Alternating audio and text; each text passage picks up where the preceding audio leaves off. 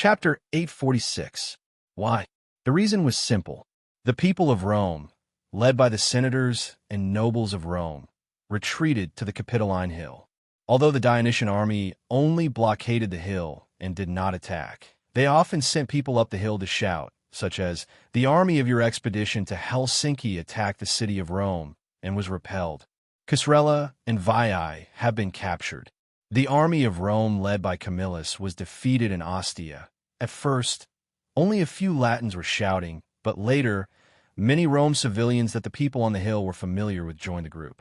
They would add some other content to their shouts, such as, "We have lived in the comfortable houses that originally belonged to you. We have owned the land that originally belonged to you." Although the senators repeatedly avoided it. These are all lies, a trick of the people of Dionia to create chaos among us. However, when the people on the hill heard the shouts from the foot of the hill, and during the day, they could see many people dressed in Rome's civilian costumes talking to the soldiers of Dionia in black helmets and black armor in a seemingly cordial manner, and then leaving one by one with big and small bags.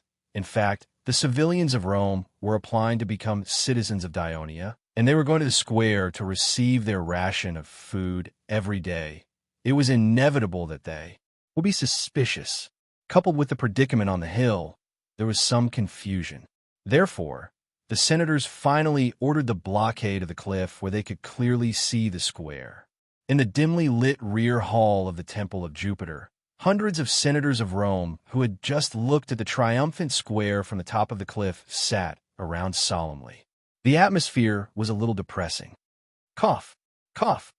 Potidus's cough was particularly clear in this silent space, attracting everyone's attention. However, he was really just coughing because he was weak and he did not want to be the first to speak.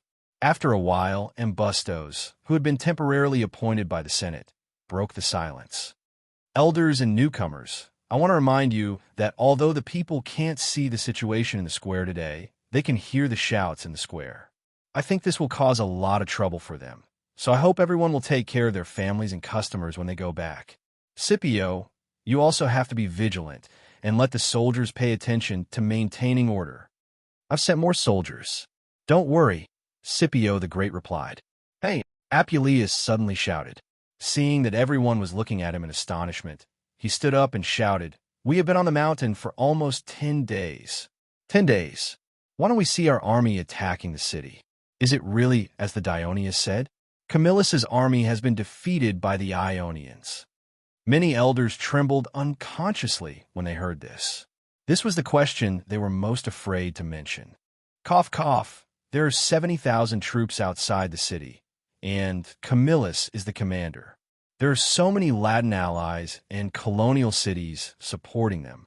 How could they have suffered a crushing defeat? Potidus tried to comfort everyone.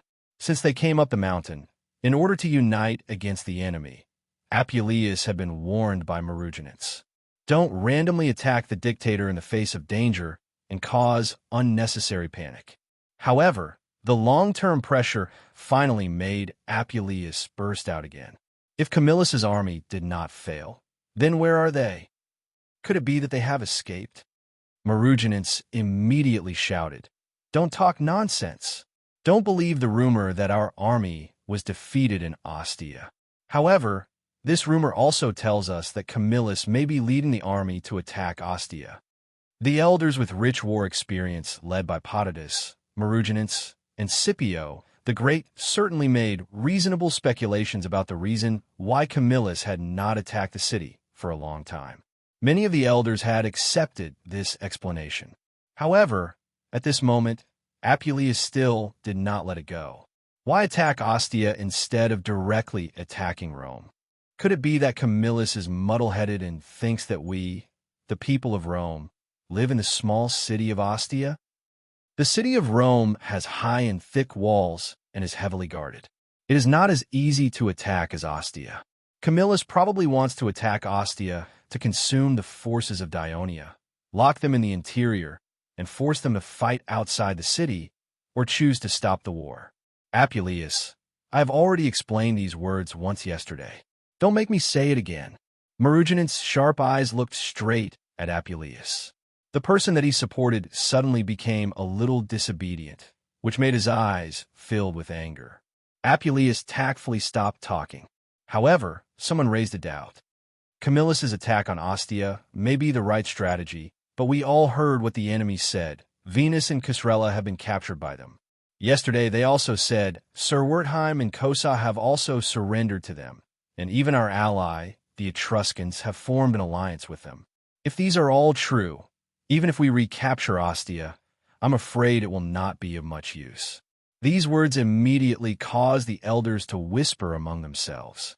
When Marugenins saw that the person who spoke was Lucretius, he secretly hated the old man for bringing up a topic that everyone was very worried about.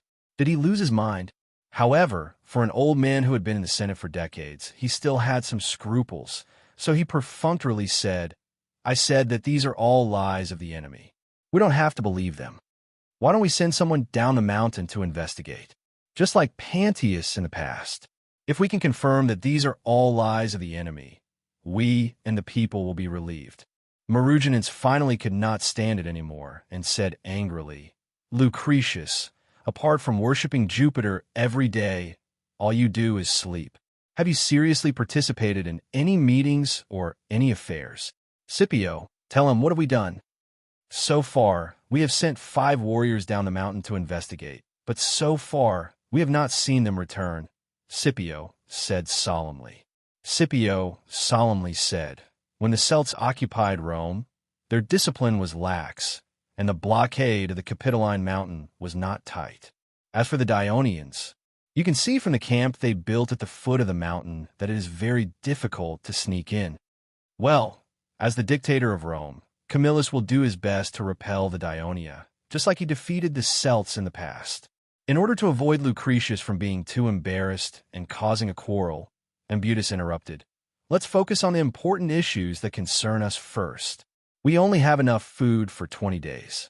If Camillus cannot recapture Rome in 20 days, we will starve. There's also drinking water. Although there is a small spring on the mountainside not far from the temple of Juno, it is not enough for more than 5,000 people to drink. Fortunately, the rainy season has just passed, and it has rained several times in the past 10 days. There is still a lot of water stored in the temples. However, if there is no rain for 5 or 6 days in a row, it'll be very difficult for everyone to drink enough water. Also, there is the disease. We rushed up the mountain and did not bring many herbs. The people are crowded on the mountain. They can't eat well, sleep well, and are in a bad mood. Some people are sick and they can't get good treatment. They can't recover. Ambutus' words made the senators look even more worried. Sigh. Potatus sighed. When the Celts invaded, we only had a few hundred people when we retreated here. Now, the number of people is more than 10 times that. Naturally, we have to consume a lot more resources. Are we going to drive too many people down Capitoline Mountain? A senator asked anxiously. His words caused an uproar in the temple. Ambutus hurriedly said, we don't need to do that. What I mean is, we have to strictly control the consumption of food and water and prevent the outbreak of the disease so that we can hold on the mountain for a longer time. We have to hold on until Camillus leads the soldiers to repel the Dionia and recapture Rome. Before the senators could start discussing, someone stood up from the crowd and said loudly, Elders and newcomers, I have doubts about whether Camillus can recapture Rome. You saw the Dionia's triumphant return just now. So many people in Rome joined in their triumphant celebration. What does this mean? The people of Rome are betraying us and supporting the invading Dionia. With the support of those people, the Dionia will have more soldiers to defend Rome. The army led by Camillus can still. Nonsense! Marugenins shouted and glared at the person who spoke. Apuleius, are you crazy? Apuleius also threw caution to the wind. I'm not crazy. My mind is very clear. You're also very clear, but you are all running away. When Rome fell, so many people were trapped in the city. In the first few days, we could still see and hear the sound of fighting in the city from the mountain. There were even fires and thick smoke. But now, we haven't heard the sound of fighting for many days. Instead, the square is getting more and more lively. I'm afraid the Dionia have.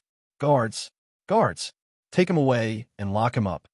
Maruki roared in exasperation. Scipio the Great hesitated for a moment.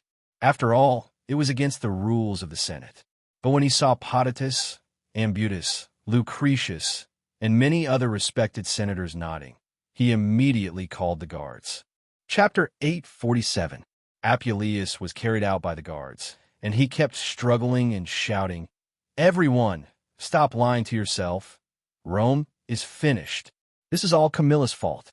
Jupiter above, save Rome. This is all Camilla's fault."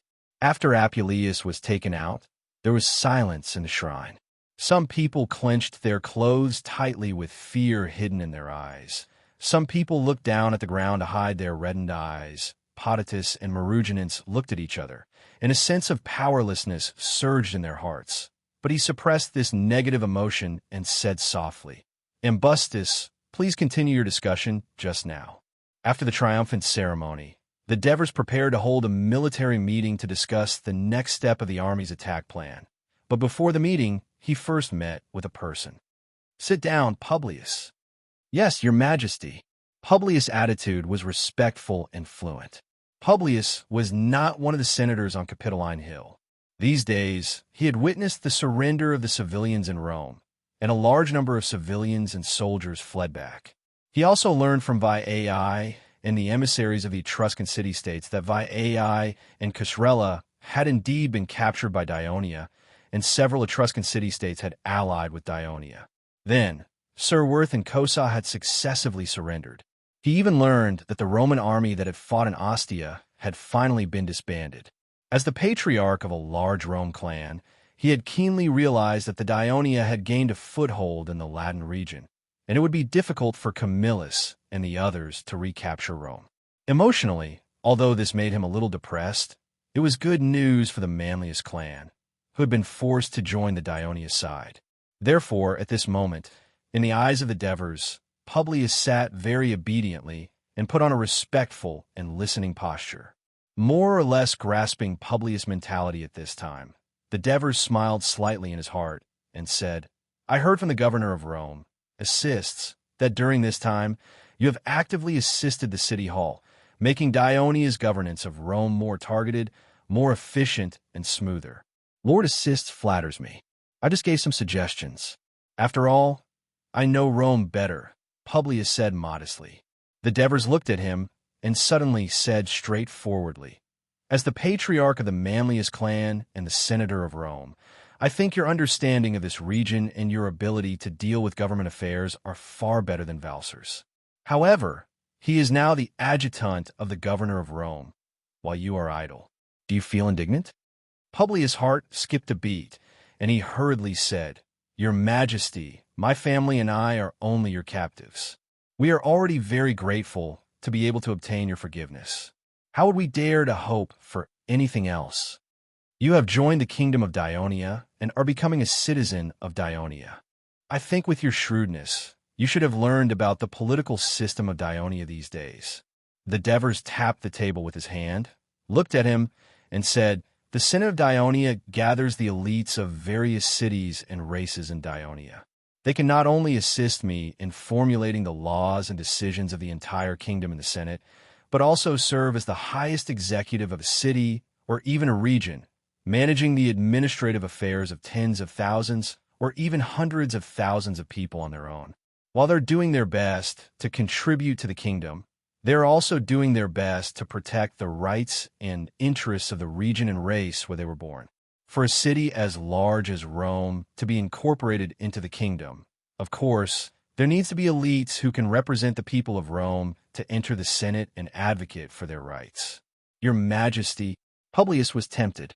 He knew that the reason why the Devers said this to him was because they had expectations of him. So he boldly asked, "How can I become a senator of Dionia?" "First of all, put down your arrogance as a noble of Rome. No matter what kind of administrative position you take, try your best to serve the civilians in the city and win their recognition.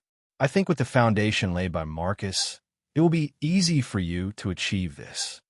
The Devers said seriously, "Secondly, you have to make enough contributions to the kingdom to gain the recognition of the senators of Dionia, so that when you are recommended, you will not be opposed by most of the senators." After listening, Publius immediately took the initiative to say, "Your Majesty, please order whatever you want me to do. I will do my best to complete it."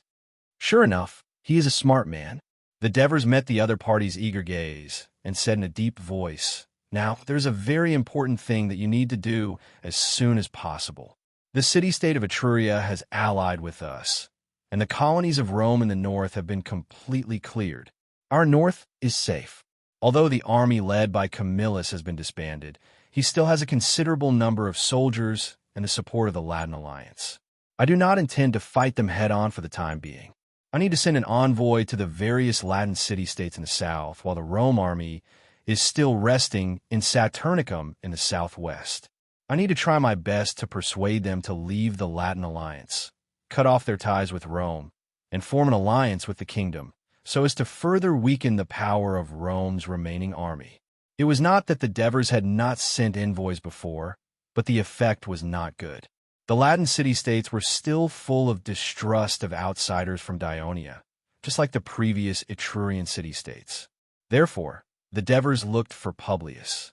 Over the years, Rome had maintained a strong position in the Latin region, and the Latin city-states looked up to it.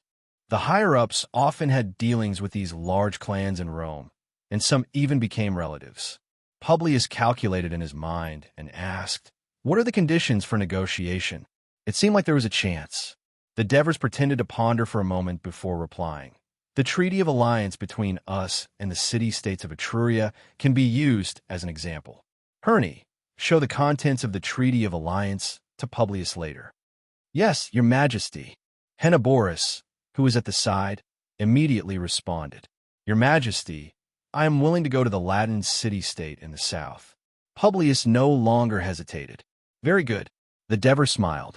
"With you as the envoy, I believe that the negotiations with the Latin city-state will be much smoother. Let's set off tomorrow. If there is anything that needs to be prepared before the mission, you can tell Henneborus and let him help you solve it." Henneborus immediately nodded at Publius in greeting. Publius also hurriedly gave Henneborus a friendly smile. "There's one more thing." The Devers continued. "When we first entered Rome, some remnants of the Roman aristocracy occupied Capitoline Mountain. We have not attacked them until now, mainly because we were busy stabilizing the order in the city and at the same time taking care of the mood of the people in the city. In fact, the main reason was that the Devers wanted to leave the enemies on Capitoline Mountain to attract Camillus's army to attack Rome by force. In the end, Camillus did not fall for it, and his army was eventually disintegrated. The remnants retreated to Saturnicum to rest and reorganize. Looking at the situation, they will not be able to threaten Rome in a short time. Now that the city of Rome has stabilized, seizing the Capitoline Mountain will save us a lot of manpower and help us manage the city better. In fact, it is not because our Daionia army cannot attack. Capitoline Mountain is densely populated. I only need to order the soldiers to continuously throw burning tar cans at the top of the mountain with ballistas, and we can cause countless deaths and injuries. The Dever spoke in a flat tone, but made Publius' hair stand on end. He had seen the terrible scene of the ballistas attacking the city on the west wall before, so he did not doubt its power. He was hesitating whether to dissuade the Devers. However, he heard the Devers sigh and say in a compassionate tone, "I heard that there are many women and children on the mountain, and there are many temples. Therefore, this is the last resort. I'm going to send an envoy up the mountain to persuade them to surrender." As the Dever said this, his eyes looked at Publius. Publius hesitated for a moment and asked boldly, "Your Majesty, if these people on the mountain surrender, what should we do with them?" The Devers knew what he was worried about.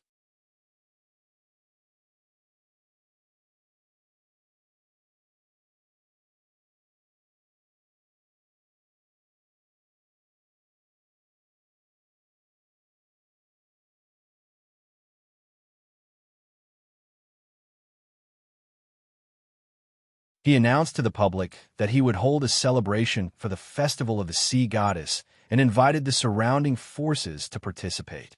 Some of the Sabine tribesmen believed it and brought their wives and daughters to Rome.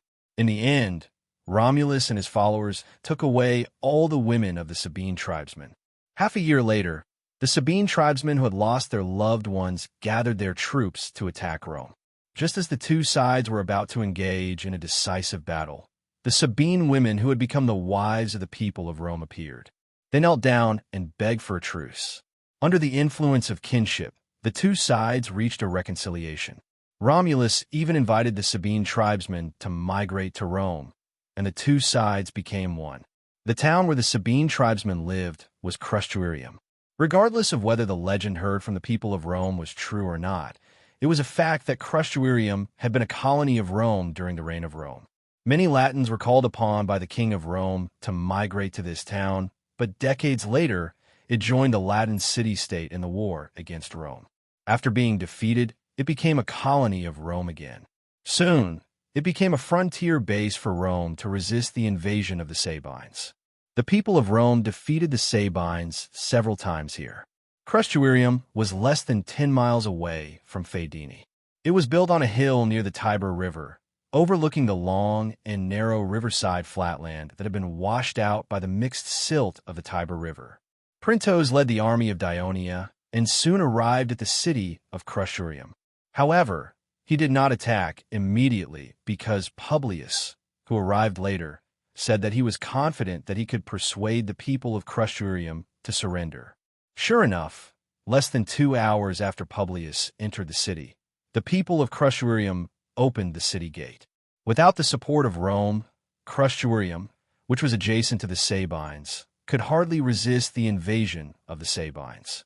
Previously, the citizens who were sent to join the army of Rome came back and told the people the news of the collapse of the army of Rome, causing extreme anxiety in the city. Later, the people of Crustorium were even more frightened when the people of Dionia broke through the neighboring city of Fadini in less than a day. At this time, the people of Crustorium, who they were familiar with and a former senator of Rome, entered the city to persuade them. Surrounded by two major forces, the people of Crustorium could only surrender. Chapter 849. The Devers quickly had Publius sign an alliance treaty with the people of Christum. At this point, the Dionysian army had conquered the east of Rome with lightning speed and began to target the Latin states in the south. Master, when you put on this underwear, it's really beautiful. Even Aphrodite is jealous of you. Agnes's personal slave couldn't help but praise. Don't talk nonsense. How can I compare to the goddess of love? Although Agnes said this, her tone wasn't harsh. She turned around and asked softly, "Does it really look good?" It's said that Aphrodite's bra straps are full of temptation, but I feel that this set of underwear matches your beautiful figure. Even as a woman, I can't help but be attracted, and even envious. If His Majesty the Devers saw it, he would definitely be deeply captivated by you, master. The slave sighed with an infatuated expression. Agnes didn't say anything, but looked at herself in the bronze mirror that was as tall as a person. One hand touched the white underwear on her chest, while the other fiddled with it. She, who had stepped into her 40s, could already feel the passing of time from her sagging skin. The set of clothes that Christoia had given her, which she called underwear, made her feel comfortable, and at the same time showed off her slim figure when she was young. It also added a mysterious sense of beauty, causing Agnes to be intoxicated by herself in the mirror. After a long while, she put on her clothes again and brought the slave downstairs to the hall. Christoia, who was sitting in the hall and discussing matters with the chief of the palace, Ribizot, saw her and immediately dismissed the others. When only the two of them were left in the hall, Christoia asked, "Sister Agnes, have you worn it? How do you feel?" There was a hint of eagerness in her tone. "Very, very good. I like it very much." Agnes answered shyly, "Since you think it's good, the women of Dionia will think it's good too." Christoia clapped her hands excitedly. "Tomorrow I'll ask Ribizot to send slaves to build a garment workshop and buy a dozen female slaves who know how to cut to make this kind of underwear. I'll give it to the elders' wives and ask them to help me promote it." Agnes wasn't too interested in these things. She asked softly, "Sister, didn't you say that this underwear was designed by His Majesty?" "Yes, I wanted His Majesty to give me some ideas to make up for the losses the bank incurred last year from helping the people through the drought. Who knew he would give me such an idea? A smile appeared on Kristoya's face. Then, she thought of something and her expression became serious again. He's usually so busy with government affairs. Who knew that he would pay so much attention to our place? At this point, Kristoya gritted her teeth and pulled Agnes's hand. She said intimately, "Sister, you and I have to keep a close eye on His Majesty. We can't let him have an affair outside. Perhaps Hades gave His Majesty a hint." Agnes defended the Dever softly. Hades isn't a god who likes to pay attention to such things. Kristoya also softly criticized the kingdom's protector. She then said seriously, "Sister, we're all starting to get old. We need to learn to dress ourselves better so that His Majesty's gaze will always be on us." Agnes nodded lightly and squeezed Kristoya's hand tightly. The two women, who were of similar age and had different interests, had lived together for nearly 20 years. They had already tacitly established a close relationship that was not like biological sisters, but more like biological sisters. "Sister, don't always wear that white set. His Majesty will get tired of it after looking at it for a long time. In 2 days, I'll send you a few sets of other colored underwear with decorative patterns," Kristoya suggested. Agnes answered shyly, "Mother, we're back." At this moment, a clear shout came from outside the door. Two pretty girls, one tall and one short, walked into the hall. "Mother Agnes, you're here too," the tall girl immediately shouted. The short girl respectfully bowed in turn. "Mother, Kristoya's mother." "Eunice, haven't you learned how to greet your elders?" Kristoya said with a straight face as she sat upright. "All right." Eunice pouted and helplessly bowed to the two mothers. She then glared at the snickering of Rhea to show her dissatisfaction. "Why are you back so early today?" Kristoya asked in a slightly stern manner. "Ugh, I'm teaching dance this afternoon. My period came, and the teacher gave me a day off. I don't like going home alone, so I asked for a day off for Rhea as well," Eunice said bravely. "Isn't it enough that you're slacking off alone? You even dragged your sister into it." Kristoya's face darkened. I'm not feeling well either. Sister, just..." Avria stuttered as she tried to explain, but Eunice slapped her. "Don't speak." Kristoya's almond-shaped eyes widened. Beside her, Agnes hurriedly said, "Since you're both not feeling well, hurry up and get some rest." The two girls' faces lit up, and they immediately looked at Kristoya. Kristoya's face was still gloomy. "I'll forgive you two this time, but if you leave early again, you'll be punished." "Got it," the two of them replied in unison. They turned around and smiled at each other, walking briskly outside. At the door, Eunice turned around and asked, "Mother, is there any news from father and brother today?" "Yes. This morning, a messenger brought a letter from your father. It says that the army of Rome has been defeated. Your brother and brother Adoris have safely returned to Rome and are preparing to participate in the triumphal procession to be held in Rome," Kristoya said. "A triumphal procession to be held in Rome," Eunice exclaimed softly, and then said in annoyance, "I really want to see it. When are father and brother coming back?" Avria interrupted from the side. "Child, this wasn't mentioned in the letter," Kristoya said with a smile. "However, since our army has already occupied Rome and defeated their army, the day of final victory shouldn't be too far away. When that time comes, your father and the others will be back."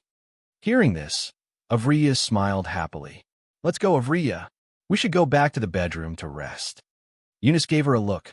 The two girls walked out of the hall, and their whispers could be faintly heard. "In a while, we'll release Brian's dog and bring out my horse. You can carry your kitten, and then we'll play outside the courtyard. Brother Bryant will be angry if he finds out. With me here, he won't dare." Kristoya, who was in the hall, suddenly sighed. Seeing this, Agnes hurriedly advised, "Sister, don't be too strict with the children. Let them relax sometimes." "That's not what I'm worried about." Kristoya looked out the door and shook her head. In a few months, Eunice will be 14 years old. She's almost an adult, yet she's still so. According to our Dionia's laws, Eunice is still 2 years away from adulthood. "Sister, you're worrying too early.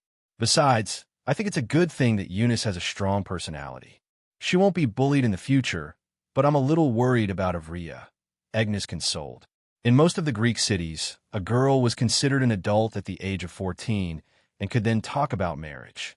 However, in the kingdom of Dionia, under the strong request of the king of Devers and with the support of medical authorities such as Helps, the Senate passed a law that stated that girls were only considered an adult at the age of 16 and could not be married before then.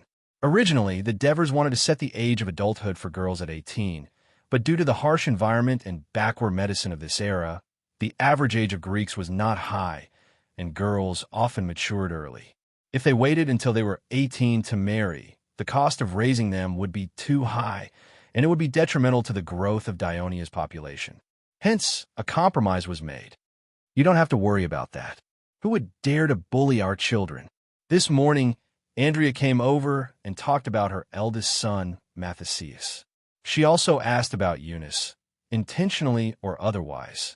Christoia raised her eyebrows slightly and turned her head to look at Agnes, saying softly, "This morning, Andrea came over and mentioned her eldest son, Matthesius. She wants to propose to her son?" Agnes was shocked.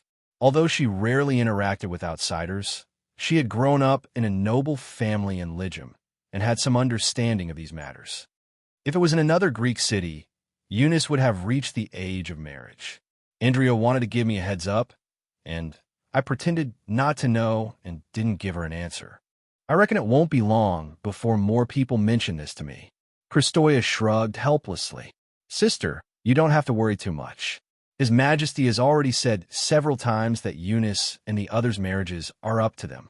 They can marry whoever they want to marry," Agnes consoled. Both she and Christoia had a deep understanding of the traditional Greek marriage system.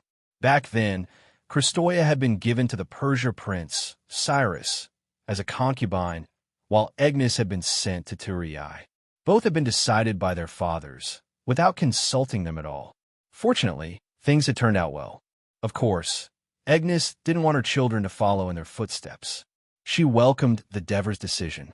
"Sister, it's not that simple." Christoia shook her head and said with some annoyance, "Eunice is still young. How can she tell if the man she likes is good or bad? We'll have to do it for her. Besides, if she really marries an ordinary commoner, what would the wives of the senators and ministers of Dionia think? What would their children think? I'm afraid that this ordinary son-in-law will face great pressure in the kingdom in the future. Will he still treat Eunice well then? You have to consider these things carefully." Chapter 850. Agnes disagreed. "Sister, you're thinking too much. I think it's fine as long as Eunice really likes it. You make it sound so easy. When Olivia comes of age, it'll be your turn to worry." Christoia rolled her eyes, then stretched and said, "I'm going to the bathroom to take a bath and relax. When the children are back, it'll be dinner time. Do you want to go together? I have a few sets of underwear in other colors and shapes. You could try them on and see if they fit." "All right." Agnes stood up.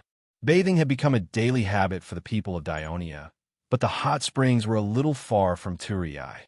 The royal family could not go there frequently, and it was not safe either. Hence, the Devers had someone build a bathroom in the house. Two elegant middle-aged women chatted and laughed as they walked out of the hall. Dusk came. In the Senate of Dionia, the meeting had ended, and the senators walked out in groups of 2s and 3s.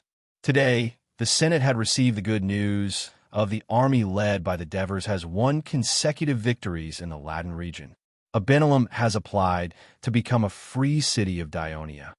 Of course, this was mixed with the bad news of the Samnite army has raided the Campanian region, and Naples has urgently asked for help from Dionia.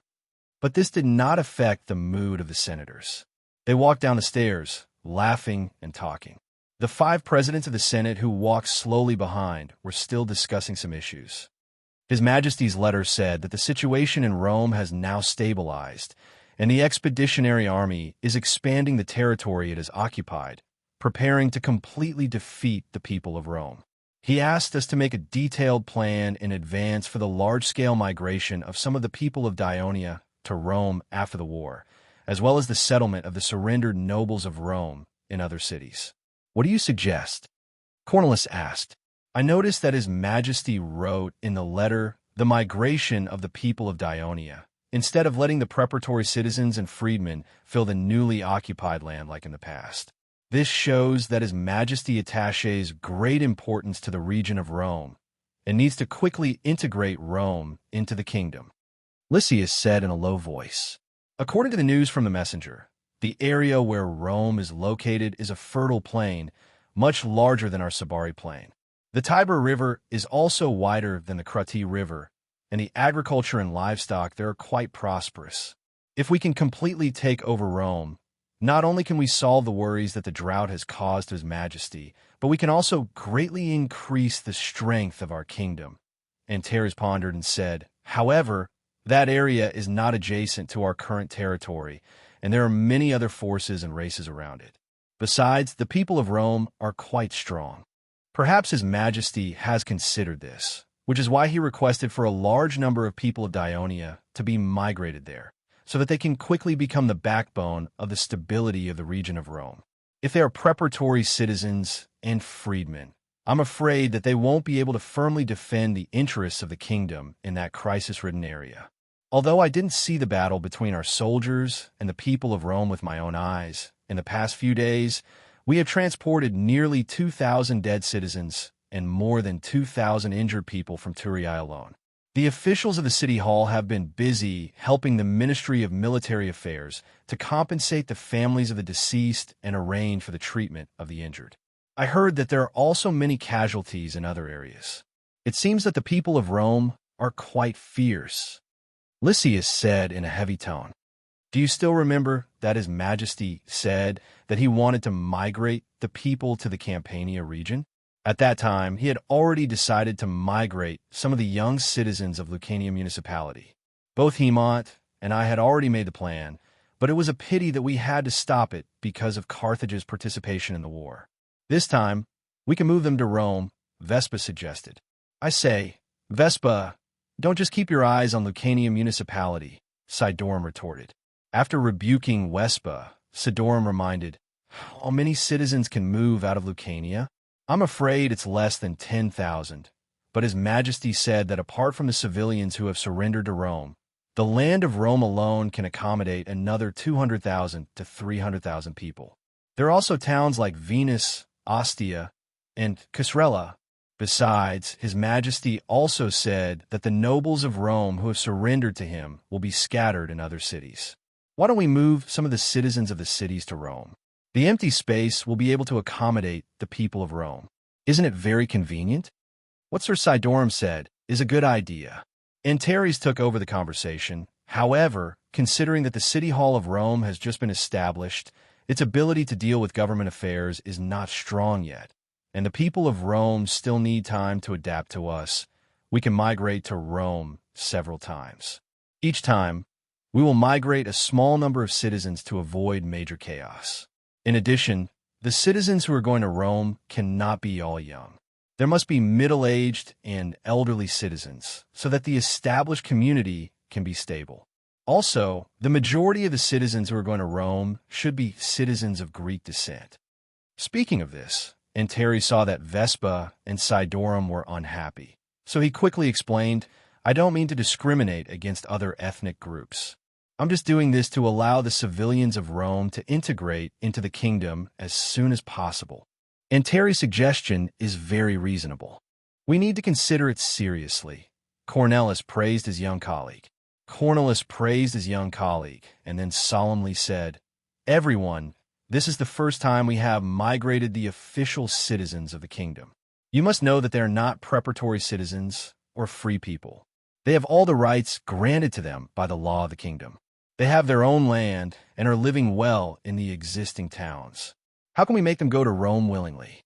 How can we make them satisfied with their new place of residence? These are the problems that give us the biggest headache. I don't think this is a problem, Antares said disapprovingly. What the citizens of the kingdom are most worried about is not leaving their hometown and settling in a strange place. They're afraid of living too peacefully, because it means that they will not be able to gain the opportunity to gain merit through war and adventure, increase their wealth, and get a quick promotion in status. In Rome, they could be given many such opportunities. Before the war with Rome, so many officials took the risk and chose to go with His Majesty. Wasn't it because of this reason? Now that ordinary citizens can get such an opportunity, I believe they will also be eager to participate. And Terry's words made the other three nod. Cornelis coughed awkwardly. Ugh, what Aunt Terry said is very reasonable, but we still need to implement it before we know the real reaction of the people. So we have to make more preparations in advance to reduce the resistance of the people. For example, we need to make detailed arrangements for the relocation of the citizens' land, the transportation of the citizens' belongings, the distribution of the new houses, and the disposal of the old houses. It seems that next time we need to call Buckos, Minister of Agriculture, and Raphias, Minister of Household Registration, to discuss this matter and then come up with a preliminary plan, and then submit it to His Majesty for review. Lucius said, I think we can let the town hall of each town publicize the benefits of settling in Rome first, and Terry suggested enthusiastically. But before he could finish his words, Felicia's voice came from behind him. Master Cornelis, you're a good man. Lord Lucius. Cornelis looked back and saw Helos, Felicius, Alpinus, and Hieronymus, the four elders of the Ministry of Military Affairs, walking towards him. He was a little surprised. What's the matter? Felicius looked at Helos. Military Affairs Minister Helos said, 5 rotating presidents. Today, the Senate unanimously rejected the unreasonable request of the Samnite emissary to exchange the Campanian captives for their captives. This is in line with His Majesty's promise after the Groom incident, but I'm afraid it's not enough to just reject it. We still need to rescue the Campanian alliance that is being attacked by the Samnite. After all, it is our ally. The rescue of Naples should be the main topic of discussion tomorrow, Cornelis said with a frown. Now, His Majesty is leading most of the army to attack Rome from the north, and we are at war with Carthage in the south. Alexis is stationed in Apulia to prevent the Samnite from attacking and other forces. As far as I know, all the legions in the kingdom are already in a state of war, and even the 7th Legion is ready to go south to Sicily at any time. His Majesty has repeatedly instructed us not to act rashly. Now that you're talking about this matter, I would like to ask you first, how are you going to rescue Campania?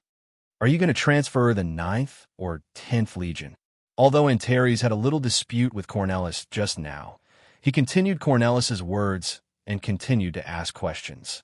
The distance from Apulia to Campania is long, and transportation will be difficult. The pressure on the transportation of military supplies will increase. Moreover, who knows if the cunning Samnite is deliberately luring us to transfer the army from Apulia so that they can raid the Downey area again. After all, our army will have to take a detour, but they can go straight through the mountains. Not the army from Apulia, Helos said with certainty. We hope that the Senate can pass a resolution to let the free city of Potentia immediately form an army to support the kingdom in the war against the Samnite. Potentia, the 5 rotating presidents were a little surprised. It was no wonder that they did not think of it. For more than a decade, the Potentia area had maintained a stable and close relationship with Lucania municipality. Trade, people coming and going, religions spreading. Everything developed rapidly without any hindrance. Moreover, the people of Potentia were never absent from the various celebrations and competitions in the kingdom. Therefore, not only the ordinary people of Dionia, but also most of the senators subconsciously regarded Potentia as part of Lucania municipality, forgetting that it was actually just a free city of the kingdom. At this time, the military training officer, Hieronymus, said, according to the statistics of our Ministry of Military Affairs, if Potentia carries out a full recruitment, it can form an army of about 20,000 people. Therefore, Potentia can send at least 10,000 reinforcements. Chapter 851. In recent years, the relationship between the Samnite people and the Kingdom of Dionia had gradually deteriorated. The Cautini people continued to invade the Campania region, and the Hilpini people were advancing towards the Abenelum. All of these had alerted the great leader of Potentia, Borit.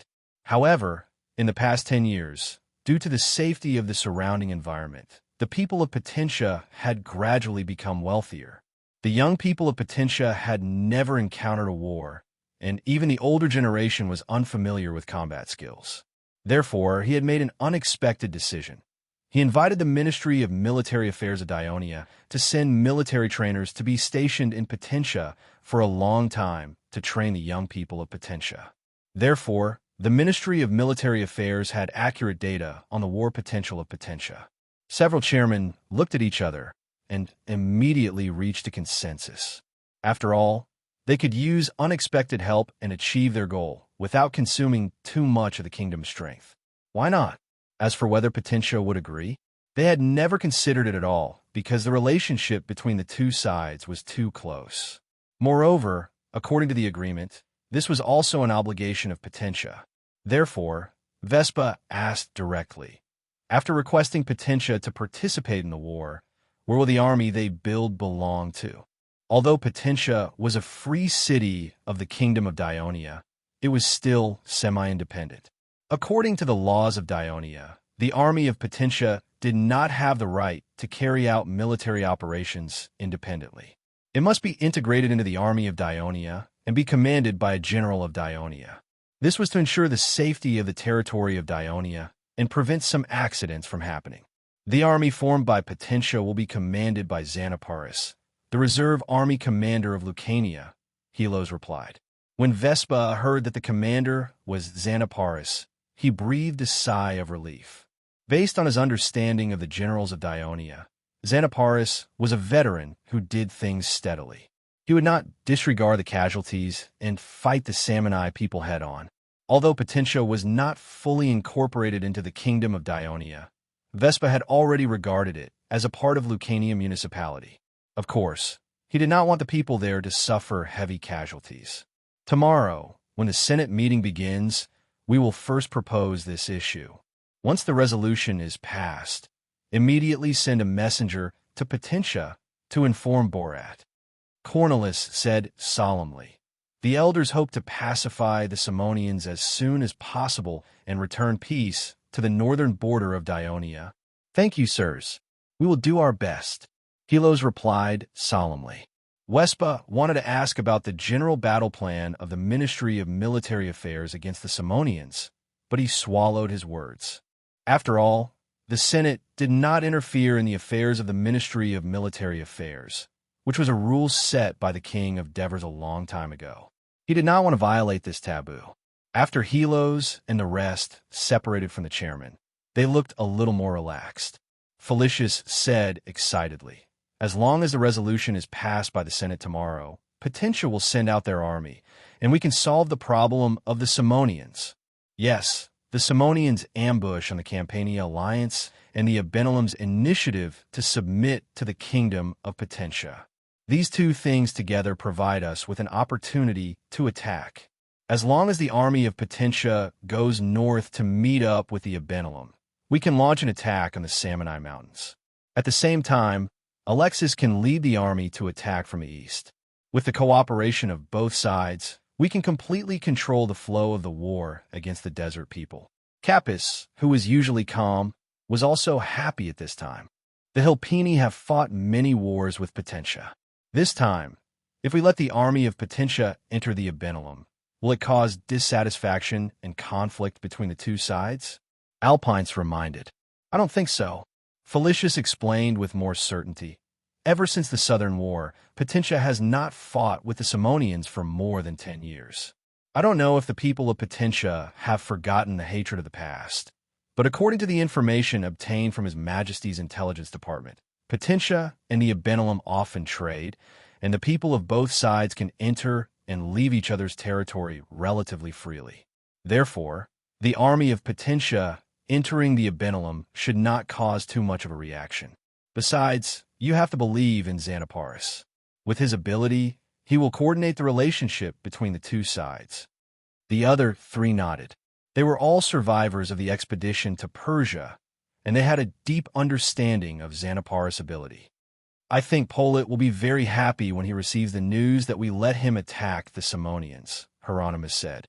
"With his temperament, he will definitely lead the army into battle himself. To achieve this goal, he will also restrain his people and cooperate with the Abenelum to to fight together. Not only did Polit let his people receive training from the military trainers of Dionia, but he also personally received training many times to learn the fighting style of the Legion of Dionysia. As the military training officer, Hieronymus went to Potentia several times to inspect the military training and was treated with great hospitality by Polit. The two sides forged a deep friendship. We don't have to worry about the Abenelum and Potentia. The only thing I'm worried about now is His Majesty, Felicius said in a low voice. He has emphasized many times that we should not lead the army into the Simonians to fight, and our plan is completely against his wishes. Felicius' words turned the excited expressions on Hieronymus and Alpine's faces into solemnity, but Helos looked calm. He comforted everyone. When we were discussing the plan in the Ministry of Military Affairs, didn't I already say that His Majesty was worried that we were not familiar with the terrain of the Simonians, and that the Simonians were good at fighting in the mountains? If we entered rashly, we would be at a great disadvantage. That's why he repeatedly emphasized it, but he never said, we are not allowed to enter the Simonians. Now, with the help of the Abenelum, and with the main force of the Simonians in Campania, it's a good chance for us to get rid of the Simonians. I believe His Majesty will agree if he knows. Helos, we should wait for His Majesty to receive our battle plan and give his approval before we start the attack, Felicius reminded him, still worried. It will take at least 7 or 8 days for the letter to be sent to Rome and back. The matter of the Abenelum joining our kingdom has been carried out in secret, but I think it will be difficult for the Abenelum people to keep this secret for a long time. Once the leaders of the Samni tribes know about it, they will quickly withdraw the troops attacking the Campanian alliance to the Samni mountains. Then our efforts will be in vain. So, after the decision is passed tomorrow, we must immediately inform Alexis to carry out our plan. If His Majesty blames us in the future, I am willing to bear the responsibility alone. Helos said resolutely, this is a decision we made together. How can you be responsible alone? Hieronymus immediately expressed his objection.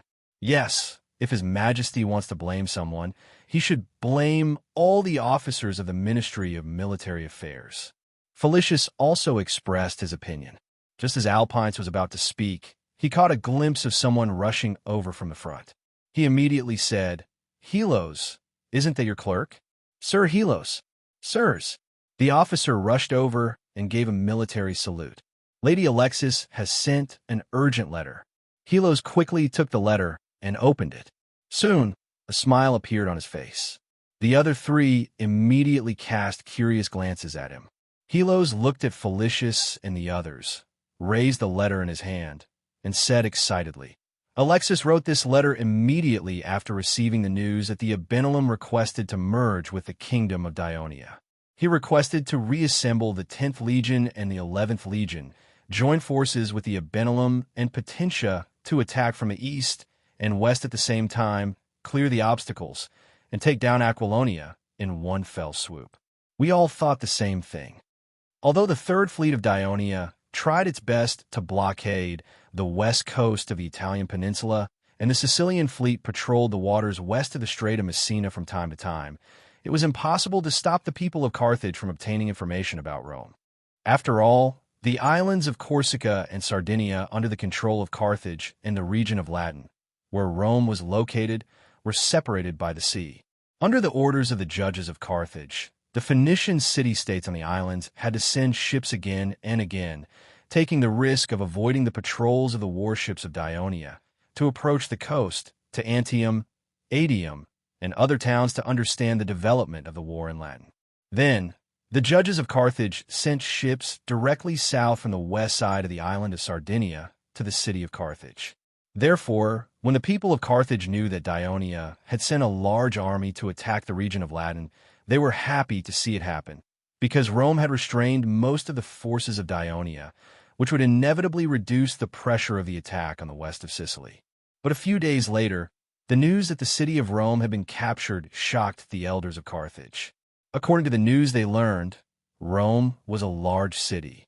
Although its main force was not in the city, it was so easily captured by the people of Dionia which showed the strength of the military forces of Dionia.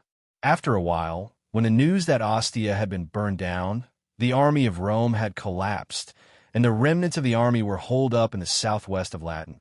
The entire aristocratic class of Carthage was shocked. Rome was a powerful city-state in central Italy. Because of this, Carthage chose to form an alliance with it. But in such a short period of time, it was defeated by the Dionysian army to the point of being unable to fight back, and even to the point of being at death's door. Chapter 852. The horror of the Dionysian army finally made them realize that once Rome was completely destroyed, then Dionia would be able to completely free up its hands to focus on Carthage. And now the Senate was still in a dispute, wasting precious time. So they gathered and strongly appealed to the Senate.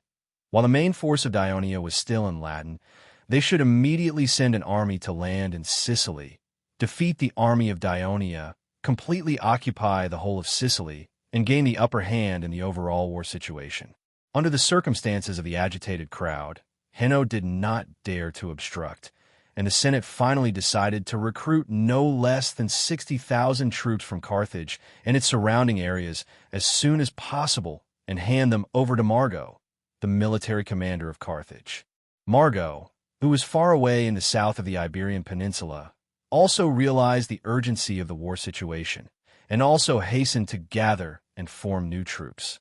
In fact, there was no need for Tepurus to urge Wolsey and the Helnici. As soon as the army of Rome left the Tullus Valley, they had already begun to take action.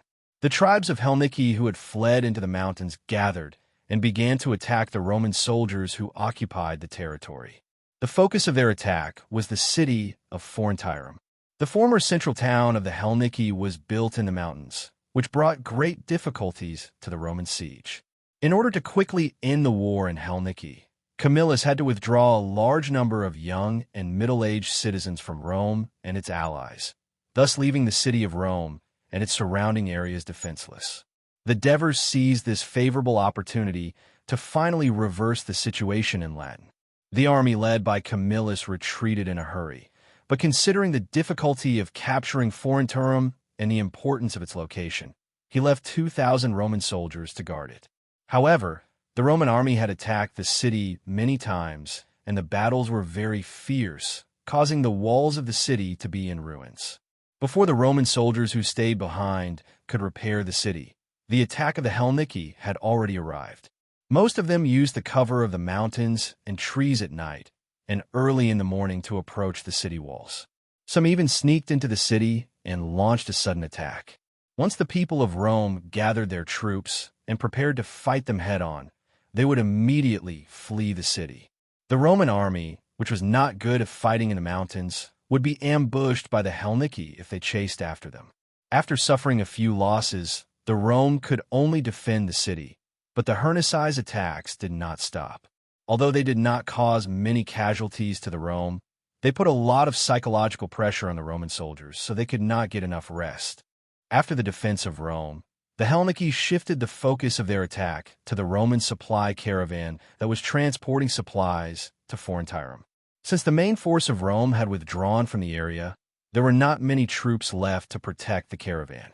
As a result, the supply caravan was repeatedly attacked by the Helnici and could not be delivered to Forentyrum. The food supply was decreasing day by day, weapons could not be replenished, and the Roman army was constantly attacked by the Helnici.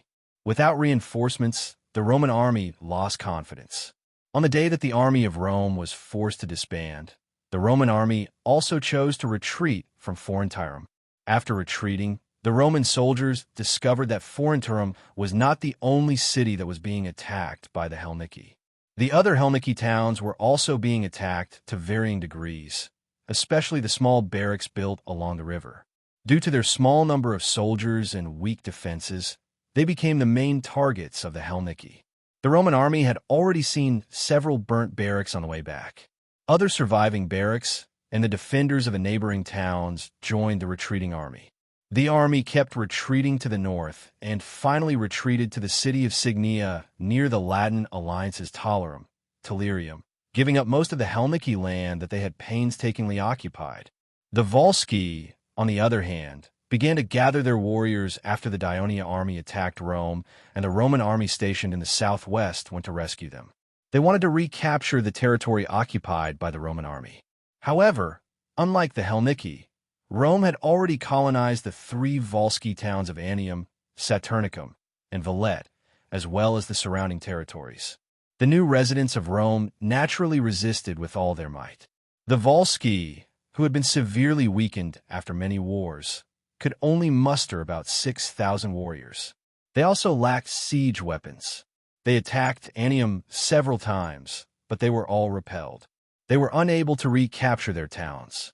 When they learned that the Roman army was stationed in Saturnicum again, they had no choice but to retreat.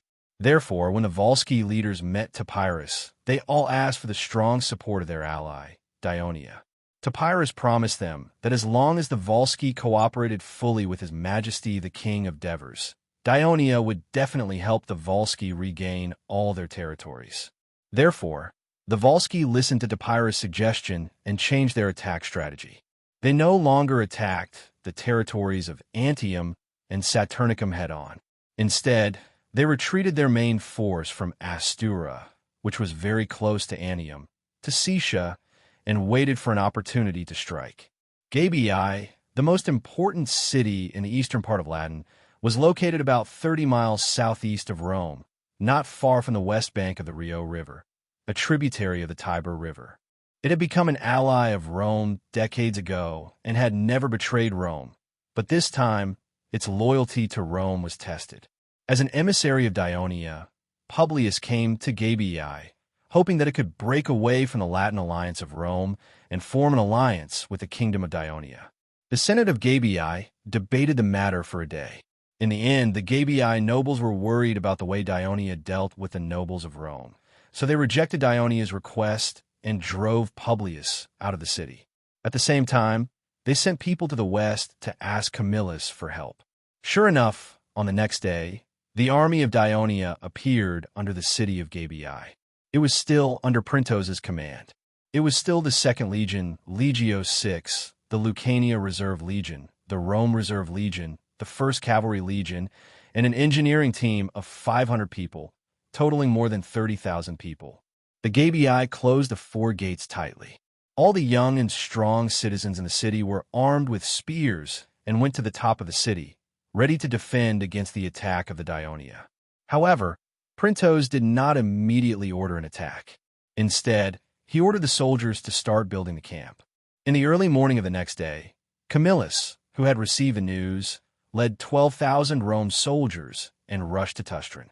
Tustran was located to the north of Lake Albalonga on the edge of Tustran Mountain, about 40 miles south of the city of Rome. Since Albalonga was destroyed by Rome, it had become the most important city in the central part of the Latin region. Most of the Latin city-states and tribes in the eastern, central, and western part of the Latin region also responded to Camillus's call and sent their troops to gather in Tustran. Thus, the number of troops in Camillus's hands soared to 21,000.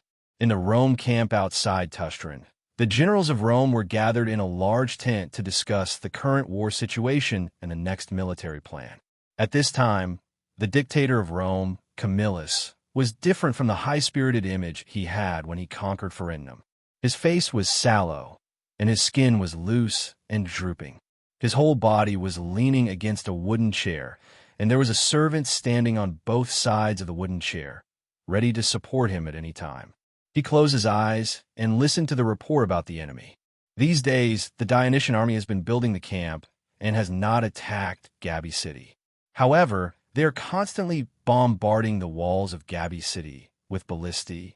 The Gabii have sent a messenger to ask us for help again.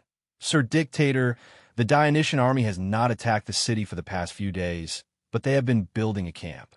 Furthermore, the camp was built on the west side of Gabii City. They are obviously guarding against us, Meges said in a deep voice. We have led the army to Tustran, and the momentum is too big. We can't hide it from the people of Dionia. It's normal for them to be on guard. According to the report of the cavalry scouts, the Dionysian army outside Gabii City has tens of thousands of people, and we also have to pay attention to the army of Dionia in Rome. Before Licinius could finish speaking, he heard Quintus shouting angrily, Just because Dionia has a lot of people, and because they're not attacking the city, we should not attack, and even retreat. Licinius, are you afraid? You should not stay here. You should be like the civilians of Rome and surrender to the people of Dionia. Enough. Quintus, watch your words. Sir Dictator has repeatedly reminded us that we are now in a difficult situation. We must unite to defeat the people of Dionia and retake Rome. Aulus reminded loudly. Quintus snorted and stared at Licinius, but he did not speak. Licinius simply turned around and looked out of the tent. At this time, Camillus opened his eyes. Compared to his weak voice, his eyes seemed much more spirited. I sent someone to inform the army that stayed in Signia to come here and meet us. How is it going? They're already on their way, Lucius said with a trembling voice. Chapter 853. The indifferent expression on Camillus's face did not change. He turned his head and asked, Titus, what do you think about the current situation of the war? Mr. Dictator. Titus looked solemn. He looked at the others, hesitated for a moment, and then said, I think this may be a conspiracy of the Dionia. As soon as these words came out, the other generals were surprised. Only Camillus remained calm. Titus explained with a worried look, Previously, we sent reinforcements under the repeated pleas of the messenger from Gabii City. Now that the troops of the Latin Alliance have gathered here, the Dionia have not launched a large-scale attack on Gabii City. Instead, they are building and fortifying their camp. It looks more like they are waiting for us to attack. If the Dionia do not attack Gabii City, it is likely to lead to a long stalemate. The situation will be disadvantageous to us because the generals and soldiers of the Latin Alliance will be dissatisfied with us. If we choose to attack directly, the Dionia only need to defend their camp, and we will be at a disadvantage. Don't forget the painful lesson they taught us when they attacked Ostia. But if we retreat like this, we will lose our prestige in the Latin Alliance. But even if we knew that this was a plot of the Dionia, we had to send reinforcements. We're the leader of the Latin Alliance. According to the Covenant, we have the responsibility to protect their territory. In the current predicament, we can't lose the trust of these allies. Camillus sighed. The indifferent expression on his face made the generals unable to see the fluctuations in his heart. Since the Dionia launched a large-scale attack on the Latin region, the army led by him had been in a passive position. In fact, they had not fought the Dionysian army head-on, but they had already fallen into today's predicament. The king of Dionia was really a terrible person. Since the Dionia want us to take the initiative to attack, then we will attack, but we must hold back. Camillus finally said, Your Majesty, the army of the Rome has been dispatched. Quick, inform Amintas, Olivers, Leds, and Cusius to gather their legions and await my orders. Prepare to attack at any time. Yes, Your Majesty. Also, send horses to inform Prinister and Hygnia. Generals, Rome's army has left Tusterin and is coming for us. Printos's words made the legion commanders happy. This big fish has finally taken a bait. Our hard work over the past few days has not been in vain. Trotyras said excitedly. This time, we will return the humiliation of being forced to retreat in Ostia. Matones was full of pride. It's best if we can keep the Roman army here. That way, the battle will be easier. Epicthenes, the temporary commander of the reserve brigade, had a bigger appetite and thought further. Captain Sextus, do you have any suggestions? Printos looked at the only commander in the tent who was silent.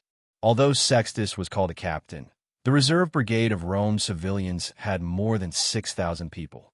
Sextus was the captain, and he did the work of a legion commander. However, the reserve brigade of Rome was only a temporary establishment, and it would be disbanded when the war ended. Although the Devers had the idea of building a legion in Rome, Sextus could not be the legion commander for the time being. He could not even be a captain. After all, he did not understand the military system and tactics of Dionia. He still needed to refine them to convince the soldiers. I have no objections. Please give the order, Commander, Sextus said in a deep voice. Crotocatax, who was standing at the side, looked at the Roman man who was only a few years older than him. He could understand how Sextus felt at the moment, but just as his father had told him, only by letting the Romans participate in more battles could they cut off the shackles of their past. Printos coughed, then looked at the generals and said loudly, "Generals, please fight the enemy according to the previous deployment." Tustrum was less than 30 miles away from Gabii City, but the Roman army did not march fast. They only arrived at the Dionia camp afternoon. Then, the bugle and military drums sounded loudly, and the defenders on Gabii City were very excited when they heard it. The reinforcements of Rome are here. However, the Roman coalition army did not immediately launch a fierce attack on the camp. The army temporarily stopped moving forward, and the soldiers began to eat rations to replenish their physical strength. After that, the soldiers began to slowly approach the camp in a loose formation. The soldiers of the Roman coalition army walked carefully, as if they were looking for traps on the ground. In fact, the Dionia camp had no other defensive facilities except for the trenches, sentry towers, and wooden walls.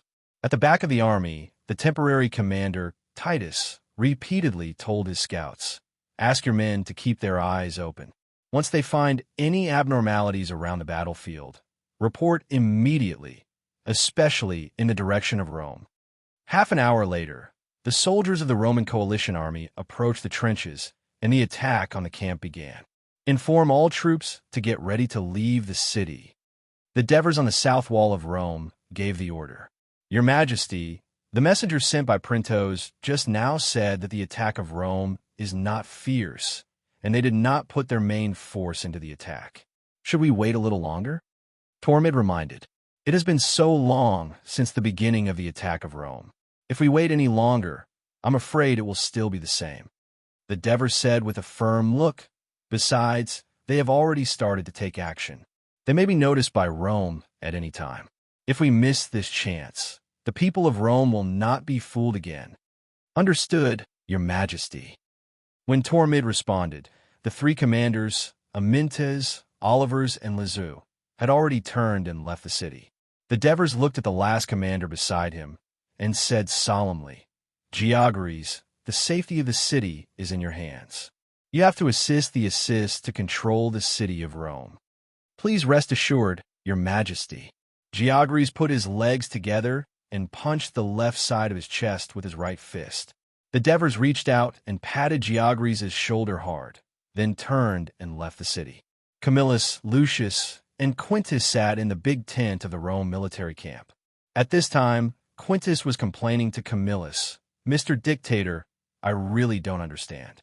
Since you have decided to give up on Gabii and withdraw the troops, why do you still attack the enemy camp and let our precious soldiers suffer in vain? We need to let the allies know that the people of Rome have not given up on them and will still fight for them. Although this will cost us some casualties, it is still worth it," Camillus explained. "In fact, we still gave up on them." Quintus still looked dissatisfied. "When we retreat to Saturnicum, I am afraid that Gabii City will soon be captured by the people of Dionia. Won't the other Latin alliance lose confidence in us?"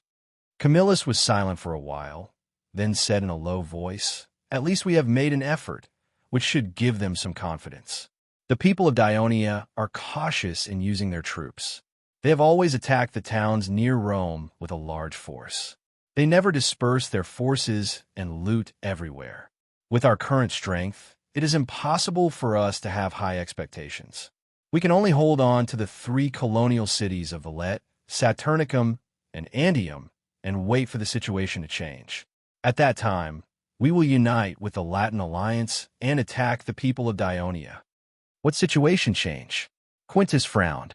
"Yesterday, Pantius, who is in Antium, sent someone to tell me that a Phoenician fishing boat broke through the interception of the warships of Dionia and entered the port, bringing a message. The Senate of Carthage appointed Margo as the military commander. He will lead no less than 100,000 troops to attack Sicily again." As Camillus spoke, his voice unconsciously became louder. 100,000 troops. Quintus was happy at first, but then he frowned and said angrily, "The Carthage previously sent an army to attack Sicily, but they did not put much pressure on the people of Dionia. They were defeated and we made a wrong judgment. The people of Carthage should bear the greatest responsibility for our situation today. Now that the people of Carthage have launched another attack, we should not rely too much on them." Quintus' words made Camillus' heart ache. He should be mainly responsible for the wrong judgment of the situation. Quintus was implicitly expressing his dissatisfaction with him. Lucius did not allow others to criticize his father like this, so he immediately said loudly, "Quintus, don't forget, you were the one who supported my father's proposal to concentrate our forces and quickly destroy the Hernici in a short time, and you were the most proactive one. Now that the people of Carthage can attack Sicily again, isn't it good news for us? Do you have a better way to quickly change our predicament?" And this time, the commander of the army of Carthage is Margo. He is an experienced general of Carthage, and he hates the Greeks very much. He will never show mercy to the people of Dionia. "Okay, stop arguing, both of you." Camillus waved his hand. "Quintus is right. We can't blindly trust the people of Carthage. We still have to see how the war develops. Now, the enemy of Rome has come out. Our goal has been achieved, and the army should retreat." Camillus continued calmly, "Titus knows what to do." Chapter 854. Suddenly, the adjutant hurried into the tent. "Lord Dictator, Labicum has sent a messenger, saying that thousands of Volsci have invaded their territory, and they hope that we can send reinforcements to chase them away." "How could the Volsci appear there?" Quintus and Lucius shouted almost in unison. It was no wonder that they were confused. Labicum was located not far to the east of Tustran, and the Volsci were far to the southwest of the Latin region. There were many Latin city-states between them. How could they suddenly appear here? Camillus, who had fought in the Latin region for decades, had completely imprinted the terrain and landscape of the land in his mind, was also lost in thought. He said with some uncertainty, "Prinister? Could it be Prinister?" Hearing Camillus's words, Lucius said with some disbelief, "Father, this is not possible. Even our colonial city can betray us. Why can't it do the same?" Quintus shouted angrily. "It was Prinister who joined forces with the Helnici and the Walshes to start a rebellion, and we executed many of the Prinisters who participated in the rebellion. Originally, someone in the Senate had proposed that after we conquer the Walshes, we will turn Prinister into our colony. And this time, Prinister did not send reinforcements to join us.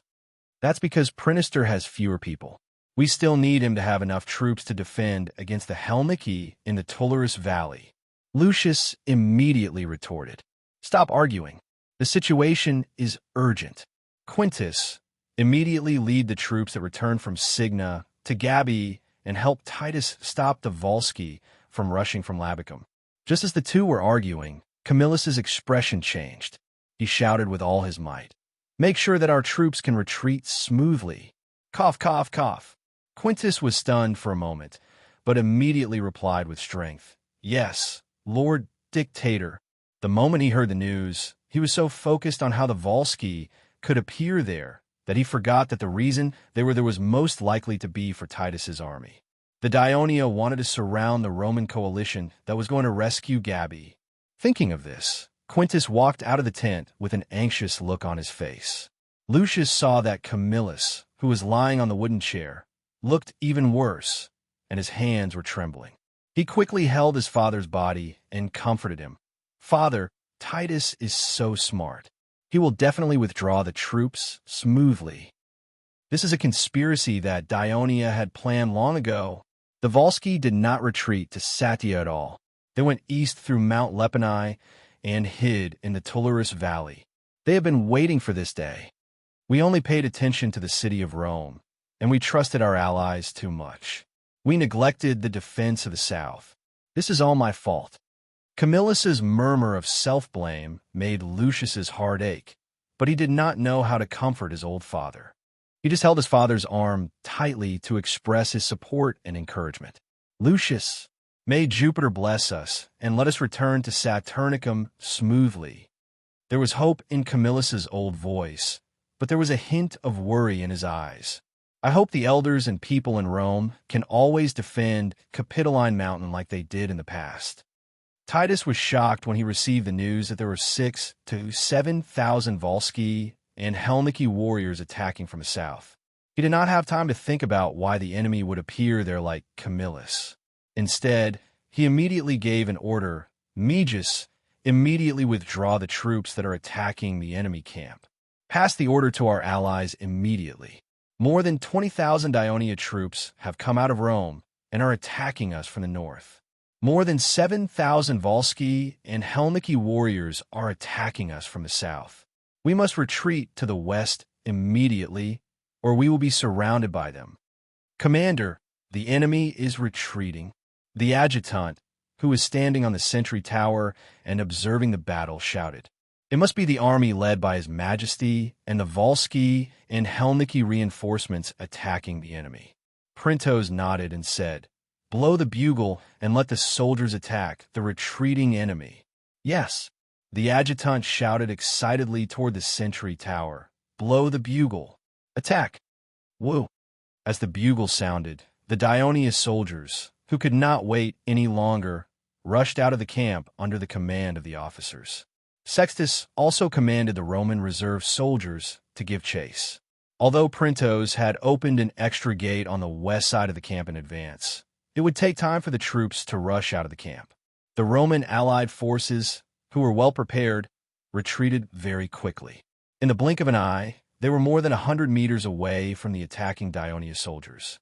However, the Volsci allied forces charging straight from the southwest were even faster. Although the majority of these lightly armored soldiers were still more than 4 miles away from the Roman army, they had almost changed from the southwest to the west of the Roman army. It was very likely that they would block the retreat route of the Roman army. Inform Licinius immediately. Let him lead the allied forces to block the Volsci and protect the retreat of the Roman army. Titus was a little anxious. Fortunately, when he was in formation to attack the camp, he arranged the allied forces on the right flank. His original idea was that when the Dionysian army of Rome came out, it would be convenient for the allied forces to retreat to the south. The Latin city-states were in the south. But now, they could be used to block the enemy. As for whether the allied forces would suffer heavy losses, he did not care. He shouted in a hoarse voice, Order the entire army to speed up the retreat. Licinius led about 10,000 Latin soldiers, separated from the main force, and marched straight to the southwest. When he learned from the cavalry that they were still more than a mile away from the enemy, Licinius began to form the formation. He arranged the allied heavy infantry at the front and the light infantry at the back. Titus hoped that he could block the incoming enemy, but he also hoped to quickly defeat the enemy in front of him and open the way for the army to retreat to the south. However, before he could wait for the allied generals to order the soldiers to form a phalanx, the Volsci and Helniki soldiers were already less than 500 meters away. They adopted a very loose formation, so they could move forward and spread out their formation more smoothly. The messengers sent by Licinius urged again and again, and the soldiers of the Latin alliance hurriedly got into formation. The Volsci soldiers, filled with resentment towards the Roman people, had already charged to the front of the formation and immediately crashed into the Latin formation.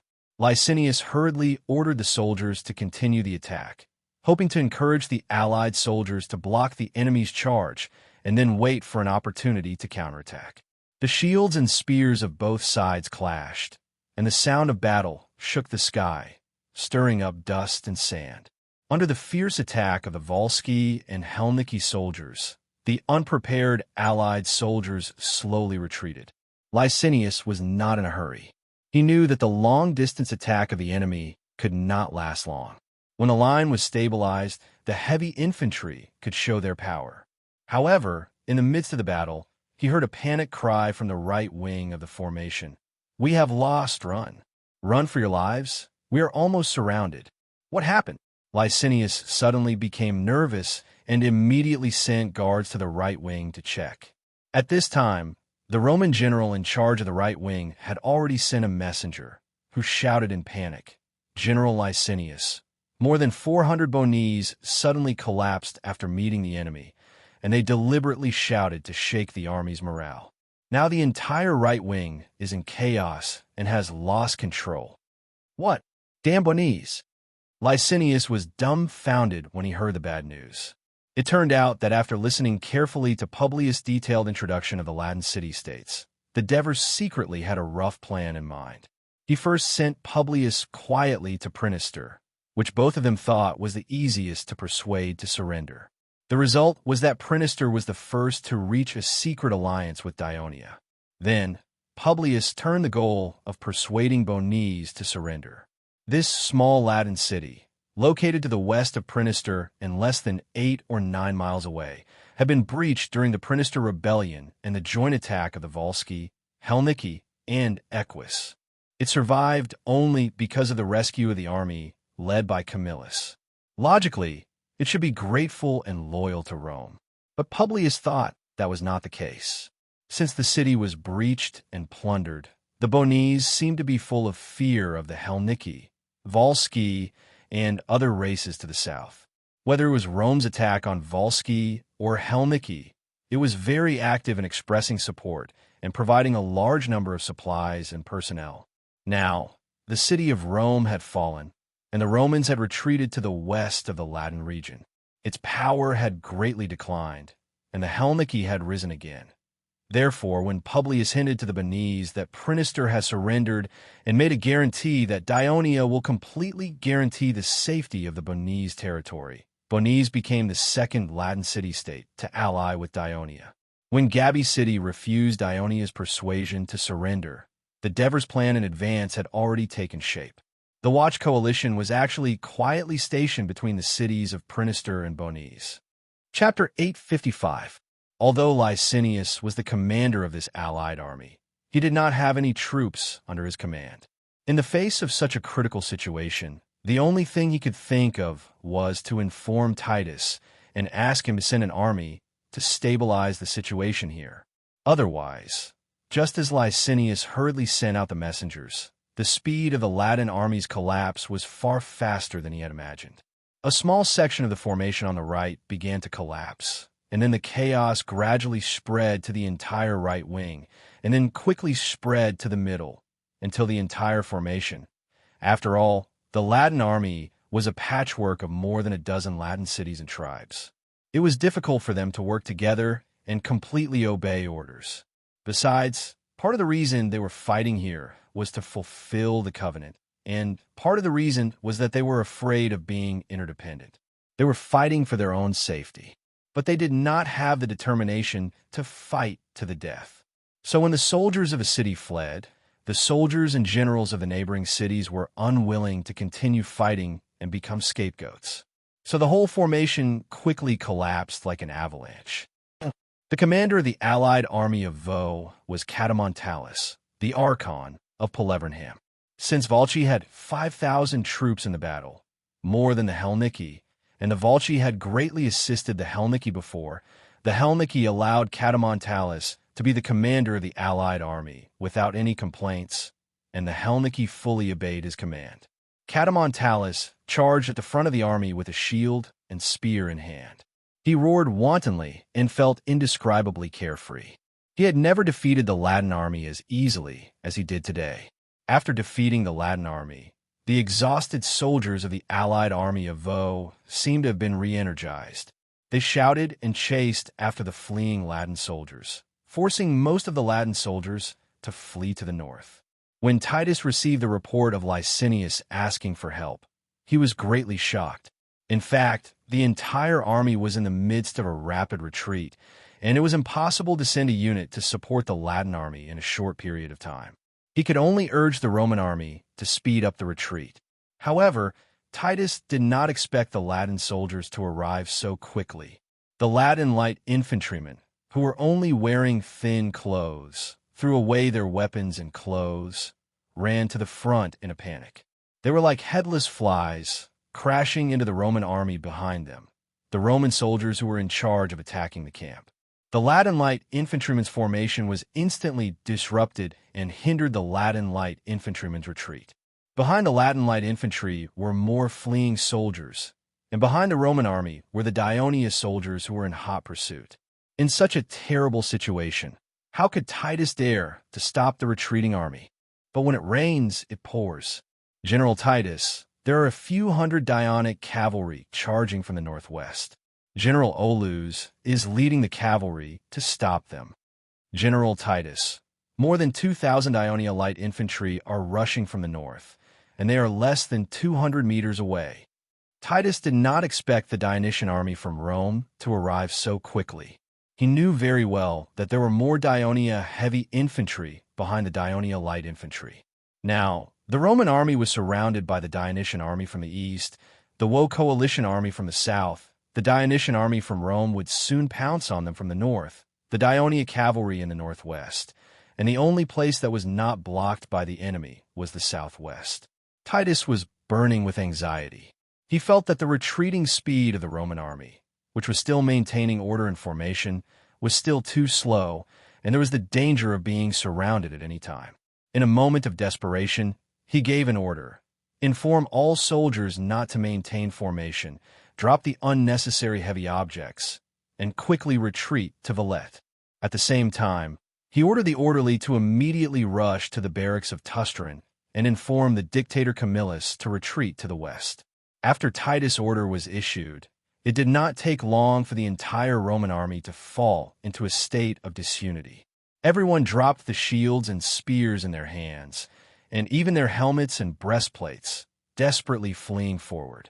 The Dionia soldiers, Wolsey, and Hellenic soldiers who were chasing after them naturally followed suit. The originally planned encirclement soon turned into a grand and chaotic chase and race.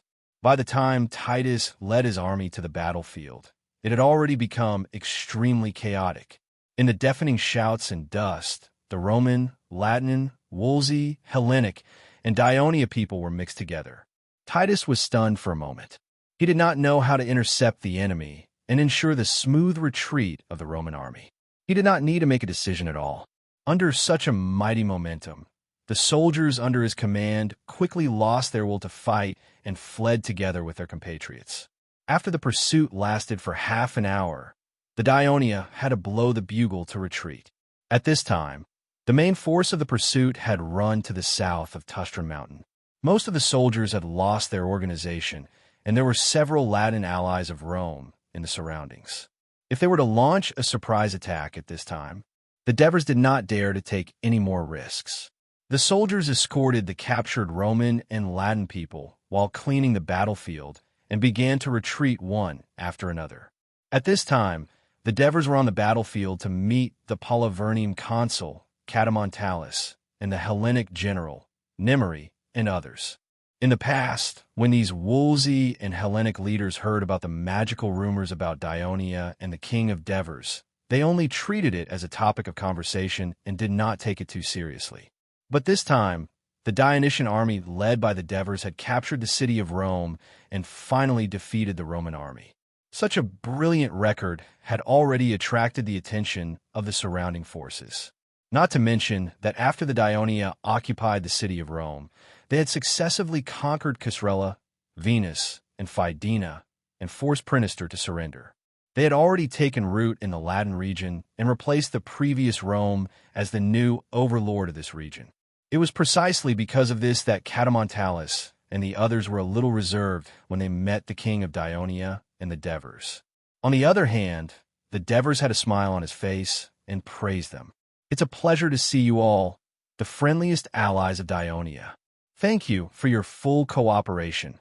We have today's great victory." The Devers' words made the leaders of the Watch Coalition present feel very happy. Catamontalus bowed respectfully and said, "Your Majesty, it is because of your brilliant plan that we have followed it and achieved today's victory. This is Catamontalus, the Palavernian consul, and also the commander of the Watch Coalition this time."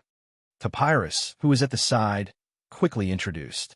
After listening to the translation, the Devers said solemnly, "Wolsey has unreservedly complete trust in us. Whether it was previously trying to prevent Rome's messengers from entering the Tullarus Valley to inform Camillus's army, or this time, you are willing to risk the loss of your territory to carry out our plan with all your might. All of these make me feel that although Wolsey and Dionia have only formed an alliance not long ago, you and I are already good allies who can trust each other and share weal and woe together. So please rest assured, Dionia will help Wolsey to gradually regain your lost territory and help you restore their prosperity. Catamontalis did not expect to receive a promise from the King of Devers at this moment. He was pleasantly surprised and repeatedly expressed his gratitude. Then Nimri, the commander of the Herniki army, came forward to greet him. Of course, the Devers could not avoid making a promise to this new ally. He said sincerely, "Although you Hernikians have regained all your lost territory, I heard that you have suffered heavy losses in this war. Rebuilding your homeland is a difficult process. We, Dionia, have experienced such a painful experience before, so I know it very well.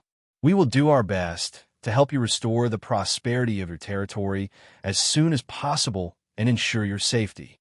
The leaders of the Watch Coalition were happy to hear what the Devers said. At this time, Nimri asked again, "Your Majesty, Dionia defeated Rome and became the new master of Rome. Now some forces are worried that Dionia will become the second Rome." When the Devers heard this, they immediately became serious. "Thank you for your reminder.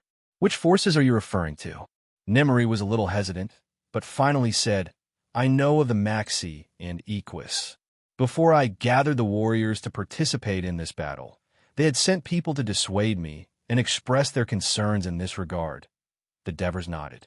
He glanced at the crowd and found that everyone's eyes were focused on him. He suddenly understood that this was probably not only a problem that the Equus and Maxi were worried about, but also a problem that all the forces around Rome were concerned about, of course, including the Wolsey and the Herniki. The Devers pondered for a moment, then said in a clear voice, "Dionia and Rome do not border each other, and there is no conflict of interest. It is because Rome has invaded your territory. When you are facing a survival crisis, we, Dionia, have decided to go to war with Rome in order to fulfill the covenant. Until now, Dionia has been fighting with Rome and Rome's allies. The towns that have been captured are also owned by Rome and Rome's allies. Whether it is the Maxi, Equus, Etruscans, or Sabines, as long as they are willing to live in peace with Dionia, we, Dionia, will never covet their land and fight with them for no reason. On the contrary, we, Dionia, are willing to be friendly with them, conduct trade, promote friendship, and jointly maintain peace and tranquility in this region." Literature Museum.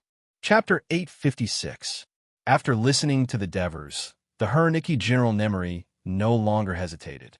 He asked, "Your Majesty, if the Equus and the Maxi also request to form an alliance with Dionia, will you agree?" The Devers remembered that last year, the Equus and the Maxi were lured by the Prignist rebellion and joined forces with the Volsci and the Herniki to invade Rome. However, they were defeated by Camillus.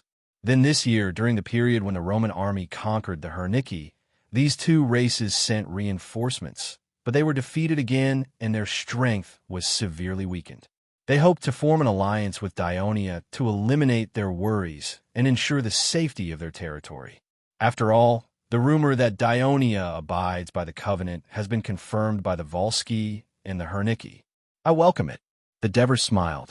I not only hope that the Maxi and Equus can form an alliance with Dionia, but also hope that the other forces around Rome can also become allies of Dionia. After the battle, the Devers did not invite the leaders of the Vach coalition army into Rome to celebrate. On the one hand, the Volsci were eager to rush back to their defenseless territory to prevent Rome's revenge. On the other hand, the Devers also considered the feelings of the people in Rome. Therefore, he distributed most of the spoils of war, mainly armors and weapons, to the Vach coalition army so that they could return with gratitude. In this battle, except for some casualties of the Vach coalition army, the Dionysian army's losses were negligible. The Roman army did not suffer many casualties either, but nearly 2,000 of them were captured. The worst was the Latin army. More than 4,000 of them were captured. Most of the Roman soldiers successfully escaped back to Valette. It seemed that the Roman army did not suffer many losses. However, This defeat was another blow to the prestige of Rome in the alliance, especially since Dionia had captured so many Latin soldiers. Therefore, after the battle, the Devers did not ask Printos to withdraw the siege troops back to Rome. Instead, they put the 4th and Legio VI under Printos' command and asked him to step up the attack on Gabii City and take it as soon as possible. After returning to Rome with the joy of victory, the Devers called Publius and gave him an important task: persuade the Roman soldiers on Mount Capitoline to surrender. They also promised him that if the Roman soldiers on the mountain dared to hurt him, Dionia would bury everyone on the mountain with him. Whether he succeeded or not, he would become the new senator of the kingdom of Dionia and speak for the rights of the Roman citizens in the Senate. For this reason, Publius made careful preparations. The next day, he climbed Mount Capitoline with anxiety. At the same time, he brought along a Roman noble who lived in Valette City and a Roman soldier who was captured in the battle yesterday. He was also a noble. After the Roman soldiers received the order, they opened the pass. Publius, who had been waiting at the foot of the mountain for a long time, stepped into the mountainside of Capitoline. The Roman patrolling soldiers who passed by stared at him strangely. Some of them even cursed at him. He was already mentally prepared, so he pretended not to hear them and followed closely behind the leading soldier. At the same time, he carefully observed the surrounding environment. The reason why the Roman soldiers chose Mount Capitoline as the garrison was that it was the highest hill in the city of Rome. The mountainside was relatively steep, but the top was relatively flat and lush with trees. The Roman people thought that it was a gift from the gods. They must like to live in such a beautiful place, so they built the main temple on the top of the mountain. However, when Publius went up the mountain, he was shocked by what he saw along the way. In less than 20 days, more than half of the trees on the mountain had been cut down. Simple wooden houses and tents were set up everywhere on the bare mountain ridge. Countless people in ragged clothes were lying on the ground.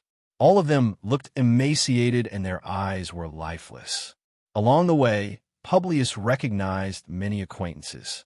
They were all civilians living in Syrio and Mount Verna. They were either the patrons of the great nobles or some civilians who had settled in Rome a few generations ago. In the past, most of them were powerful helpers used by the nobles to deal with other civilians. At this moment, they were hugging their wives and children tightly. When they saw him, they only rolled their eyes. They did not even have the energy to wave or greet him. Seeing their miserable state, Publius once again firmly believed that it was the right decision to lead his family to submit to the kingdom of Dionia. When he arrived at the top of Capitoline Mountain, the courtyards of the supposedly solemn temples were also crowded with people who had fled up the mountain. Not only did they make the quiet and clean sacred courtyards noisy and dirty, but the air was also filled with an unpleasant stench. Seeing this, Publius felt anger rise in his heart. At the same time, he also felt a little sad. Therefore, when some nobles recognized him and learned that he was here to negotiate as the envoy of Dionia, they all cursed and spat at him. Some even rushed up to beat him up. However, these people who could not eat their fill and walked unsteadily could not break through the protection of the guards. Publius did not care about them at all. Instead, he looked at them with pity. Finally, the soldiers brought him to the rear hall of the Temple of Jupiter.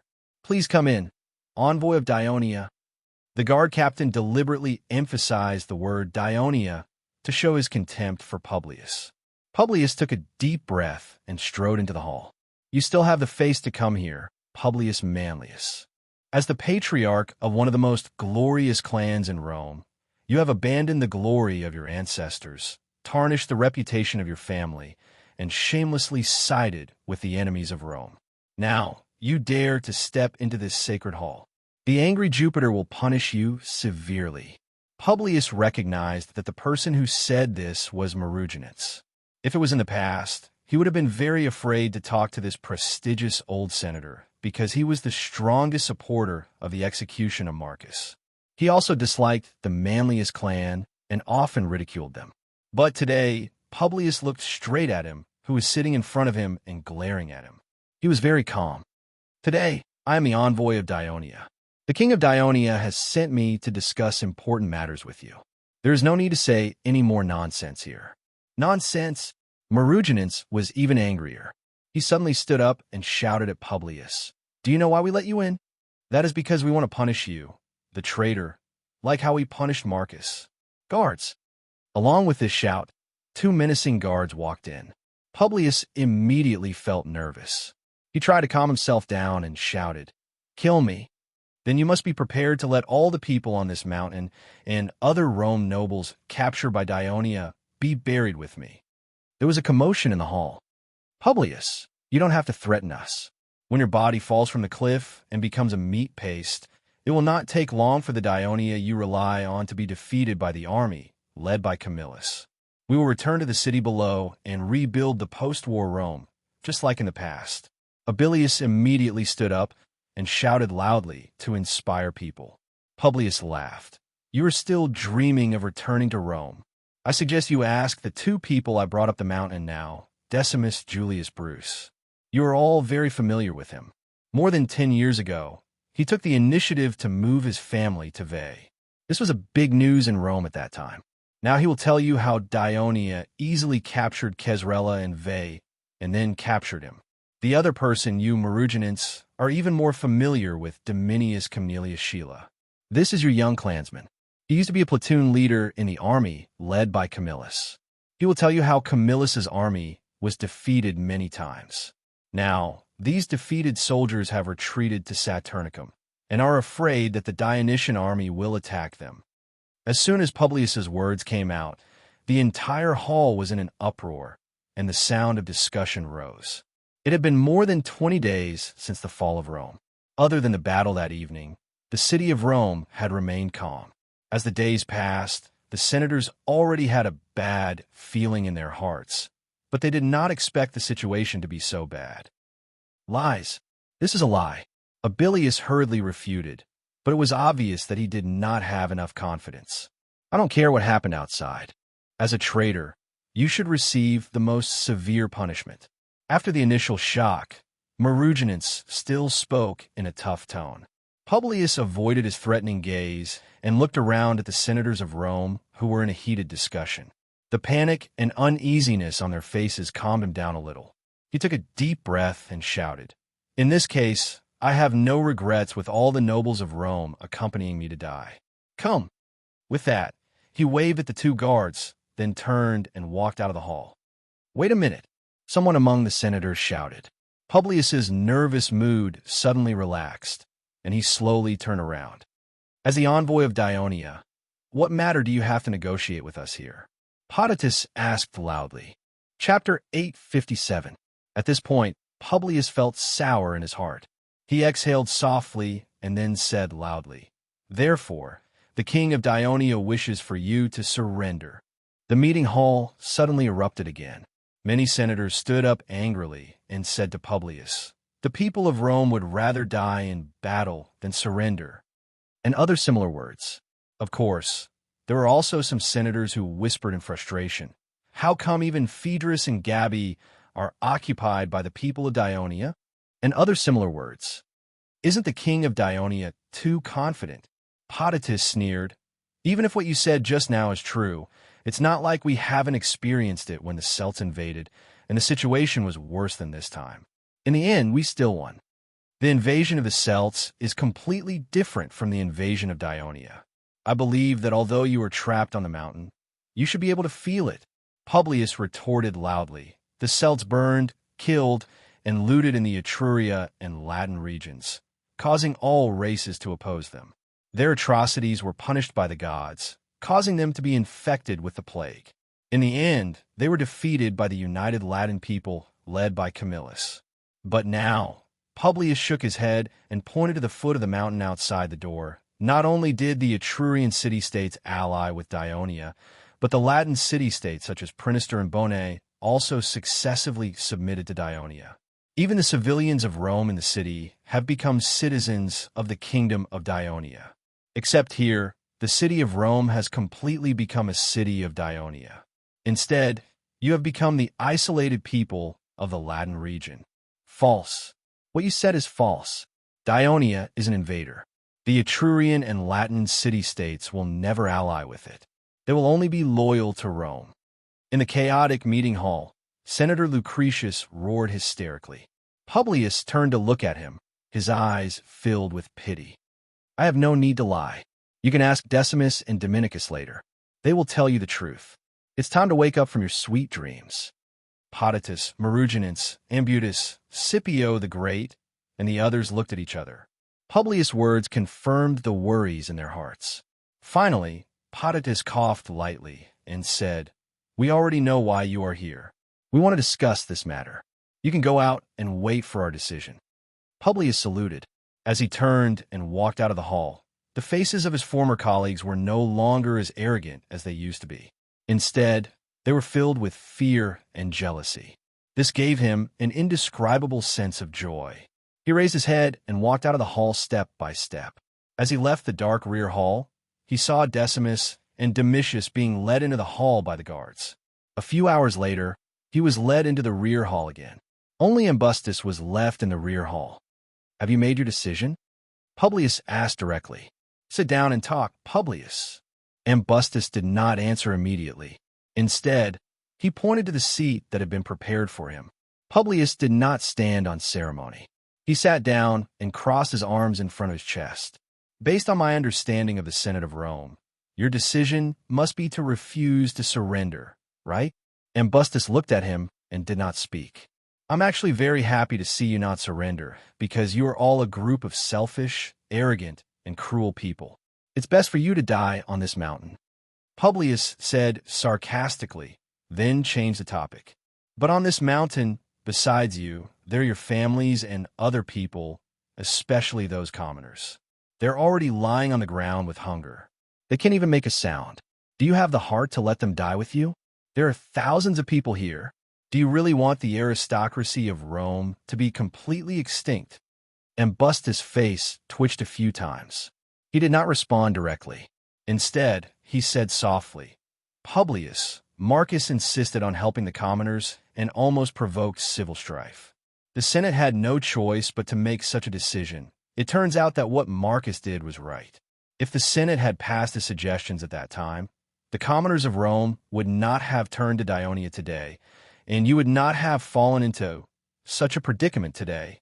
Publius loudly vented his dissatisfaction with the Senate of Rome that he had suppressed in his heart all these years. Maybe we have made some wrong decisions over the years. Ambutus sighed, stared at him, and said in a heavy tone, As one of the oldest clans in Rome, the manliest clan has lived here for generations. There are many relatives of your family who are related by marriage on this mountain. There are people who have given you favors, and there are people you have helped before. Do you have the heart to abandon all of this, including Jupiter and Juno, whom you have believed in since you were a child? Publius frowned and interrupted him. What are you trying to say? Ambustus looked at him sincerely and said with a pained expression, We underestimated the war with Dionia. We originally thought that even if they captured Rome, as long as Camillus' army returned, we could recapture Rome again. That's why we brought so many people up the mountain. But according to what you said, the army led by Camillus has been defeated, so the plan to return to Rome is far away, and our food supply is already very tight. Alas, I believe you have seen the tragic situation of the people when you went up the mountain. In a few days, they may starve to death on this mountain because there is no food to eat. At this point, tears glistened in Ambustus' eyes. You guessed it right. We're not going to surrender, but we hope that we can allow them to go down the mountain and surrender so that they will not become food for the crows. Publius was stunned. Ambustus' request made him feel very embarrassed. By besieging the Capitoline mountain, the Dionia forced the Romans on the mountain to surrender by starving them of food. Ambustus wanted to arrange for most of the people who caused the greatest food consumption to go down the mountain so that he could continue to hold on. The shrewd king of Dionia would not let the Roman senator succeed with this clever proposal. Seeing that Publius was silent, Ambustus immediately put his hands on the ground, bent down, and knocked his forehead heavily on the ground. Publius was shocked and hurriedly got up to avoid it. Ambustus, what are you doing? Please, save your compatriots. Ambustus begged. It's useless. The king of Devers will not agree. Publius shook his head vigorously. Embustus did not speak, but kept lying on the ground. If it was Potatus or Maruginans doing this, it would only have the opposite effect. However, Embustus had a good relationship with Publius in the past. After a long time, he sighed helplessly and finally responded, "Well, I will try my best to persuade the king of Devers." Thank you, thank you. I thank you on behalf of the people on the mountain." Embustus sat up and said gratefully, "You don't have to thank me. I'll be content if you don't curse me a few more times," Publius said self-deprecatingly. Embustus coughed a few times awkwardly. "But don't have too much hope. The king of Dionia is very dissatisfied with the nobles of Rome. Now that you have made this suggestion, even if they are allowed to go down the mountain in the end, I'm afraid it will not end well," Publius warned. Embustus smiled bitterly. "There is hope as long as we are alive. We can't ask for more." Publius was silent. "By the way, have you seen my youngest daughter and son-in-law in the city? Are they doing well now?" Embustus asked eagerly. "Your son-in-law and daughter are imprisoned in their own house, but they are not harmed. The king of Devers seems to be interested in Stolo. Yesterday, he even let him meet the captive Minucius. Minucius was also captured?" Embustus was surprised. "That's why I came to persuade you to surrender, because you have no hope anymore." Publius took the opportunity to persuade again. Embustus did not speak. "This is the condition proposed by the Rome senators?" The Devers looked straight at Publius without anger or joy. "Yes, your majesty." Publius did not dare to make eye contact with the Devers. He lowered his head and said respectfully, "After I went up the mountain, I have been patiently persuading them. I even brought the nobles of Rome who were captured in the previous battles, hoping that they could recognize the truth, but they still refused to compromise. I could only bring back their proposal. You've worked hard." The Devers praised him, then said in a flat tone, "It seems that these stubborn senators of Rome still haven't given up." Publius' heart tightened, and he did not dare to answer. The Devers walked a few steps in the center of the Senate with his hands behind his back. Suddenly, he asked, "How many people from Rome are on the mountain?" "About 6,000 people." 6,000 people. The Devers pondered for a while and asked again, after the Celts captured Rome, how many people were guarding Capitoline Mountain? Publius did not understand why the Devers asked this question. He answered truthfully, 532 people. The Devers thought for a while, turned to face him, and said decisively, "I agreed to their request and allowed those people from Rome to go down the mountain. But they can only be public servants of the kingdom, and only 500 people can stay on the mountain." When Henoborus heard this, he hurriedly persuaded, "Your Majesty, this is a trick of the people of Rome. They want to..." Chapter 858. Of course I understand what they want. The Devers smiled confidently. They want to be the heroes of Rome again, so I'll give them this chance. Let's see if their dream can finally come true. Hearing this, Henipolius was immediately relieved of his worries and wished that he could immediately describe this scene and use it as an important source for his biography. On the other hand, Publius had mixed feelings. On the one hand, he was happy that he had fulfilled his promise and put an end to his worries. On the other hand, he was also impressed by the Devers' generosity and heroism. He did not have any hope for the remaining forces of Rome. In fact, what they did not know was that the Devers made this decision mainly because of the following factors. First, Capitoline Mountain was located in the city, and there were as many as 5,000 to 6,000 people on the mountain. If they really starved to death because they ran out of food, he was afraid that it would cause a plague, which would bring great trouble to the Dionysian army during the war. It was also not conducive to the rapid restoration of the prosperity of Rome. Second, the death of thousands of people in the city was too tragic. Not only would the Devers feel sorry for them, but it would also affect the people of Rome who had already surrendered to Dionia. It would affect their impression of the kingdom of Dionia, which would not be conducive to their integration. Third, he learned from Publius that most of the noble soldiers in Camillus's army had their families on Capitoline Mountain. When they had them, it would be easier for Dionia to deal with the Rome army that had retreated to the city of Saturnicum. After getting the consent of the Devers, Publius went up the mountain again, and the two sides quickly reached an agreement. The next day, the people on the mountain were sent back down the mountain, and the senators of Rome allowed a team of Dionysius soldiers to enter the mountain to supervise the whole process according to the agreement, mainly to see if the senators of Rome abided by the agreement and only left 500 people behind. The people of Rome who came to the foot of the mountain were escorted by the Dionysius soldiers. More often than not, they had to support them to the designated place to be imprisoned. There was sadness on their faces, but there was more relief on their faces. After all, the days of starvation were finally over. The commoners of Rome also came to the square to watch the fun. When they saw the families of the nobles that they had envied in the past now had withered faces and were in a trance, they could not help but sigh. Potitus, Marigularesus, and the other elders of Rome, as well as the remaining hundreds of Rome soldiers, stood on the top of the cliff and watched their loved ones step into the area occupied by the enemy, until the entire Capitoline mountain became empty and quiet again. They still stood like stone statues for a long time. After a long time, the coughs of a few elders broke the deathly silence. Scipio the Great shouted at the soldiers, "Citizens, we must defend this place with all our might. Guard the temple of our Rome. Wait for the final victory to arrive." Roar! The soldiers roared in unison, but their roars were more tragic. Aquilanria, one of the three major towns of the Hilpini, the other two being Beneventum and Abenalum, was located more than 50 miles northwest of the city of Enosa in the kingdom of Dionysius Pacheti region. This was just the distance in a straight line, but in fact, the distance was double the distance on foot. It was less than 50 miles southwest of Asculum in the Downey region. In the past, it had been the forward base for the Hilpini to invade the lowland areas of Apulia, including this time, and it had benefited from it. It had become the most powerful tribal settlement in the southeast of the Hilpini territory, and it had also become a powerful barrier to the southwest of the Hilpini tribe. Its city was built on a hill up to 500 meters high, and it was surrounded by continuous mountains with an average height of about 300 meters. It would take a lot of effort for the army to reach there, let alone attack.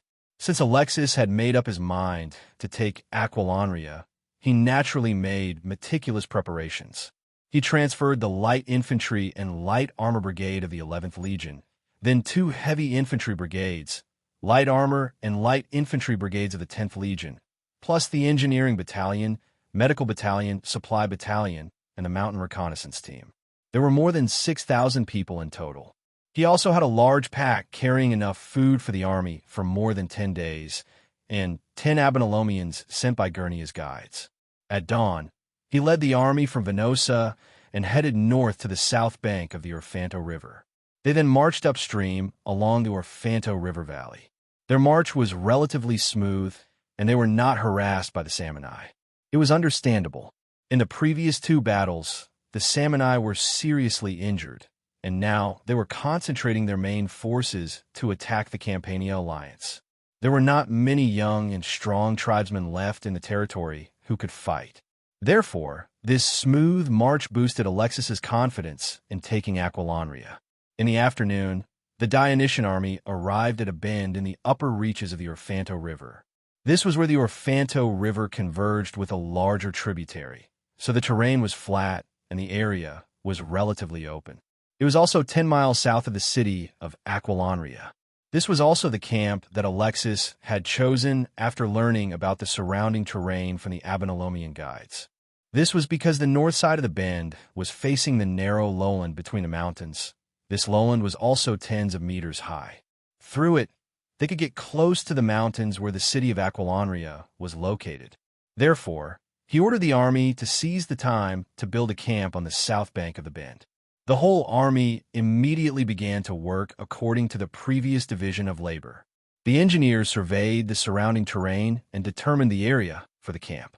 The soldiers used sickles and axes to cut down the weeds and trees in the area. Then, they leveled the ground and built wooden fences. Most importantly, they tried to burn the grass in the swamp area to smoke away the mosquitoes that were hiding in it. Fortunately, the Orfanto River was not a large river, and it rarely flooded. Therefore, the swamp area of the bend was very small. However, the fire and smoke would definitely attract the attention of the surrounding Samonite tribes. In order to ensure that the soldiers had enough rest and health, and that they had enough strength and energy to deal with the difficult battle that was coming, Alexis felt that it was worth it. In order to build a preliminary camp and lay a good foundation for the next attack, at dusk, Alexis even ordered people to light up the camp around the camp to light up the soldiers' hard work. The soldiers also knew that this was not a normal place.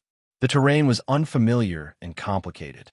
Not only were there wild beasts, snakes, and insects in the mountains, there were also fierce enemies. Therefore, there was no need for the captain to urge them. They ignored the tiredness and built the camp. They knew that only by building a good camp could they sleep well in this dangerous mountain range. After dusk, the camp began to take shape. A wooden fence was built on the outside, and a simple circle of deer abatis was set up outside the fence. Inside the fence, and at the four corners of the camp, there was a patchwork of sentries. Inside the camp, there were rows of rectangular tents. These tents were sewn together with animal skin. They were strong and had a large coverage area. They could completely cover the space inside the tents. Not only could they prevent snakes and insects from biting them, they could also shelter them from wind, frost, rain, and snow. Each tent could accommodate a small team of soldiers to rest. This was similar to the barracks in the Army's territory. This way, familiar comrades could also relax and quickly sleep in an unfamiliar battlefield environment. This also made it easier for the squad leader to manage the camp. One company occupied an area within the camp. There was a relatively large gap between them and the other company's tent area. 6 companies were arranged in a ring, surrounding the medical camp, engineering camp, and supply camp in the middle. Usually, because of the heavy smell and noise of the pack beasts in the supply camp, the pack beasts were usually arranged at the side of the camp. But this time, because the camp was not perfect and its defense was weak, it was easy to be attacked if it was placed outside the camp. Also, fighting in the mountains made it difficult to transport food. Pack beasts were very important. At the very center of the camp was the commander's tent. Outside of the tent was a large brazier. The continuously burning flame allowed the officers and soldiers in the camp to find the commander even in the dark. While the soldiers were building the camp, Alexis specially arranged for a company to have enough rest. When all the soldiers began to sleep, this company began to stand guard, keep watch, and patrol the camp in the dark. Leclesis, a Misapian, was the flag bearer of the Taurus victory 2 years ago. Now, he was already a captain of a company. As a commanding officer on duty tonight, he ordered the 4 squads under his command to stand guard in the east, west, south, north, and south of the campsite. He also solemnly instructed the 4 squad leaders. You must keep your eyes open and observe any abnormalities outside the campsite. Report immediately if you find anything unusual. If anyone is careless or even sleeps, I will definitely punish them according to military law. There will be no mercy. After arranging the tasks, he personally followed the first team to patrol the north side of the camp. This was because he knew that the possibility of enemies appearing in this direction was very high. Late at night, the soldiers had already entered dreamland, but it was not quiet outside the camp. The howling of wolves in the forest, the croaking of frogs by the river, the chirping of birds in the swamp, the chirping of insects in the grass, and the gurgling of water. This was a most beautiful melody of nature. But this harmony would soon be broken. The water birds would slap the water in panic. The frogs would stop chirping in alarm, and there would be noisy footsteps on the other side of the river. Company captain, there are enemies. The soldier on the sentry tower warned. Don't worry. First see how many enemies there are. Leclesis said calmly. He couldn't disturb the commander's rest just because there were a few enemies. That would only give Alexis the impression of incompetence.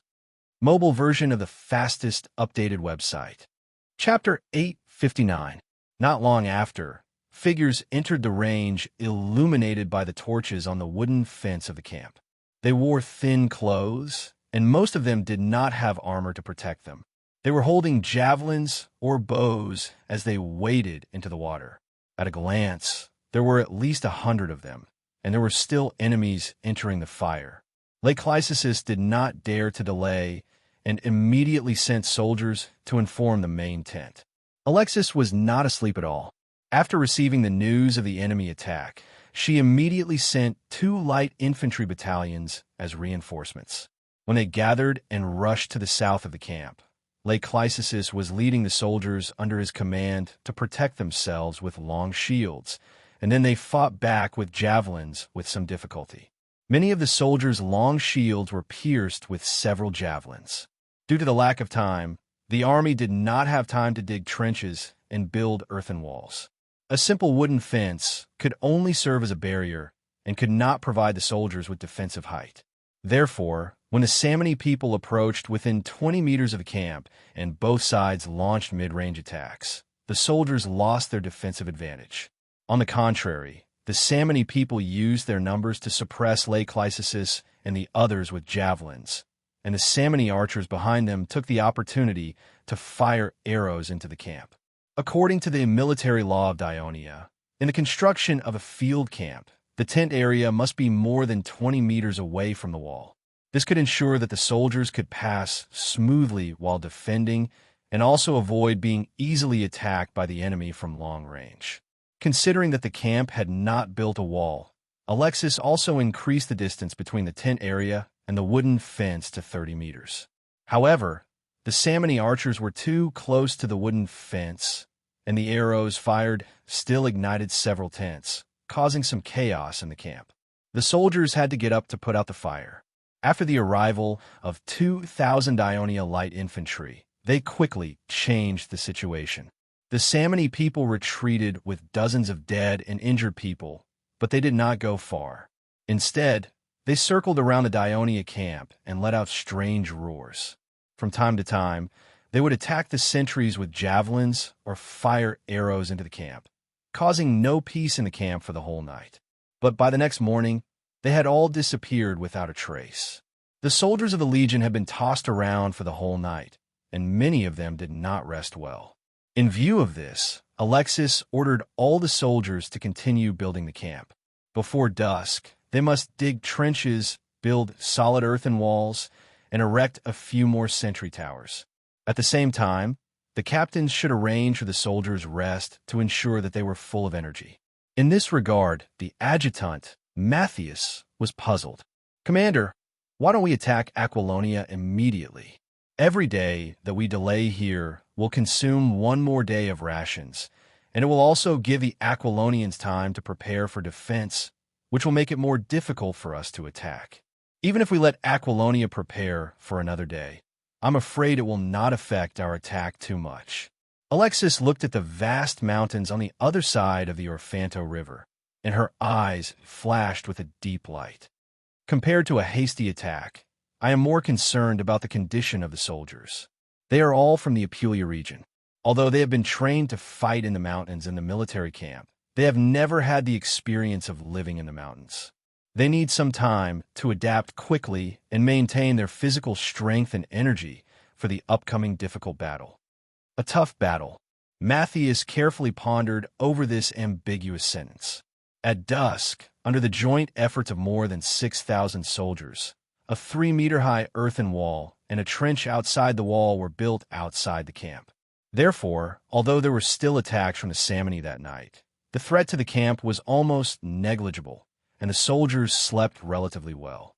After dawn, Alexis left 500 heavy infantry to guard the camp, and took 5,500 soldiers and some support personnel with 5 days of rations, crossed the Orfanto River, and set out for the city of Aquilonia. Although they were marching on the low ground between the mountains, this low ground was not low, and the further north they went, the higher the terrain became. The soldiers trudged on the rugged mountain road, and when they looked up, they could see the narrow blue sky separated by the mountains on both sides. In order to prevent ambushes or sneak attacks from the Samnite, Alexis sent all 100 soldiers of the mountain reconnaissance team to the mountains on both sides of the mountain opposite to the main army, and, at the same time, to investigate the abnormalities in the surroundings. Except for the 1,500 heavy infantry who did not wear armor, but carried their weapons on their backs, The other soldiers were fully armed, of course. They did not have many layers of protection on their bodies. Even so, most of them began to pant before they even reached the halfway point of the journey. Fortunately, this mountain road was not untraveled. On the contrary, the Aquilonians often used this road to fish, bathe, draw water, graze cattle, and sheep. Therefore, there were almost no headaches on the mountain road, and there were almost no thorns on the road. Although it was already June, and the temperature had begun to rise, marching in the mountains not only did not feel very hot, but the further they went, the cooler it became. But for the soldiers of Pachetti and Downey who grew up in the Apulian plains, this part of the mountain road made them feel like suffering. The high and low, and the winding mountain road made them have to walk carefully, and it was very exhausting. Mosquito bites and the constant scratching of the trees and weeds soon made them feel itchy all over. The soldiers began to complain. Leclesis, on the other hand, was very focused on moving forward. There was a fire in his heart. In the attack of the Samni the night before yesterday, 5 people in his company died, 12 were injured, and several tents were burned. He had been blaming himself, thinking that it was because he called for reinforcements too late, which led to such a terrible result. In the previous 2 battles in Escurum and Venosa, the Dionysian army easily won, giving him the illusion that the Samni were easy to deal with. But in the attack the night before yesterday, the heavy javelins thrown by the Samni were fierce and accurate. When the long shields were hit head-on, they could sometimes cause penetration, which was the main reason for the soldiers' deaths and injuries. Although Alexis did not criticize him, he secretly made up his mind. I must take Aquilonia and avenge the deaths of my brothers. So, along the way, he constantly cheered the soldiers on, encouraging them to move forward. Even when some soldiers were tired and fell behind, he would take the initiative to help them carry their armor. Aquilonia was only 10 miles away from the new Dionia camp, but the Dionysian army trekked for nearly 4 hours before they finally walked out of the long and narrow lowland and entered a small semicircular valley. There was a mountain on the east side of the valley that was relatively short, and the mountain facing the west had a gentle slope. Unlike the other lush and green mountains, there were very few trees on the hillside, but some houses were scattered among the mountains, and dozens of sheep could be seen leisurely grazing on the mountain. Some of the sharp-eyed soldiers looked up and could vaguely see the wooden wall at the top of the mountain. That was the city of Aquilonia. Although the mountain it was located on was shorter than the other mountains, and not as steep, it was still a few hundred meters high. Just looking at this height made the soldiers a little nervous, not to mention the fact that they were going to attack the city.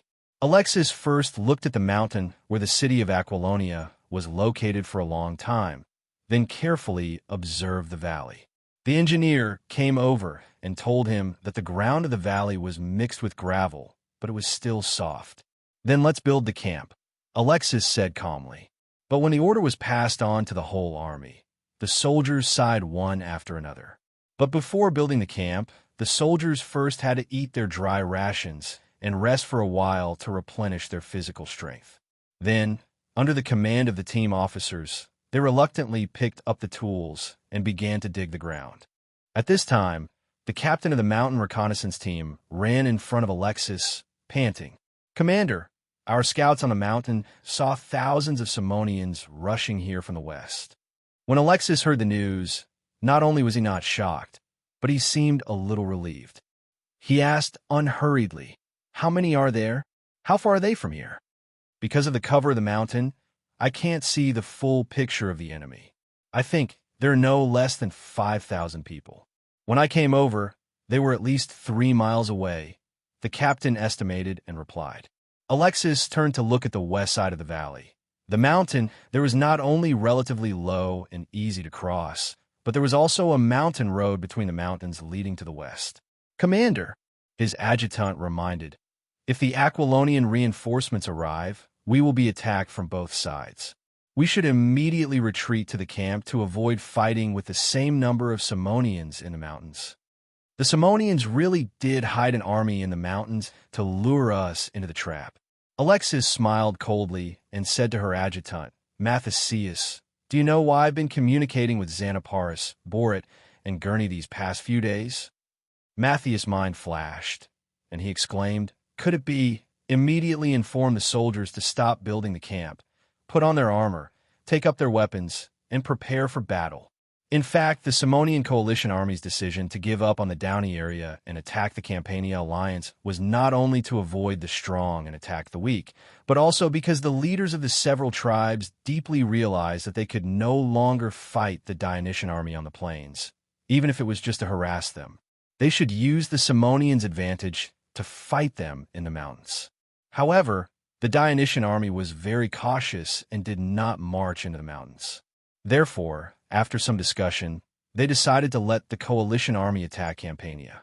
They also wanted to achieve another goal: to give the Dionysian army in Downey the illusion that the main force of the Simonians was in Campania and the mountains were defenseless, to lure the Dionysian army into the mountains. Chapter 860. As soon as Alexis led her army into the mountains, they were discovered by Aquilonia's spies. The Aquilonians immediately sent their warriors, who were best at long-distance running in the mountains, to the northwest, Cautum, which was more than 100 miles away. The remaining military power of the Samni tribal alliance was hidden in the territory of Cautum, 7,000 warriors. The general of the army was Uzebek, the chief of the major tribe of Cautum. When he heard the news yesterday afternoon, he was overjoyed, thinking that the opportunity for revenge had come. Moreover, the messenger of Aquilonia urged him again and again. Because there were only about 200 warriors in the city of Aquilonia, even if they relied on the dangerous terrain, they might not be able to hold on for long. So Uzebek quickly gathered these 7,000 warriors and rushed to the rescue of Aquilonia. It was not until noon that they arrived near the territory of Aquilonia. The warriors led by Uzebek came from each of the 4 major tribes. They were led by their respective chiefs. As the army marched, their formation gradually became scattered, and the distance between the front and the back was more than 3 miles. By the time the middle part of Uzebek's army crossed the mountain ridge, the warriors at the front had already rushed down the valley and directly launched an attack on the Dionysian army. Seeing this, Uzebek knew that he could not stop the attack, so he simply let it go. He ordered the troops in the middle to slow down, waiting for the warriors at the back to arrive, while paying attention to the situation at the front. The main attack on the Dionysian army was made up of more than 1,000 Hilpini warriors, most of whom were javelin throwers. The Hilpini tribe had suffered the heaviest losses in this battle. These warriors not only hated the Dionia, but also feared them. So after they rushed down the slope, not only did they slow down, but they also spread out. Using the hills and trees as cover, they slowly approached the Dionysian army like hunting lynx. At this time, the Dionysian army occupied a higher place in the valley. 1,500 heavy infantry spread out in a semicircle, all of them half-squatting, forming a shield formation. Behind them were 2 light infantry battalions of 1,000 archers. They knocked their arrows and watched the approaching enemy. Behind the archers were 1,000 javelin throwers. 1,000 light armored soldiers joined the heavy infantry formation, forming the eastern line of defense, watching out for enemies that might come down from the city of Aquilonia. This also made the whole formation an oval. The remaining 1,000 light armored soldiers were scattered in the empty space in the middle of this oval formation. Alexis stood on a rock. She could see through the soldiers in the formation in front of her and see the approaching enemy. The scene in front of her made her frown. At this time, most of the Samiad warriors had entered the archers' shooting range. However, they were scattered in groups of 2s and 3s, 50 meters away from the front of the army. They used the mounds, rocks, and trees as cover, so the Dionia archers did not dare to rashly fire in unison, because the damage would be very low. Go and inform the 2 light infantry captains.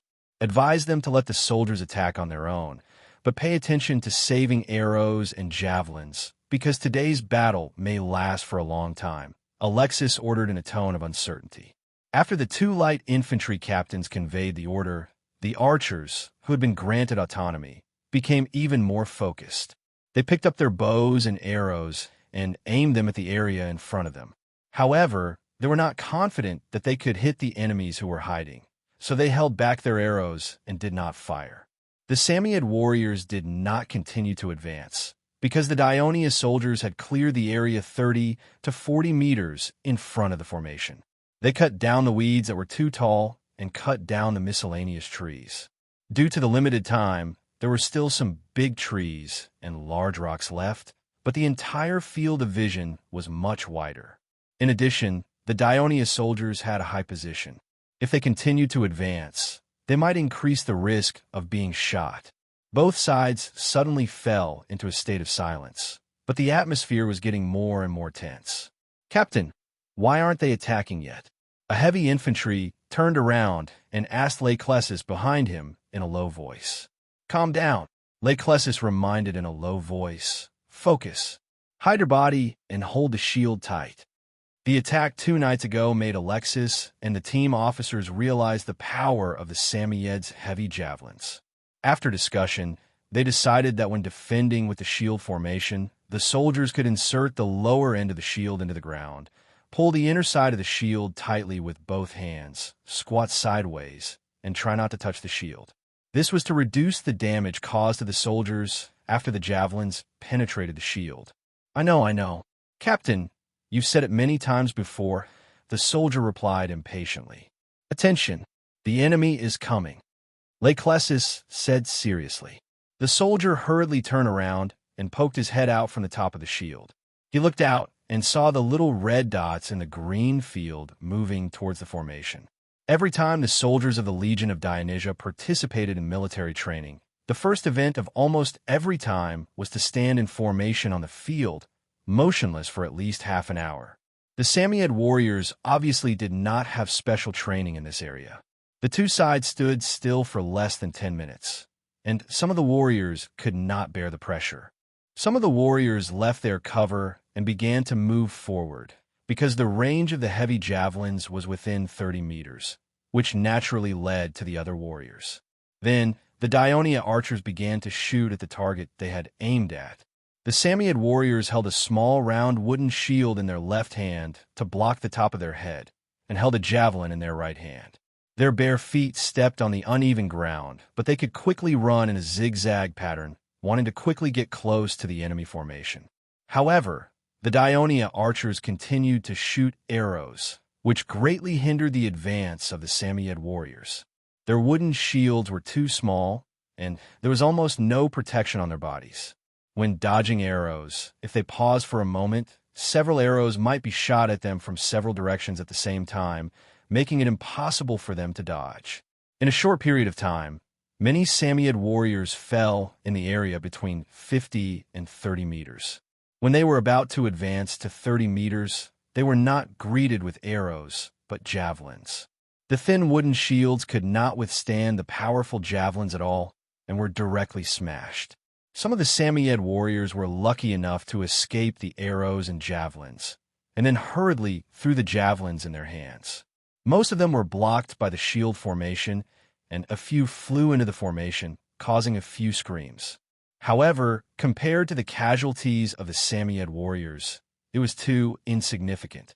Therefore, the morale of the Samoyed warriors was greatly affected, and the momentum of their attack quickly weakened.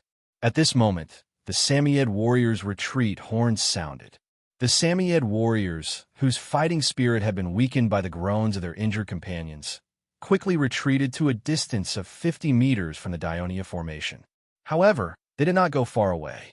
Instead, they stared fiercely at the Dionia soldiers in front of them, as if they were ready to attack again at any time. This made the Dionia team officers dare not order the soldiers to pick up the arrows and javelins. Uzabek rushed over with the troops behind him and joined the vanguard. As the attack, just now, had caused the Samoyed warriors to suffer losses, the leaders of the army took the initiative to surround Uzabek. The position where the Dionia people are at is too open. We can't attack directly like this, or the losses will be great. Don't attack. What about my injured tribesmen? They are still lying in front of the Dionia formation, waiting for our rescue. I think we should go behind the enemy's formation and attack from there. That won't work. Their light infantry can still move to the other side and stop our attack. The leaders argued all at once, But Yuzabik did not stop them. He looked at them quietly until everyone was arguing until their faces were red with anger. But they still could not come up with a unified opinion. An old Hilpini leader finally could not help but ask eagerly, "Yuzabik, you're the commander of the entire army appointed by the great leaders. What should we do?" His words caused the leaders to temporarily stop arguing and focus their attention on Yuzabik. Only then did Yuzabik say seriously, "Leaders, the Dionia people have occupied a favorable terrain and have arranged their formation, waiting for our attack. Even if we finally rely on our brave attack to break through the Dionia formation, the casualties suffered by our people will not be small. Up until now, all the tribes have suffered a lot of casualties in the war with the Dionia. We can't let our brave warriors suffer anymore." Yuzabik is right. Of course not. How can there be no casualties in a battle? Are you saying that we've brought our people here to send off the Dionia people? Seeing that the leaders were about to argue again, Yuzabik immediately said loudly, "Of course we have to send off the Dionia people, because once the Dionysian army starts to retreat, they will have to leave the favorable terrain and will not be able to maintain their current formation. We can attack them on both sides of the mountain path and on the mountain ridges while they are retreating until we finally defeat them. This is the way we are familiar with. It was not easy for us to trick the Dionia people into the mountains and fight in the homeland we are familiar with. We can't let them go. But what if the Dionia people don't retreat?"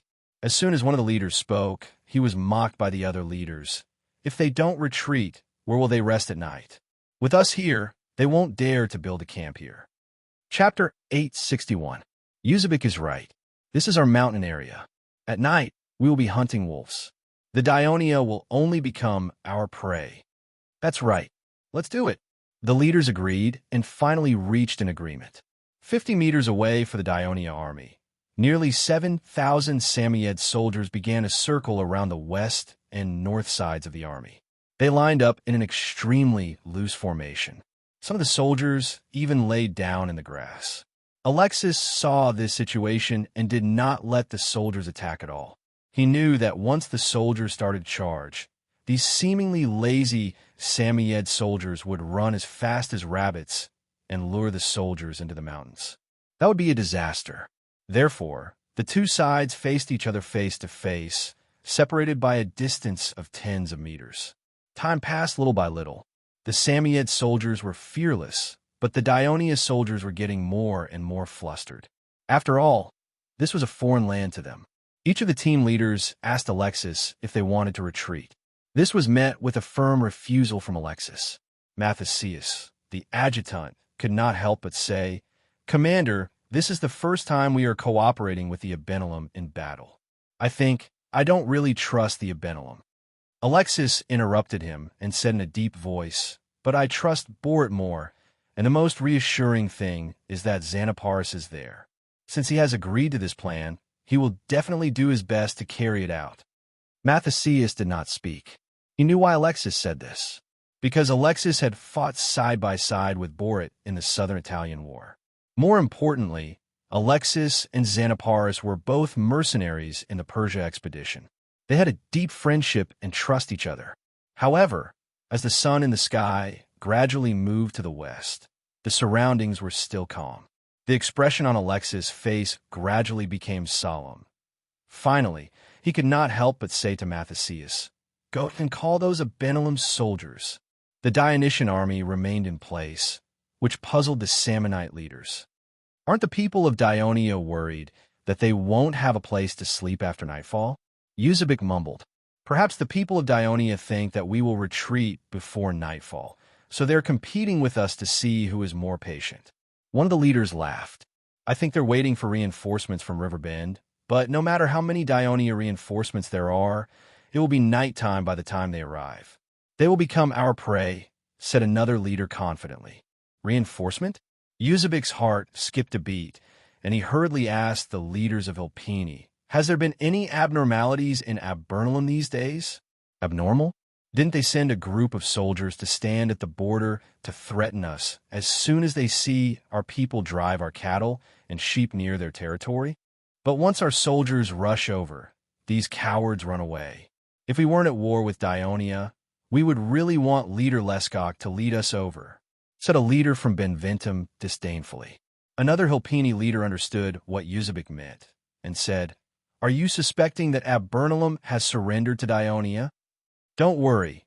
No matter how much of a bastard Gurney is, he won't throw a javelin at his own people. Besides, he swore an oath in the name of Savone in front of the high priest. He won't go back on it. Besides, Leader Lescock has specially sent spies to keep an eye on the territory of Abernalum every day. If there's any abnormality, I'm afraid he would have already informed us." That's right, Uzbek, don't worry. Even if the Hilpini tribe has conflicts, they won't kill each other. Several Hilpini leaders immediately responded, and another leader even said sympathetically, "To be honest, Leader Gurney is too harsh on Abernalum. It really hasn't been easy for Gurney these years." The leader of Beneventum looked a little unhappy, and Uzbek's expression became a little gloomy. He suspected that the Hilpini leaders were secretly mocking Segavani, the great leader of Kautini, for using a trick to kill Quinduk and conquer Narconia a few days ago. The atmosphere suddenly became a little quiet. The leaders of the other two tribes saw Uzbek's ugly expression and were about to say something to resolve the awkwardness. Suddenly, a scout hurriedly ran down from the west side of the mountain ridge. "Everyone, leaders, bad news. South. An army has appeared in the south. There are many soldiers rushing over here." The leaders were shocked. Where did this army come from?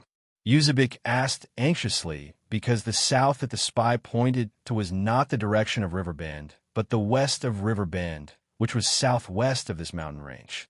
As far as he knew, there were no tribes or towns there. I don't know, because they are neither wearing red. The Samonese often wore red unlined clothes, and are black, but black and yellow, the spy said with a little guilt. At that time, he only saw it from a distance on the mountains and hurried to report and did not rush over to investigate carefully. Black and yellow? Could it be the people of Potentia? A Hilpini leader suddenly said. Everyone was shocked when they heard this. They all knew that there was a plant in Lucania City that could make yellow dye. So in the past, the Lucanian warriors mostly wore yellow clothes to fight. Could it be them? Since the war in southern Italy, the people of Potentia had not participated in any battles. The impression that the Samonese leaders had of them was still at the time, when they plundered the territory of Potentia more than a decade ago, almost exterminating the tribe. As Lucania City had been incorporated into the kingdom of Dionia after the war began, not only the leaders of the various tribes, but even they subconsciously regarded Potentia as a part of Dionia, ignoring the fact that it actually existed independently as a free city. The situation was urgent. Uzbek did not have time to find out where this army came from. He only knew that it could not be the army of the Samonese tribal alliance. What should I do now? Retreat immediately. The anxious Uzbek looked at the panicking leaders, then at the surrounded Dionysian army in front of him, and realized that he had to make a decision quickly. But before he could make up his mind, a loud bugle sounded from the southwest, followed by a vigorous bugle call from the northwest. "General, it is impossible to hide such a large army from our spies. Chief Gurney will definitely join forces with the people of Potentia to come here." The Abinalum guide, who was wearing Dionia clothing, was trying to explain to Alexis. Suddenly, he heard the bugle call from the west, followed by the sound of the bugle call. He was overjoyed. "They're here! Our warriors are here!" At this moment, Alexis, who heard the bugle call, did not listen to him at all. Instead, she immediately said to Matsius, "Quickly order the light armored soldiers to attack. The other brigades will attack later." Matsius was stunned. "Commander, our reinforcements have not arrived yet. Should we wait a little longer? If we wait any longer, the enemy will escape," Alexis said without hesitation. When the bugle call sounded, the Samonese leaders already knew that they had been fooled by the people of Dionia. There was no doubt that they had to retreat, but such a large army had to retreat together. Otherwise, it would be easy for the retreat to turn into a rout. Which direction to retreat to was also a problem. There was the Dionysian army in the east, and a large number of enemies were coming from the northwest and southwest. As the mountains in the north were steep and difficult to climb, it seemed that only the south was relatively safe. But the south led to the Ophanto River. Who knew if the people of Dionia had set up an ambush there? The situation was urgent. The leaders quickly reached a consensus. While the enemy's reinforcements had not completely arrived, they immediately retreated to the west. When the leaders were about to quickly run back to their own troops, many gaps suddenly appeared in the Dionia shield formation. 2,000 light armored soldiers rushed out, holding leather shields and short swords, and attacked the Samanese soldiers. The confrontation between the two sides lasted for more than 3 hours, especially when the people of Dionia put on a stubborn attitude, gradually wearing down the fighting spirit of the Samanese soldiers. Many of the Samanese soldiers had already laid on the ground to bask in the sun. Only because they heard the bugle call from the west, they were called up by their companions. Before they could stretch their bodies, they saw the opposite side of the Dionia soldiers rushing towards them like hungry beasts. The distance of more than 50 meters was too short. Many of the Samanese soldiers who had been relaxed for a long time did not have time to retreat, and the Dionia soldiers rushed in front of them. It was only at this time that Alexis asked the bugler to blow the bugle call to attack. The attack of the light armored soldiers of Dionia disrupted the already loose formation of the Samanese coalition. Some soldiers retreated, and some soldiers fought with the Dionia soldiers. The whole scene became a little chaotic. Originally, Audiobook wanted to wait for the leaders to reorganize their troops and retreat together. Now he had no choice but to blow the bugle call to retreat. When the bugle call sounded, the remaining fighting spirit of the Samanese soldiers disappeared. Chapter 862. The Samanese warriors at the back were easily caught up and stabbed by the Dionia light armored soldiers. Seeing that the Samanese army was retreating, the Dionic light infantry, which was originally the second line of attack, also took the initiative to break away from the protection of the heavy infantry. They ran forward and quickly caught up with the light armored soldiers. At the same time, they gradually expanded the net of pursuit in the east. Pollitt, who was leading his troops to the foot of the mountain in the west, felt anxious when he heard the bugle call to attack from the east. He loudly ordered, "Don't get into formation. Go up the mountain immediately and surround the Samanese." After giving the order, Pollitt remembered Xanaparis beside him and asked apologetically, "General Xanaparis, what do you think?" Xanaparis, who was already 60 years old, had followed the nonstop mountain march this time and was now so tired that his legs were weak.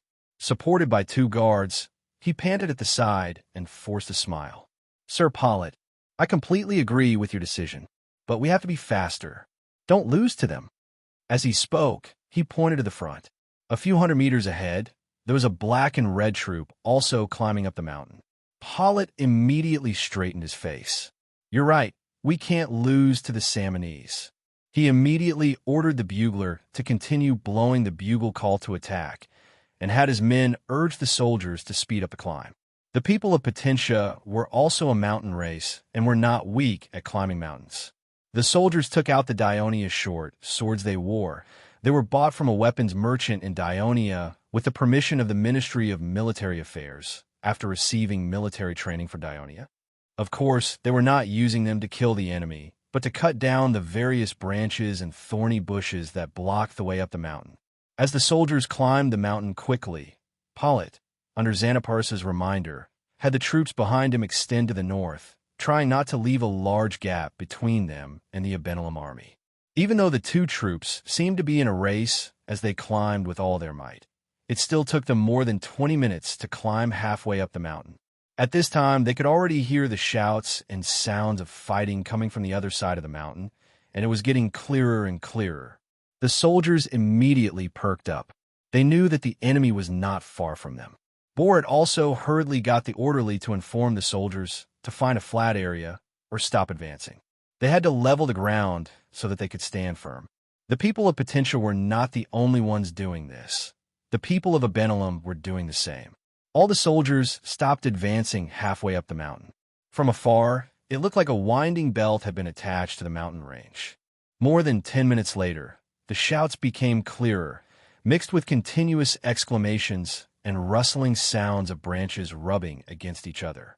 Although the lush forest blocked their view, the Lucanian soldiers knew that the enemy had climbed over the ridge and was rushing toward them. Although these mountains looked relatively flat, the slope was actually not small. As the saying went, it's easier to go up than down. However, for these mountain races, going down the mountain was much easier than going up. Not long after, the soldiers of Potentia saw the enemy. Logically speaking, when fighting in the mountains, the side at the lower ground would be at a disadvantage. However, the Samanai army was retreating, so these defeated soldiers who were running at the front actually slid down while lying down. Perhaps they slipped because they were pushing each other during the retreat, or perhaps they thought that they could run faster this way. However, when they saw the enemy in front of them, these Samanai warriors, who were scratched by weeds and branches and whose buttocks were almost shattered, did not even have the strength to stand up.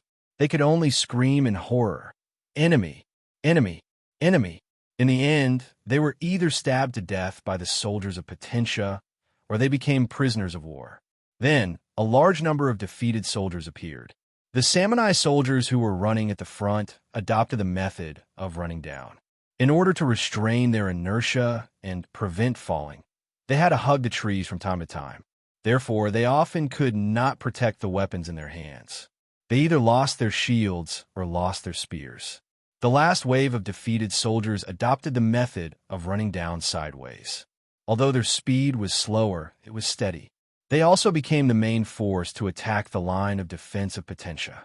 On the side of the Abenelum, when they saw their compatriots fleeing from the top of the mountain in panic, the mood of the soldiers was complicated. So was Gurney.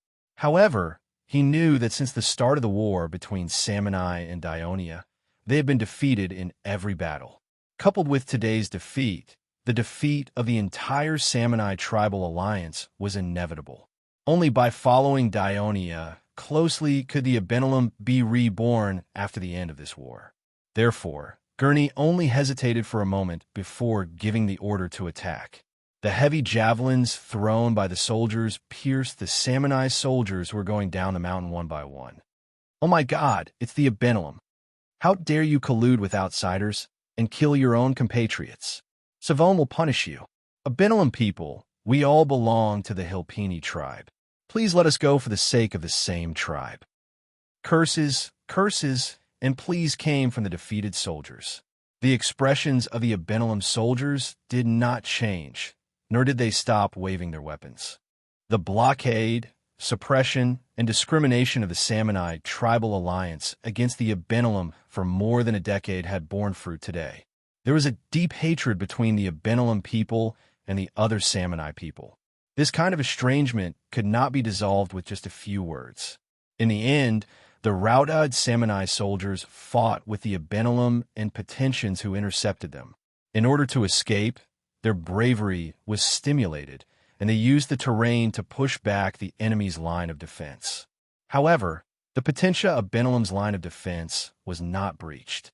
After all, Pollitt had gathered 12,000 soldiers this time, and Gurney had also brought 3,000 soldiers. The total number of soldiers was 2.5 times that of the opponent. What's more, the defeated soldiers were disorganized, and disunited. After a series of fierce attacks failed to work, some of the defeated soldiers began to retreat. After all, although they used the advantage of climbing mountains to leave the Dionia pursuers behind, they were now intercepted by another group of enemies. Once the Dionia pursuers arrived, they would not be able to escape. Therefore, some of the defeated soldiers gave up on breaking through the front and turned to escape from the north and south in an attempt to bypass the enemy's blockade. It did not take long for the Samanai coalition's collective retreat to become a complete rout. The armies of Dionia, Potentia, and Abenelum launched a pursuit at the same time. In the end, the Samanai coalition suffered more than 1,500 casualties. More than 3,000 were captured, and more than 1,000 escaped. On the other hand, the Dionia coalition suffered less than 400 casualties. In the joyous atmosphere of victory, Xenoparis, Pollitt, and Gurney met Alexis, who was still in the valley. "Xenoparis, you're not too late." Alexis tactfully expressed the dissatisfaction in his heart. After a long wait, not only did he have doubts about whether the reinforcements could arrive in time, but he even had a fear of whether he could successfully bring the troops back to the camp. Now that he thought about it, he was still a little scared. On the way here, we encountered some problems, so we did come a little late, but it did not affect our final victory. Xanaparis laughed. Gurney took the initiative and said apologetically, "The reason why we were late was mainly because of me." It turned out that after the Abenelum sided with Dionia, the Ministry of Military Affairs had originally approved Alexis's attack plan to remove the nail in Pachetti's and Downey's waist, Aquilonia. That way, Abenelum, Copsa, and Aquilonia would be united. This way, the entire southern region of Hilpini would belong to Dionia, which would reduce the defensive pressure on the kingdom's northern border.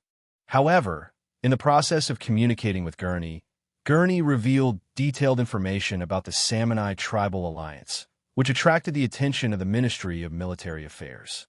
According to the information provided by Gurney and the number of the Samanai coalition in the previous 3 battles, including the previous battle with Cayetini, the staff calculated in detail and speculated that the current number of the Samanai coalition was probably more than 10,000 Samanai soldiers besieging Naples. Then, where would the thousands of Samanai soldiers be? Was the Samanai hiding some kind of conspiracy? The Minister of Military Affairs, Helos, had to seriously think about it. So, after communicating with Alexis, a new attack plan was formed. Alexis would still lead the troops from the east into the mountains and attack Aquilonia. If the Samanai really could not provide reinforcements, then they would directly attack Aquilonia. If the Samanai really hid thousands of soldiers and prepared to lure the Dionysian army to fight in the mountains, then Dionia had also prepared a backup plan. This backup plan was Arnlum and Potentia. Chapter 863. Taking advantage of the Niconia incident, Gurney declared that he wanted to prevent the invasion of the Samanese coalition army. He gathered the people in his territory and imposed a military curfew. However, on the appointed day, he only left 1,000 soldiers to guard the territory. He took 3,000 soldiers and quietly entered the territory of Dionia, but he did not enter Copsa. Because there were likely to be spies of the Samanese coalition army to the north of Copsa, the Abenelum army hid in the territory of Potentia to the south of Copsa. They met up with their troops and sent some people back to the Samanese mountains to investigate the enemy. Copsa was located in the upper reaches of the Avtu River, south of Lake Kansa. The topography of the upper reaches of the Avtu River was somewhat special. Other than the relatively flat terrain around Copsa and Lake Kansa, the north bank to the east was high and difficult to climb, while the south bank was relatively flat. This was why the Samanese coalition army had to meet up in the Copsa area during the Southern Italian War and invade Potentia from there. When Alexis led the army into the mountains and set up camp at the river bend, she sent a messenger to the west along the south bank of the Avtu River and finally entered the territory of Potentia. Xanaparis, who was in charge of coordinating and commanding the Abenelum and Potentia coalition army, was notified. Xanaparis, Borit, and Gurney, who had been carefully observing the movements of the enemy, received a report from their spies early the next morning. There were 6,000 or 7,000 Samanese soldiers in the mountains to the north, marching southeast. They immediately led the 15,000 soldiers north into the upper reaches of the Avtu River and rushed east along the south bank. Copsa was more than 30 miles away from the river bend. After more than 4 hours, the army reached the west side of the river bend. The north bank here was relatively flat. Just as Xanaparis was about to order the army to cross the Avtu River and enter the north bank, Gurney made a suggestion. Since he was very familiar with the terrain of Aquilonia, he thought that the Dionysian army would lure the Samanese coalition army into the valley. However, if they rushed to Aquilonia together from the south, it would be too noisy and cause the Samanese coalition army to escape from the northwest side of the valley, which was easier to climb. So he suggested that the Abenelum army go north first, quietly make a big circle to the northwest of Aquilonia, launch an attack, and encircle the Samanese coalition army together with the army of Potentia. In this regard, Borit expressed his objection, but he did not explain the reason. He only quietly winked at Xanaparis. In fact, he did not trust the Abenelum to act alone, fearing that they would tip off the Samanese coalition army. However, after careful consideration, Xanthoporus agreed to Gurney's suggestion. After all, it would be easy for such a large army to defeat the Samanese coalition army. However, the Ministry of Military Affairs hoped that if the Samanese really had troops in the mountains, it would be best to make full use of the large number of Potentia Abenelum coalition army while they were unaware. They would try to encircle and annihilate the Samanese forces in the mountains as much as possible, which would be beneficial for the Dionysian army's next attack. Although Xanthoporus did not know Gurney well, Gurney's suggestion was most in line with the requirements of the Ministry of Military Affairs, so he decided to take the risk. Half an hour after the Abenelum army left, the Potentia army began to cross the river. Because of these reasons, the army arrived nearly an hour late. After listening to the explanation of the three, Alexis's expression became slightly better. After all, the final result of the battle did prove that their actions were right. So he intentionally looked at the sky and said, "It's going to be dusk soon. We should immediately lead the army back to the barracks in the south and let the soldiers who have fought for a day have a good rest." The three of them agreed with his suggestion. After all, the main force of the Samanese in the mountains had been completely destroyed. However, small groups of enemies and even beasts could still attack them. It would be safer for a few troops to camp together. However, it was impossible for such a large army to squeeze into the existing barracks when they arrived at Riverbend. They had to build a simple new camp next to it. Therefore, they had to make the best use of their time. At this time, Xanthoporus looked at the mountains in the east and asked, "What's the plan for tomorrow? Do we take Aquilonia first? It looks like this city is not easy to attack." The corner of Alexis's mouth twitched slightly. Although his voice was not loud, his tone was full of confidence. "In my opinion, with today's victory, even if we don't take Aquilonia, it won't have much impact on the overall situation. My opinion is that all troops directly march into Benvenum tomorrow." After observing Aquilonia today, it had not made any movements, especially when the Samanese allied army arrived and surrounded the Dionysian army. Aquilonia's army did not come down from the mountains and took the opportunity to attack Dionia from both sides. Alexis judged that there were not many defenders in Aquilonia.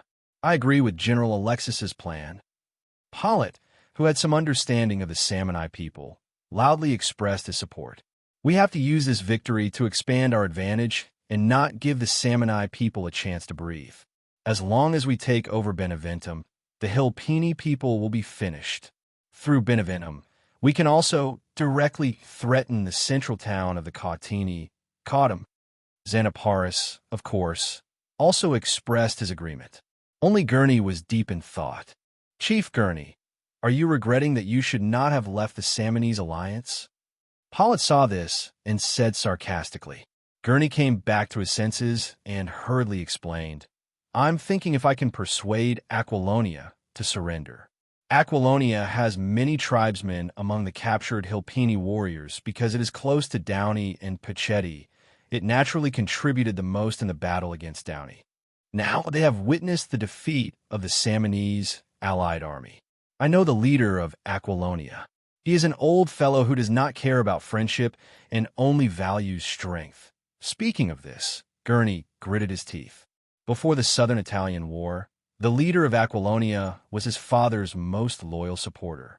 After the Southern Italian War, he immediately sided with Lescock and fully supported the issue of Abenelum. Under such circumstances, the possibility of Aquilonia choosing to surrender is very high, Gurney finally said. Being able to persuade Aquilonia to surrender would save a lot of trouble. Of course, Alexis would not object. She immediately made a promise. If Aquilonia is willing to surrender, Dionia can allow it to become a free city of the kingdom. This was not Alexis's idea. When the Ministry of Military Affairs briefly informed the 5 chairmen of the attack plan, everyone had seriously considered the problem of under the coercion of force if there are Samanese towns that request to surrender. Given that most of the towns in the Samanese mountains had poor environmental conditions and very limited output, Directly annexing them to the kingdom would instead waste administrative resources. It was better to let them take care of themselves. For example, Aquilonia was located on such a high mountain. Transportation was very inconvenient, and they could only rely on herding for a living. Most of the elders and officials of Dionia would probably refuse to come here to serve as the chief executive and public office. I will now send someone up the mountain to persuade them to surrender. When we reach Riverbend, we will know the result. Gurney finished speaking and prepared to make the arrangements. Wait, Bord stopped him and said, I suggest that it is best to bring him along. It will be better to convince the Aquilonians. He waved his hand, and his men carried over a corpse. Gurney took a closer look and could not help but gasp. He knew this dead man. It was Uzabek, the chief of the Kawodim tribe. He had a high reputation in the Kawodim tribe and was once a strong candidate for the position of chief of the Kawodim tribe. However, he voluntarily gave up the competition with Segavani. I heard from the prisoners that he was the commander of this Samanese coalition army. When they broke out of the encirclement, he rushed to the front and was finally stabbed to death by my warriors. I think the emissary that I will send will bring him along. This will let the Aquilonians understand their current situation better. Pollitt said loudly. Not only was he promoting his own achievements, but he was also secretly warning Garen. Just as Gurney was silent, Alexis said, I think this is a good idea. Gurney immediately wiped away the trace of sadness in his heart and said simply, I will immediately let my men carry him up the mountain. In the evening, the soldiers of the Dionia coalition army were still resting at the river bend. The emissary that Gurney sent brought back more than 10 hostages offered by Aquilonia, including one of the sons of their chief. Aquilonia had surrendered. Alexis was overjoyed. She immediately comforted the people of Aquilonia and promised that after they went to Turii, Dionia would quickly release the previously captured Aquilonian warriors. Although the surrender of Aquilonia made the entire southern territory of Hilpini a safe area, Alexis did not let down her guard. She still ordered the sentries in the camp to strengthen the patrols. The night was uneventful. The next day, the 20,000 people of the Dionia coalition army broke camp and headed west. They went along the south bank of the Orfanto River and first arrived at Kapsa. Here, Alexis assigned 2,000 soldiers to escort the prisoners and the Aquilonian hostages back to Turii. She also discussed with the governor of Kapsa, Sima, about the supply of food and transportation. Xanaparis also left the coalition army at this time and continued to head west towards Anona. He once again led half of the reserve army stationed there, ready to show his skills in the upcoming battle. In the afternoon, the Dionia coalition army left Kapsa, went around Lake Kansa, and marched northwest. At dusk, they entered the territory of the Abenelum. At this time, outside of Naples, in the camp of the Samanese coalition army, the chiefs of the 4 major tribes sat in a large tent. All of them looked solemn because they had just received the news that the army stationed in the mountains had suffered a crushing defeat. Chapter 864. Leskok, this is what you call a damned plan to lure the enemy. 5,000 brave Samanese warriors are gone just like that. And my best friend Uzabek, Segavani cursed, but his eyes suddenly turned red. Uzabek was about the same age as him, and the 2 tribes' territories were adjacent. They had played together since childhood and established a deep friendship. So after the death of the previous chief of Kaltini, Uzabek gave up competing for the position of chief and fully supported him, allowing him to defeat Quinduk and become the new Kaltini chief. After he was captured, it was Uzabek who united with the other chiefs to resist the pressure of Quinduk to re-elect a chief, took the initiative to cooperate with the chiefs of the other tribes, and finally rescued him. Segavani was anxious, easily angered, and vengeful, making it difficult for people to get close to him. He had few friends, but he had a deep friendship with Uzabek for decades. At this moment, hearing the news of his death, he immediately lost control of his emotions. Leskok, don't blame Segavani for scolding you. You and Gurney have been enemies for more than 10 years, but you didn't raise your vigilance against him and didn't discover the signs of the Abenelum's rebellion in time. You really have to bear a lot of responsibility for this failure. The Pentinellum chief Bardhani also spoke out. At first, he had concerns about going to war with Dionia, but he was persuaded by Leskok. As a result, the allied forces had been defeated one after another, and the Pentinellum had suffered heavy losses. His dissatisfaction with Leskok was also increasing.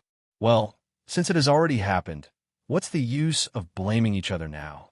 That damned traitor once solemnly swore in front of the high priest, but he still betrayed the entire Samanese alliance.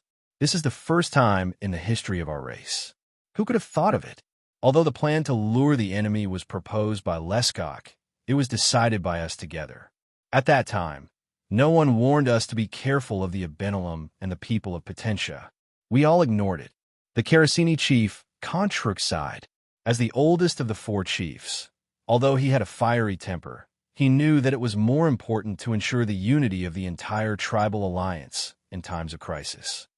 Now that the Dionia allied forces have entered the mountains, and it is a large army, our homeland is under serious threat. Next, we must take immediate action to stop the enemy's further invasion and protect our territory and people. Kontruk reminded very solemnly. In this way, we must stop the siege of Naples, which is a pity. Although the Caracini chief Bardani said so, there was not a trace of regret on his face.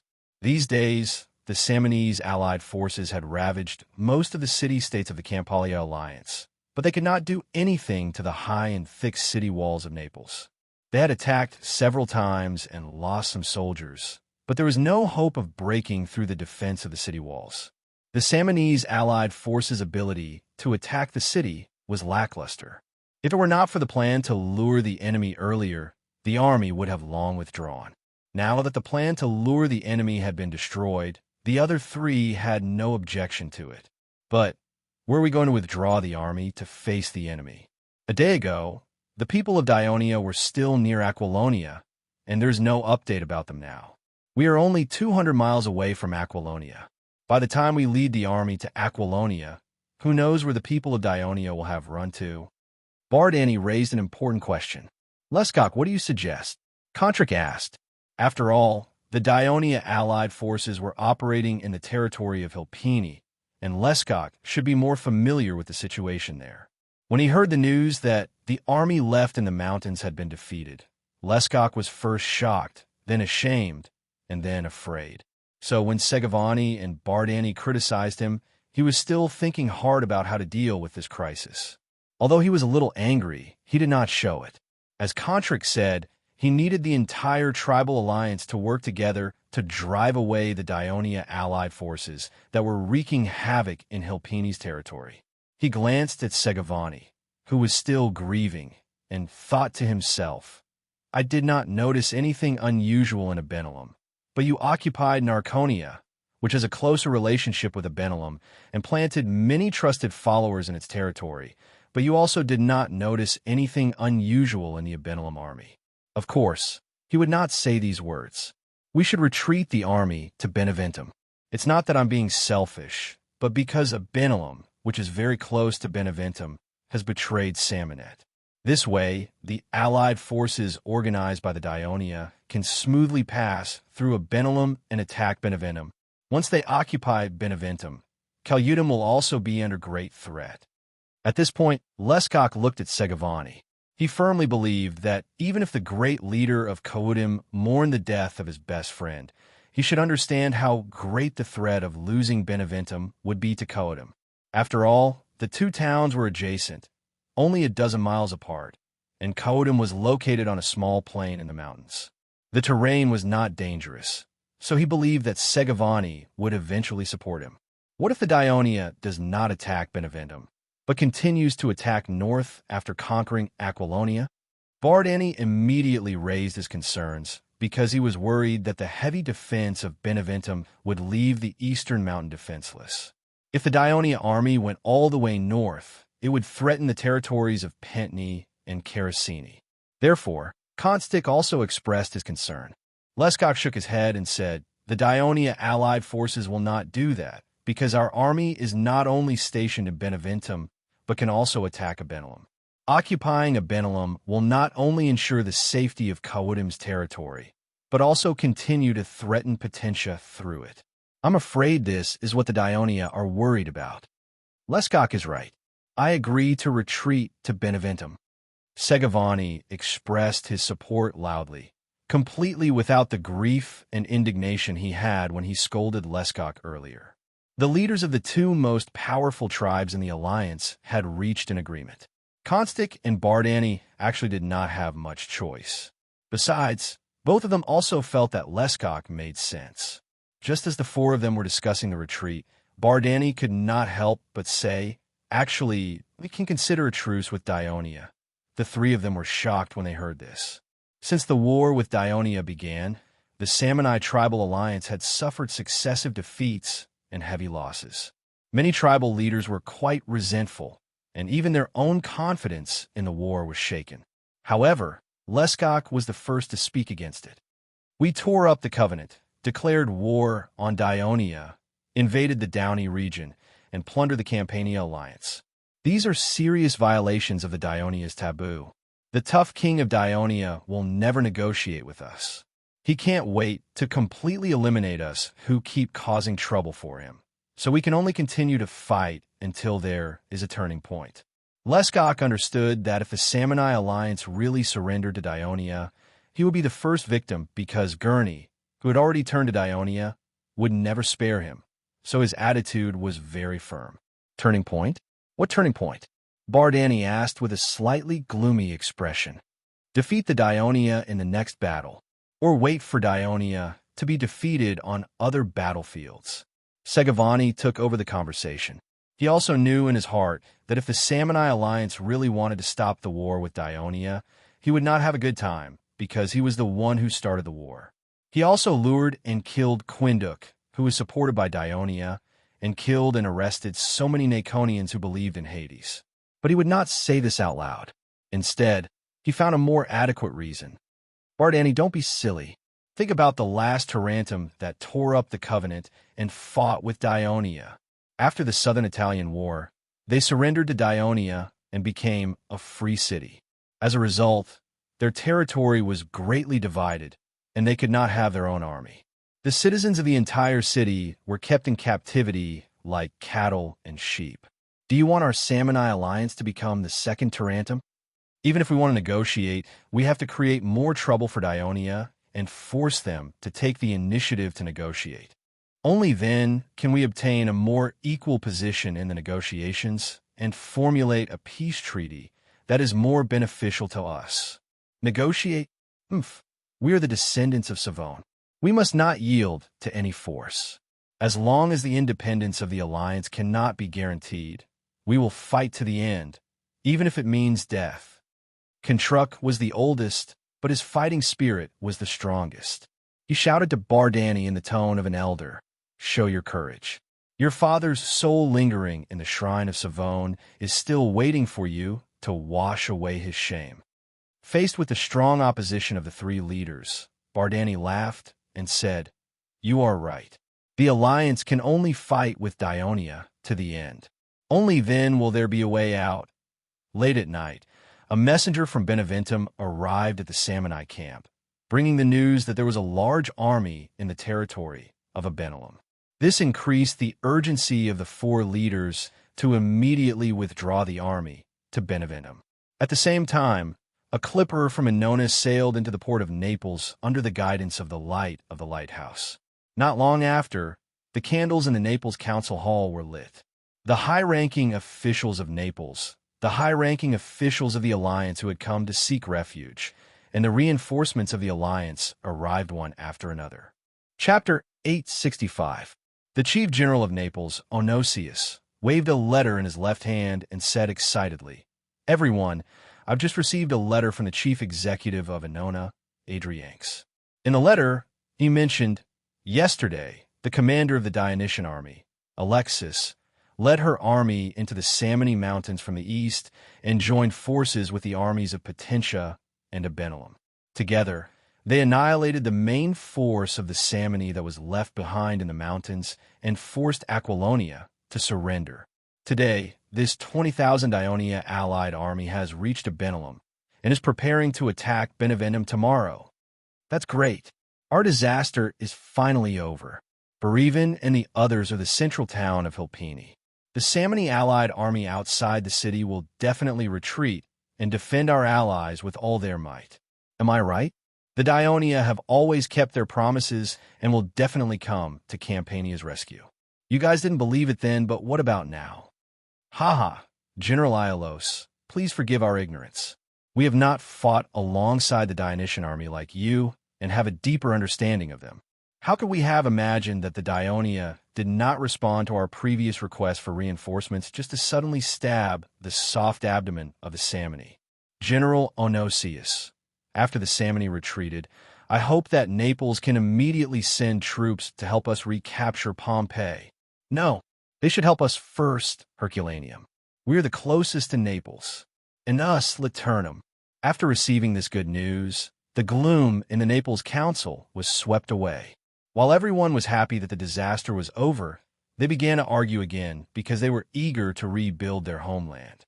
In the days after the Samni ambushed the Campania alliance, not only did they besiege Naples, they also sent troops to attack other city-states of the Campania alliance. Other than city-states with relatively special geographical locations like Sorrentum, Inaria, and Capi, many small coastal cities fell one after another, and most of the refugees escaped into Naples. Don't worry, everyone. Onosius comforted them and said, Adrianx mentioned in his letter that the commander of the Legion of Dionysia, General Xanaparis, who is stationed at Enona, will be leading his army to Naples by ship tomorrow. He will join up with our army and recover the lost towns together. The crowd cheered again and praised. Dionia is indeed a good ally that keeps its promises. It's so thoughtful. With the presence of the Dionysian army, they were even more confident that they could recover their cities. Then Onosius continued. The letter also mentioned that when the Samni army retreats, they hope that we can send troops to harass and obstruct them.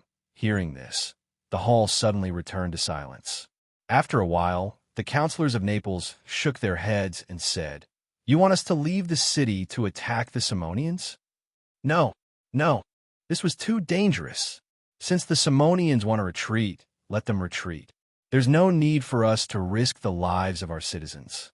If the Legio III of Dionia had helped the Campania alliance defeat the Cautini a few months ago, it could be said that they had helped the Campanians regain some of their fighting spirit. However, this time, the large-scale attack of the Simonians not only shattered their fighting spirit, but also deepened their fear of this terrifying mountain race. Of course, Onosius was also aware of this situation because he was also one of them. Instead, it was Iolos who started to argue loudly with them.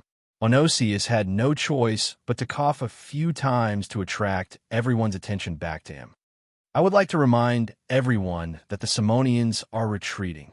In order to vent their anger, it is very likely that they will burn down the cities that they have occupied in our farmlands. Should we stop them? In fact, this reminder came from Adrianx. After being the governor of Enona for more than 2 years, he had dealt with the Campanians many times. He was very clear about the Campanians' character. They could not be compared to the brave and tenacious Walshes and Helnikis.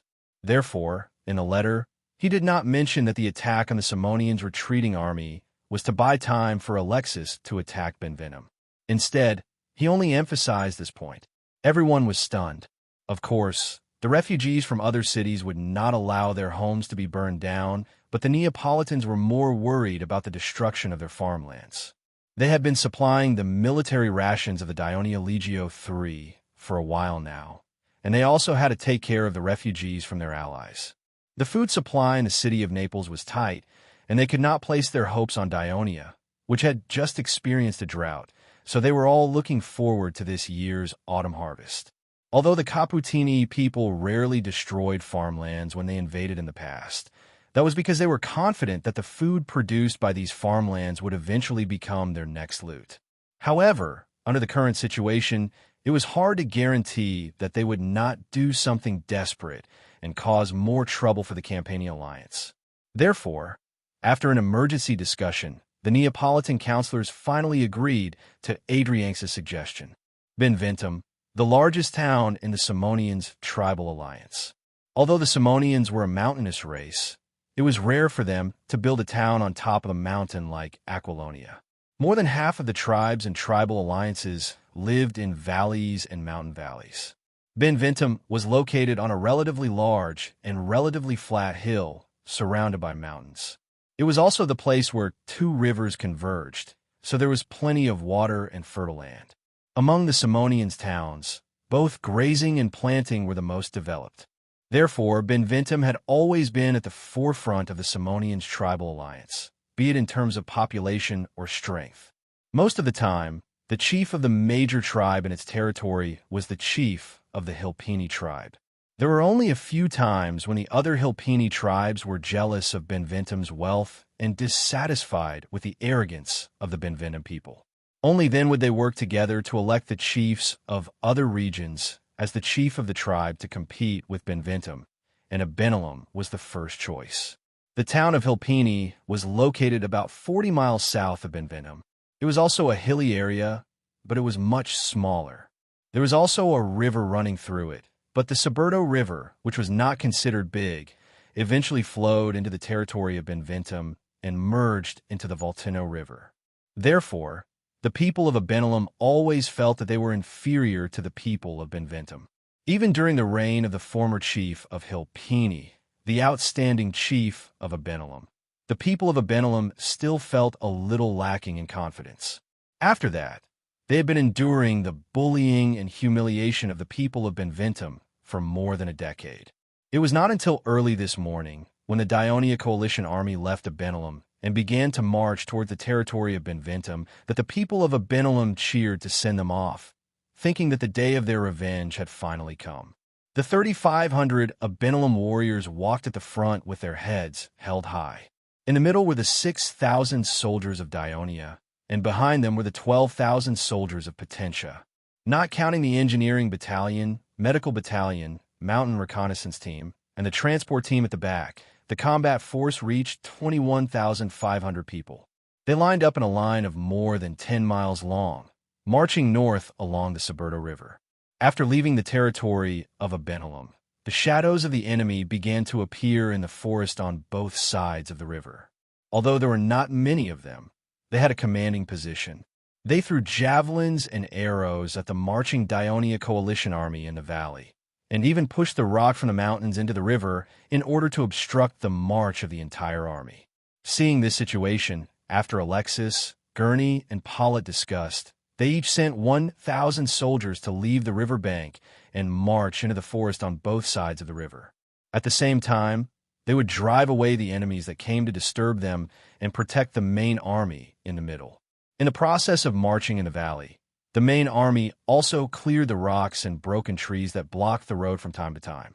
When the sun had reached the middle of the sky, the winding river suddenly straightened, and the mountains that stood between the river not only became shorter, but also consciously retreated a mile away. The sight of the soldiers was no longer blocked by the towering trees. What came into view was the flat land on both sides of the riverbank, green grass, and small trees. The Dionia coalition army had entered the territory of Benventum. The terrain here was somewhat special. 2 rows of rolling hills running north and south were like 2 parallel lines, guarding the Saberto River all the way forward. Between the hills was a flat grassland about 2 miles wide, and in the middle of the grassland flowed the Saberto River, which was no more than 20 meters wide and knee-deep. The vanguard of the coalition army stopped here, and the Abenelum warriors who had been trudging for half a day began to eat to replenish their strength, while waiting for the troops behind to come and join up. 5 or 6 miles ahead is the city of Benventum. Gurney pointed to the front and said to Alexis and Pollitt, who came one after another, "In the past, the land in front of us was the settlement of the tribes of Benventum, but now they have all withdrawn." Gurney introduced the situation of the territory of Benventum, but he could not help but sigh in his heart. In fact, most of his impression of Benventum was still at a dozen years ago. Since the war in southern Italy, his relationship with Lescott became strained, and they finally became mortal enemies. The only time he came to Benvenum was when the tribal alliance held a big ceremony here. If it was not for the support of the envoy of Dionia, he would have been punished by the Samanai priests. He came and left in fear, and he did not have the mood to pay attention to the changes in the territory of Benventum. What he was introducing now was from the intelligence collected by his subordinates over the years, and now he led the troops to completely wash away the humiliation of the past and remove the shadow buried in his heart. Chapter 866. After listening, Borit turned to Alexis and asked, "Looks like the people of Beneventum are already prepared. Do we need to start setting up camp here? This place is too far from Beneventum. It's not enough to pressure them." Alexis observed the terrain in front with rapt attention. Then, he pointed to the long chain of hills that seemed to be about 100 meters high on the west side and asked, "How far is the mountain path connecting Kabutim and Beneventum from here?" "That's hard to say. There are quite a few mountains in between." Gurney thought for a moment and shook his head, unable to give a specific number. Alexis then pointed to the even lower hills on the east side and asked, "After going over them, the terrain on the east side should be flatter, right?" "Yes, General Alexis. You remember very well that from these hills to the east to the Voltuno River, although there are some small hills, the terrain is relatively flat," Gurney replied. Alexis had his adjutant bring over a simple map of Samanai drawn according to the information provided by Gurney and the others. While consulting Gurney, he compared the terrain with the map in reality. After thinking for a while, he made up his mind and said, "We will march forward for another 3 miles and start building our camp. Chief Gurney, you will lead your warriors to set up camp in this valley and protect our food transportation route." Gurney heard this and heaved a sigh of relief. He immediately said, "Don't worry, we will guard this place firmly. Not even a single enemy will be able to slip through." For the Abelumian warriors, the Sabato River was not only a food transportation route, but also the only way from Beneventum to their homeland. Now that the Abelumian territory was empty, the troops that Gurney mentioned would definitely put 200% of their energy to guard this place. This was also Alexis's intention. He then pointed to the map and said, "Chief Borit, your army's camp extends from the south bank of the Voltuno River to this side. Our Dionia camp is in between your 2 camps." Alexis's arrangement was based on the fact that the Abenalumian and Potentia had a feud more than 10 years ago. This was also the first time they fought together, so they lacked coordination. Xanaparis had specifically reminded him before. Furthermore, the Abenalumian soldiers were few and the Potentia soldiers lacked battle experience. Dionia's camp was in the middle and could take care of both sides. At the same time, after the camp was built, it would occupy 2 rivers. Not only would it be convenient to drink water, it would also put a lot of pressure on Beneventum. I have no objections, but I hope the general can send someone to guide us in building the camp. Pollitt had participated in Dionia's military training before, so he knew that the Dionian army had a deep understanding of building camps. In order to ensure the safety of the soldiers' camp, he shamelessly made a request. Before Alexis could respond, Gurney immediately said, "We also hope that the general can send someone to help build the camp." Although Gurney had not participated in Dionia's military training, he had visited the barracks of Turii many times. He had seen the training of the Dionia citizens, so he had some understanding of this. Moreover, he considered that the Abenalumian soldiers had the least number of soldiers. They had to build the camp and defend against the enemy's surprise attack. In fact, they needed the help of allies. Of course, this is not a problem. I will definitely do my best to help. Alexis was very happy that the 2 of them had such a request, because it would be convenient for him to unify the entire camp's plan and allocate manpower reasonably. After the 3 of them reached an agreement, Gurney led the army straight to the north, while Alexis and Gurney led their own troops, crossed the eastern hills, and headed northeast. Yesterday evening, after the Samanese coalition army received the news that the Dionysian army had entered the Abenalumian territory, Lescott couldn't wait for the other tribes to withdraw because he was worried about the safety of Beneventum. That night, he led more than 3,000 Hilpini soldiers back to Abella, regardless of fatigue. They set off in the early hours of the next day, marched quickly, and entered the city of Beneventum at noon. There were originally 1,000 soldiers stationed in Beneventum, originally to guard against the Abenalumians in the south. After Lescock led his troops back, the total number of soldiers in the city had increased to more than 4,000. They also heard that the other tribes' soldiers would be coming soon, so the confidence of the tribesmen was greatly boosted. However, Lescock was not satisfied with just defending and waiting. After learning the movements of the enemy through the spies he sent out, he immediately led the 1,000 soldiers originally stationed in the city. The other soldiers needed a good rest to recover their strength because of the continuous rapid march to the mountains in the east, and launched a surprise attack on the Abenalumians 3 miles south of Beneventum. As the commander of the Dionia coalition army, Alexis, of course, would not let down his guard in the unfamiliar mountains. Instead, he was even more cautious. He repeatedly requested that whether it was the Abenalumian or the Potentia army, they must send half of their troops to defend the camp that was being built. Therefore, Lescock's surprise attack was not successful. Instead, it quickly turned into a battle between the Abenalumian and Abenalumian soldiers. Both sides first threw javelins at each other, and then killed each other with spears. Although the number of soldiers led by Lescock was smaller, they were full of energy and had some advantages. However, with the arrival of 1,000 Ionia light infantry reinforcements from the east, Lescock could only retreat. However, he did not stop there. He sent the 2,000 soldiers who were resting in the city to attack the Potentia army from the east. While attracting the attention of the Dionysian army, he once again personally led the 2,000 soldiers directly to the Sabato Valley to attack the Abenalumians. However, the number of soldiers used by the Dionia coalition army for defense was more than twice the number of soldiers in Beneventum. After Alexis found that the Abenalumian side seemed to have become the main target of the enemy's attack, he simply stationed a light infantry battalion in front of the Abenalumian camp. Beneventum's attack did not cause much trouble to the Abenalumian army. Instead, it increased some casualties. For Beneventum, which was lacking in troops, the life of every soldier was very precious.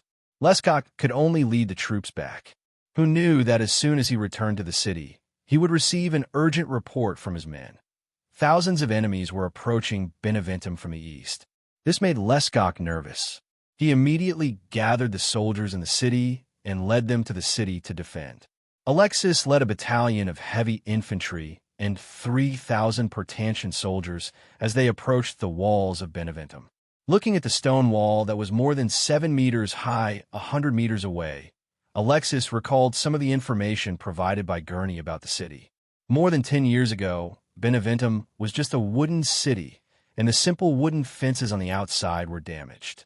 They were only used to prevent beasts, not enemies. Because there were few civil wars between the Samanai tribes, and foreign enemies had never threatened the mountains, they had never worried about the safety of their homeland. However, after the rise of the powerful kingdom of Dionia in the south, the situation changed. The Samanai coalition army was defeated and humiliatingly surrendered to it. Even the Dionia people interfered in the internal affairs of the Samanai, causing the confrontation between Beneventum and the Abenalumian. Because of this, the deeply disturbed leader Lescock repeatedly called for the reconstruction of a strong Beneventum city in order to defend against possible foreign invasions. The leaders of the various tribes in Beneventum, who were equally disturbed, finally agreed to his suggestion. The Hilpini people had no experience in building a stone city, so Lescock specially borrowed many Campanian slaves from Caudim who knew how to build a city. Not only did he complete the planning of the new city, but he also found good stone materials to build the city on the north bank of the Volturno River, which was very close to the new city. After 6 long years, with the joint efforts of the various tribes in Beneventum, the new city of Beneventum was finally built. Lescock quickly invited the Samanai priests to hold a sacrificial ceremony in Beneventum in the name of celebrating the new city, which led to the subsequent series of events. Of course, in Gurney's narration, he had nothing good to say about Lescock and the other tribes in Beneventum, and he even accused Lescock, who proposed the construction of the new city, of plotting against Ionia. At the same time, he also mentioned a detail The city blueprint designed by the Campanian slaves had the concept of an acropolis, which interested the people of Beneventum very much. They simply included the end of the eastern hill parallel to the Sabato River into the city, and the area of this hill occupied half of the area of Beneventum. They also built an inner city on top of the hill. Since then, Beneventum had the Volturno River as a barrier to the north, the Sabato River flowing in front of the city in the west, and the hills as a barrier to the south. Only the eastern side was relatively flat. This was the reason why Alexis led his troops to attack from here. Alexis's gaze went past the 7-meter-high stone wall and looked at the hill that rose from the south to the north, cutting off his line of sight. It was at least 30 meters high, and there were no lush trees on it, only densely packed houses and another stone wall on top of the hill. This was one of the reasons why he did not rashly give the order to immediately attack the city after the arduous journey of 20,000 allied army soldiers. Commander, the ballistae have been set up. Fire. After Alexis gave the order, a moment later, 10 whistling bullets bombarded the city wall, the loud noise causing the Hilpini warriors to cry out in alarm. The deterrence of Alexis's troops to Beneventum caused Lescock to lead the main force to confront them inside the city, reducing the harassment of the Dionia allied army troops that were building a camp. Chapter 867. At dusk, the Dionia allied army dug trenches, cleared away the weeds and trees in the camp area, and started to build a wall. The entire allied army camp was shaped like an ellipse, with the Potentia army and Abenelum army camps further north, while the Dionysian army camp was towards the southwest. This was because the eastern hills were not completely continuous and had some low hills. Considering that they needed more support for the weaker Abenelum army, Alexis extended the camp to the eastern hills behind the Abenelum camp. This was to prevent the hills from cutting off the Abenelum camp from the main force, making it the focus of the enemy's attack. At this time, the main force of the Samnese allied army was bloated, carrying a lot of captured slaves and property, and with the harassment of the Campanian army, they had barely reached Caudium. At night, Lescock carefully planned a night attack on the Dionia allied army camp, with the main target being the Potentia army. Although the cautious Alexis had warned Polyd in advance, the Beneventum army's night attack still caused some confusion among the inexperienced Potentia soldiers. Then, Alexis, who received the news, immediately sent reinforcements. Because Lescock did not have enough troops, he could not further expand the advantages he had obtained. Before the enemy's reinforcements arrived, he ordered the soldiers to burn some tents and quickly retreat. On the same day, Xanaparis led half of the reserve army, set off from the port of Annona, took a fleet, bypassed the Sorrento Peninsula, and landed on the coast near Pompeii without any hindrance. Then, he successfully recovered the looted city of Pompeii. Then, he sent troops to easily recapture the city of Aplantis, which was not far from Pompeii and was also deserted. After lunch, Xanaparis left 200 soldiers in each of the two cities, then led 3,600 soldiers, marched east, and entered the Naconian territory. Some of the residents and priests of the small town of Barbaria, which was burned down by Segavani, had close relations with the Naconians over the years, and many of them could speak Samnese. They began to shout slogans in Samnese such as, "Avenge Quinduk, drive the Caudium army out, return Naconia to us," which resonated with the original Naconian tribesmen, especially when they saw the familiar priests of Hades and the residents of Barbaria in the army. They immediately had a good impression of this army. Therefore, Xanaparis' army was welcomed and supported by many Naconians, and people kept joining the army along the way. After Segavani lured Quinduk to death and occupied the territory of Naconia, because he was busy cooperating with other tribes and attacking the Campania alliance, he only slaughtered some of the Naconians who believed in Hades and forced the tribes to submit.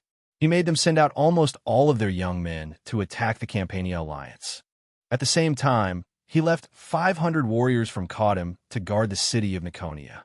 As for the forced relocation of several large tribes in Naconia to other areas, and then the relocation of a few tribes from Caudium to Naconia to occupy the vacant land, Due to the lack of time, the various tribes in Laconia had not been implemented yet. But the tribes in Laconia had already felt the crisis of survival, especially the barbaric behavior of the Caudium warriors in the city. Every day, the people in Laconia were angered.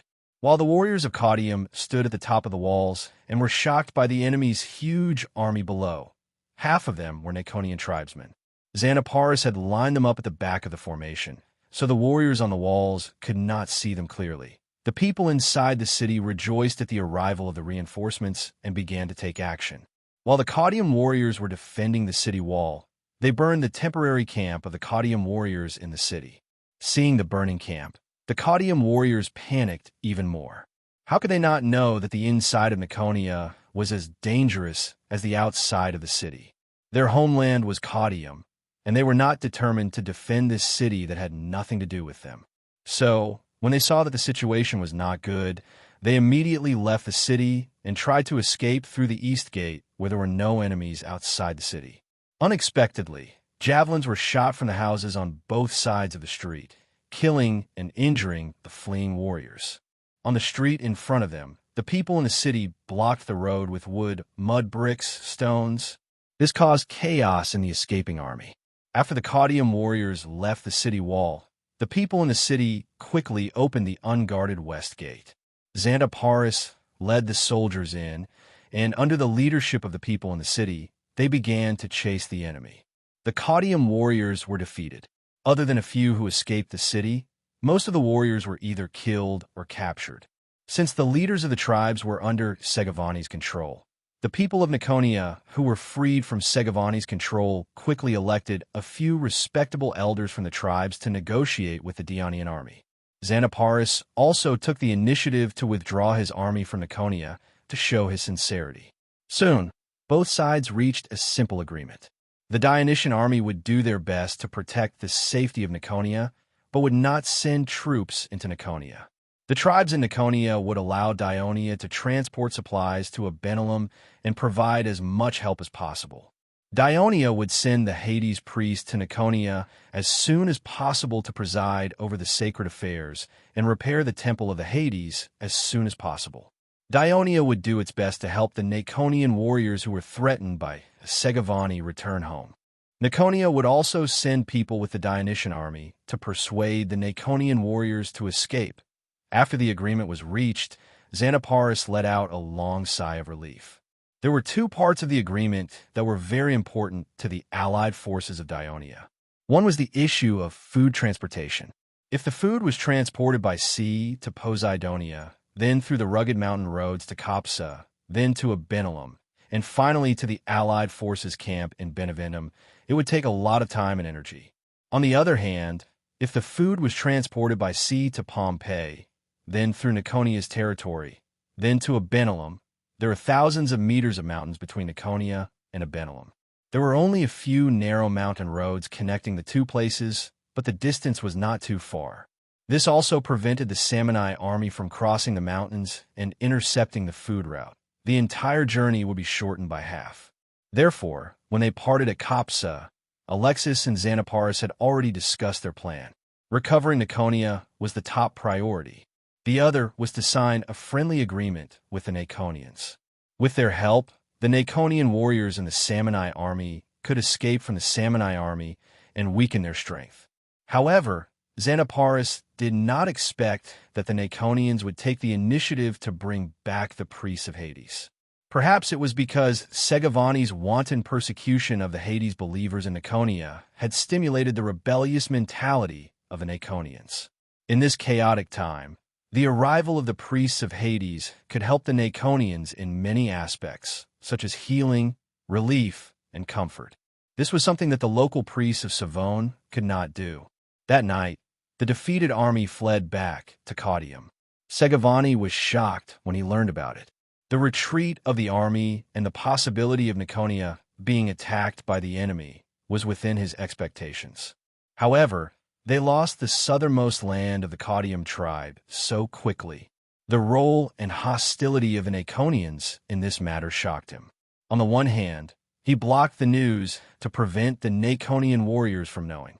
On the other hand, he sent an additional 500 warriors to Lola and Caesarea in the west, including the defeated soldiers, hoping that these two cities could become a barrier to the south of Caudium.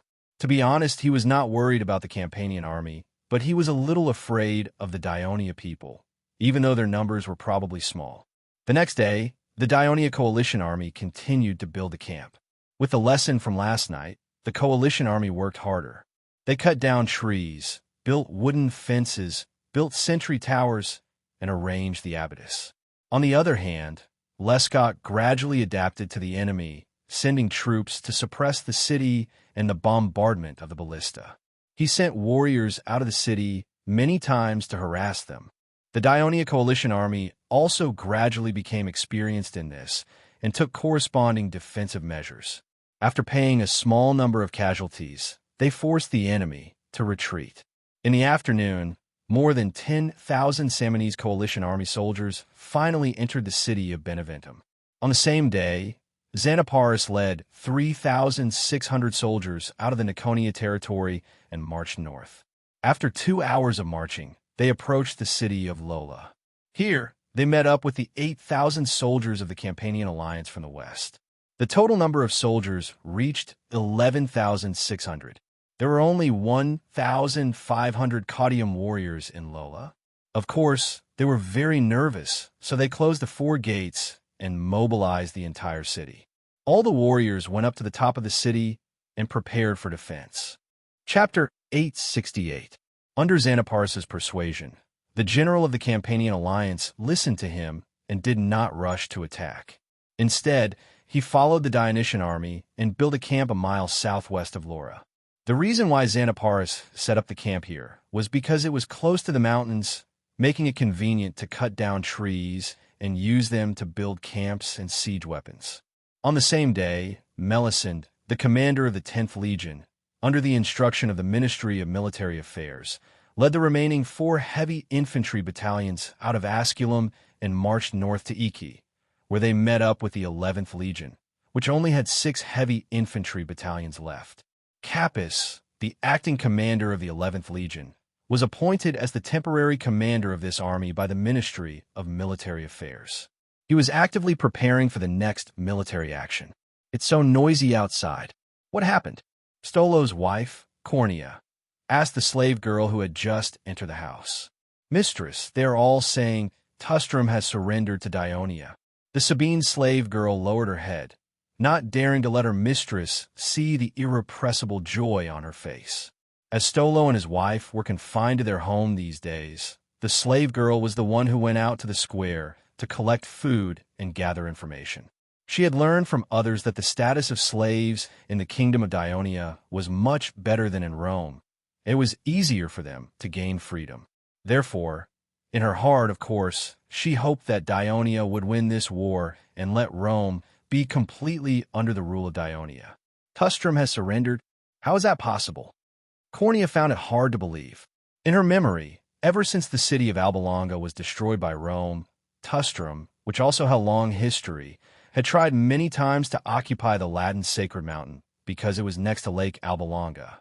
It often claimed to be the center of the Latin people. Therefore, she thought that this proud city-state would resist to the end for the glory of the Latin people. She did not expect that it would surrender without even fighting a battle. Stolo sighed softly. Ever since the Dionia conquered the city of Gabii, they killed all the warriors who resisted stubbornly and turned all the other captives into slaves. This cruel practice must have frightened the surrounding city-states. Rabicum, Pedum, Artina have surrendered one after another. Even the powerful Tiber in the northern region has surrendered to the Dionia. Now, tens of thousands of Dionia soldiers are approaching the city of Tustrum, and the hostages that Tustrum sent to Rome are now in the hands of the Dionia. These hostages once followed the Roman nobles to the Capitoline mountain and were later sent down the mountain along with thousands of the nobles' families. How could they not surrender? After listening, Cornea whispered in a trembling voice, "So many Latin city-states have surrendered. Next, will the Dionia attack Valette, Saturnicum, and Antium? Can the Rome army, led by Camillus and Titus, can they repel them?" Stolo was silent. Through this period of understanding, he knew that the attacks of the Dionia were always carefully planned. They were cunning, but they were also like a storm, swift and fierce. It was the same when they conquered the city of Rome. It was the same when they conquered Venus and Casrella. It was the same when they conquered Fadini and Lomentum. It was even more so when they defeated the allied forces of Rome. It had only taken less than 10 days to conquer the city of Gabii to the surrender of Tustran.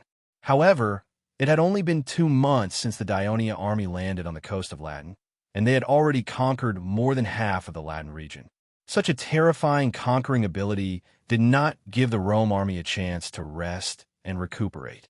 Their morale was low, and their military strength was insufficient. Even with Camillus as the leader, could they really turn the tide? After observing the progress of the war for so long, and after many sleepless nights, Stolo felt hopeless.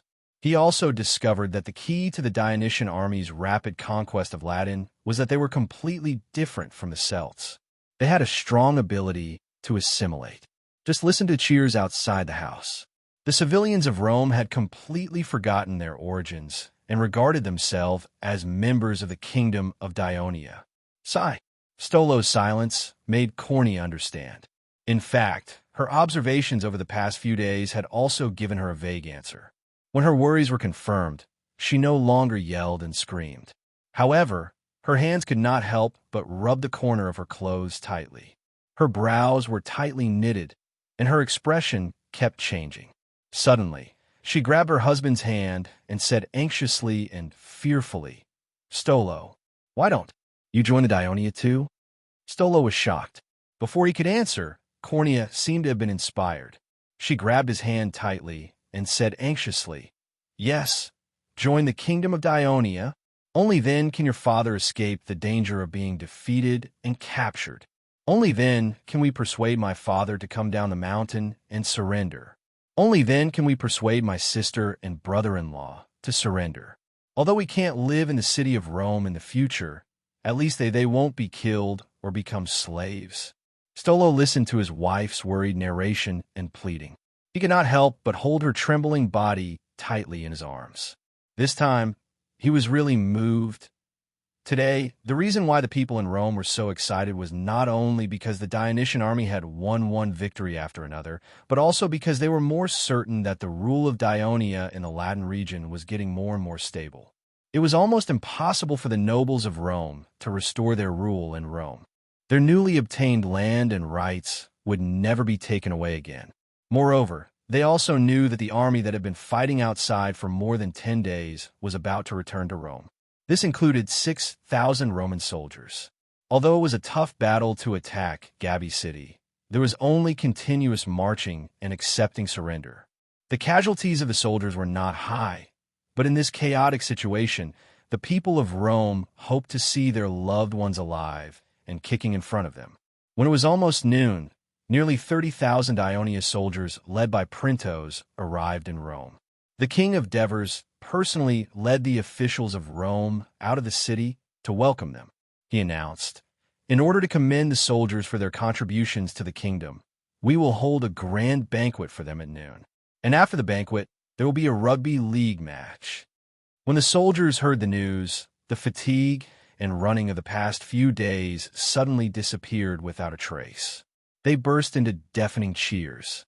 Since the founding of Dionysia, this was the first time a banquet was held during a war. Diver's main consideration was that this was the first time such a large number of Dionysian soldiers were away from home, and they had been fighting on foreign soil for such a long time.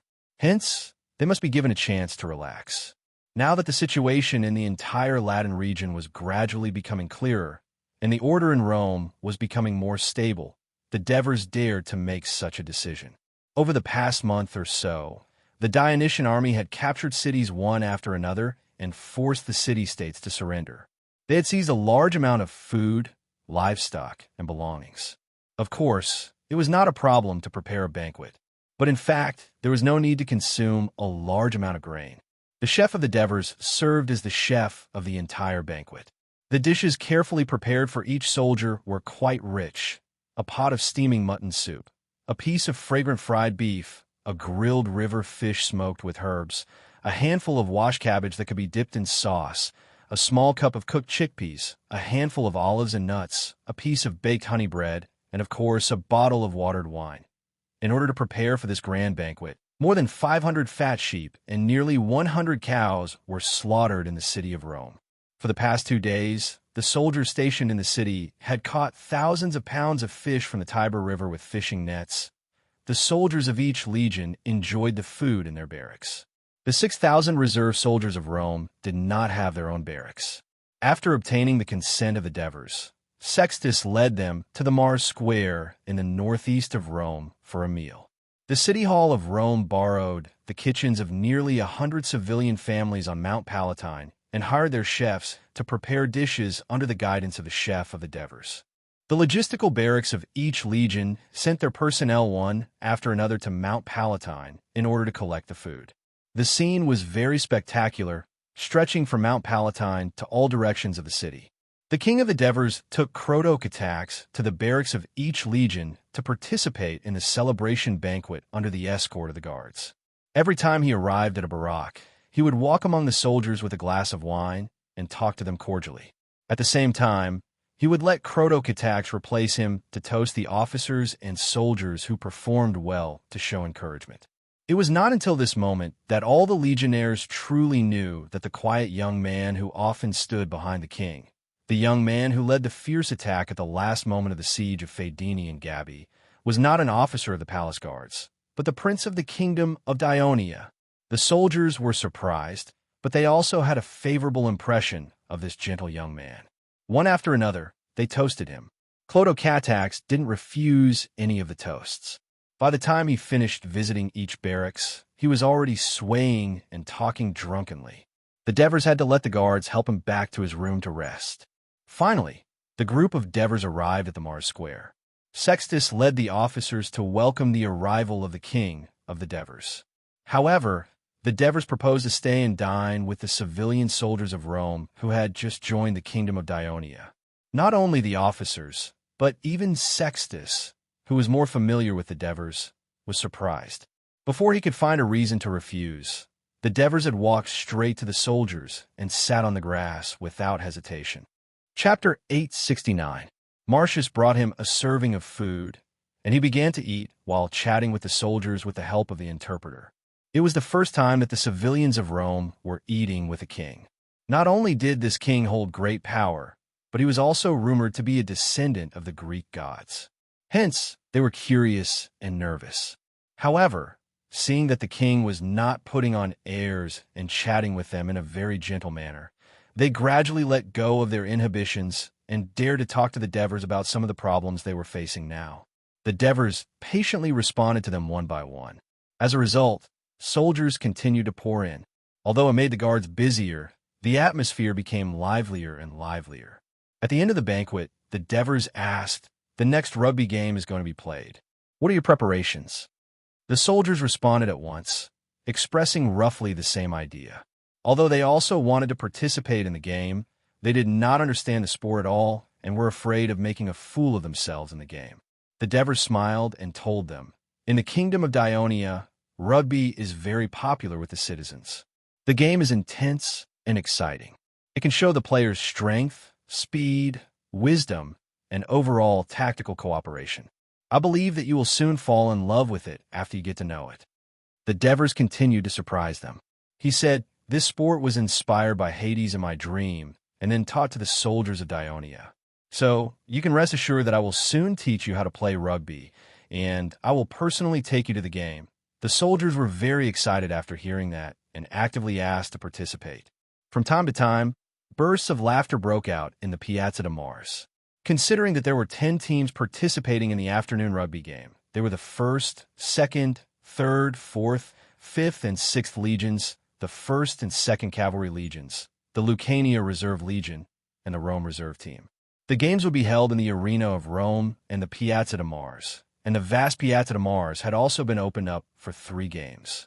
In addition to the soldiers stationed at the top of the city wall to defend against foreign enemies, the soldiers sent to scout the enemies around Rome, and the soldiers patrolling the streets to maintain order, not only the soldiers of the legions, but also the merchants and attendants of Dionia, who came to trade in Rome to watch the game. It also attracted some people from Rome and the surrounding towns, such as Venus and Fidena. In the past, in addition to plays and sports competitions, the only entertainment that the people of Rome could watch was the gladiator games. This was a cruel entertainment that the people of Rome had learned from the Etruscans. The audience was stimulated by the killing of the slaves in the arena. Especially in the past decade, with the increase of wars and the increase of captives, there of gladiator games in Rome. It was their first time watching a Dionia rugby game. The grand scale of the game and the intense physical confrontation first attracted their attention. It did not take long for them to discover the overall cooperation between the two teams in offense and defense. The battle of wits and courage in the fast-paced game was also very interesting. All of these made them feel the profoundness and interest of this sport. Every time the referee blew the whistle to make a penalty, the coaches on the sidelines would promptly change the formation, and every player who came off the field would clap their hands to the sidelines. All of these made them realize the rigor, formality, and elegance of this sport. Therefore, the complicated rules of the game did not give the people of Rome a headache. Instead, it made the people of Rome, who were used to making laws and abiding by them, ponder the mystery of the game more carefully.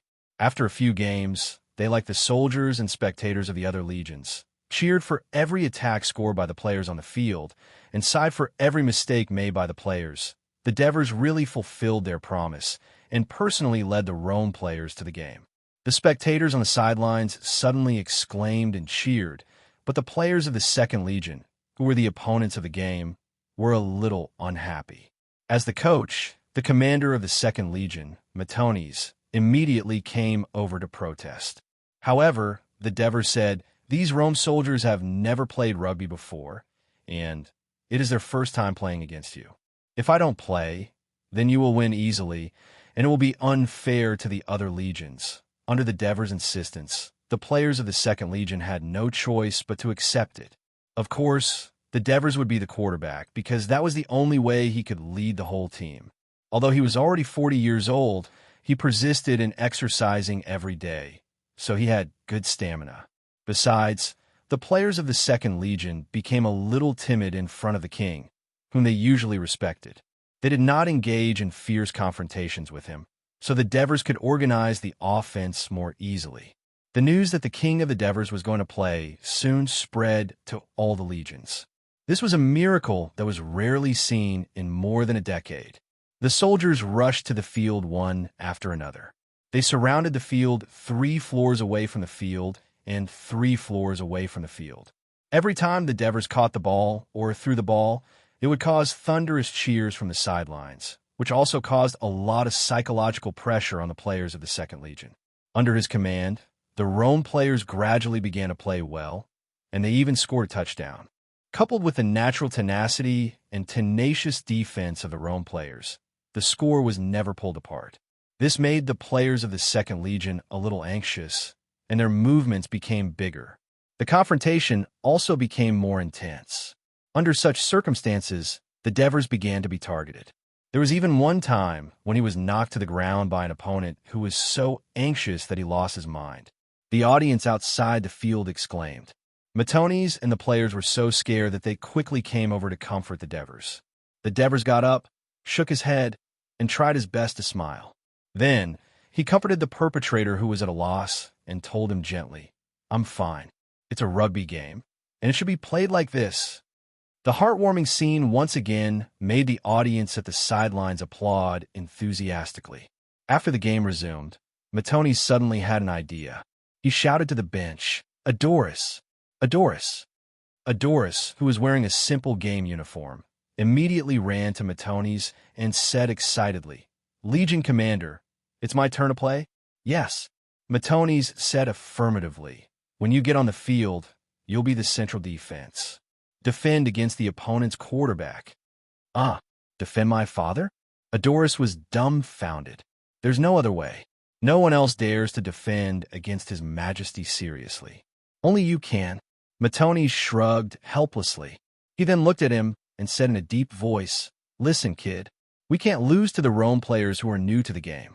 Otherwise, the Second Legion will become the joke of all the legions in Dionia. As a soldier of the Second Legion, do you want that? No, Adoris answered without hesitation. Very good. Go on the field and defend well.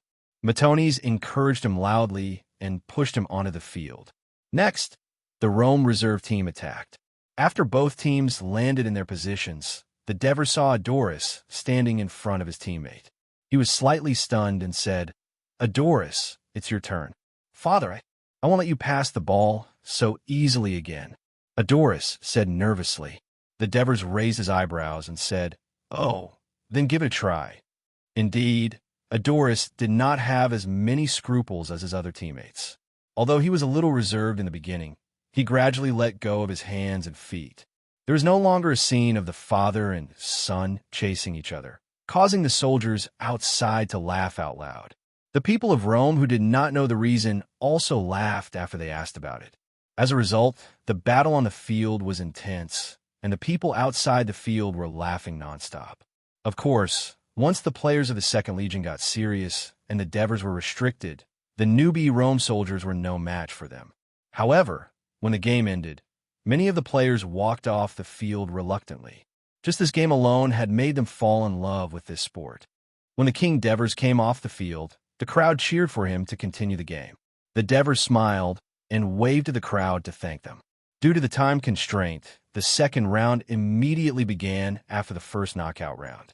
There were thousands of soldiers in each legion, and all of them knew how to play rugby.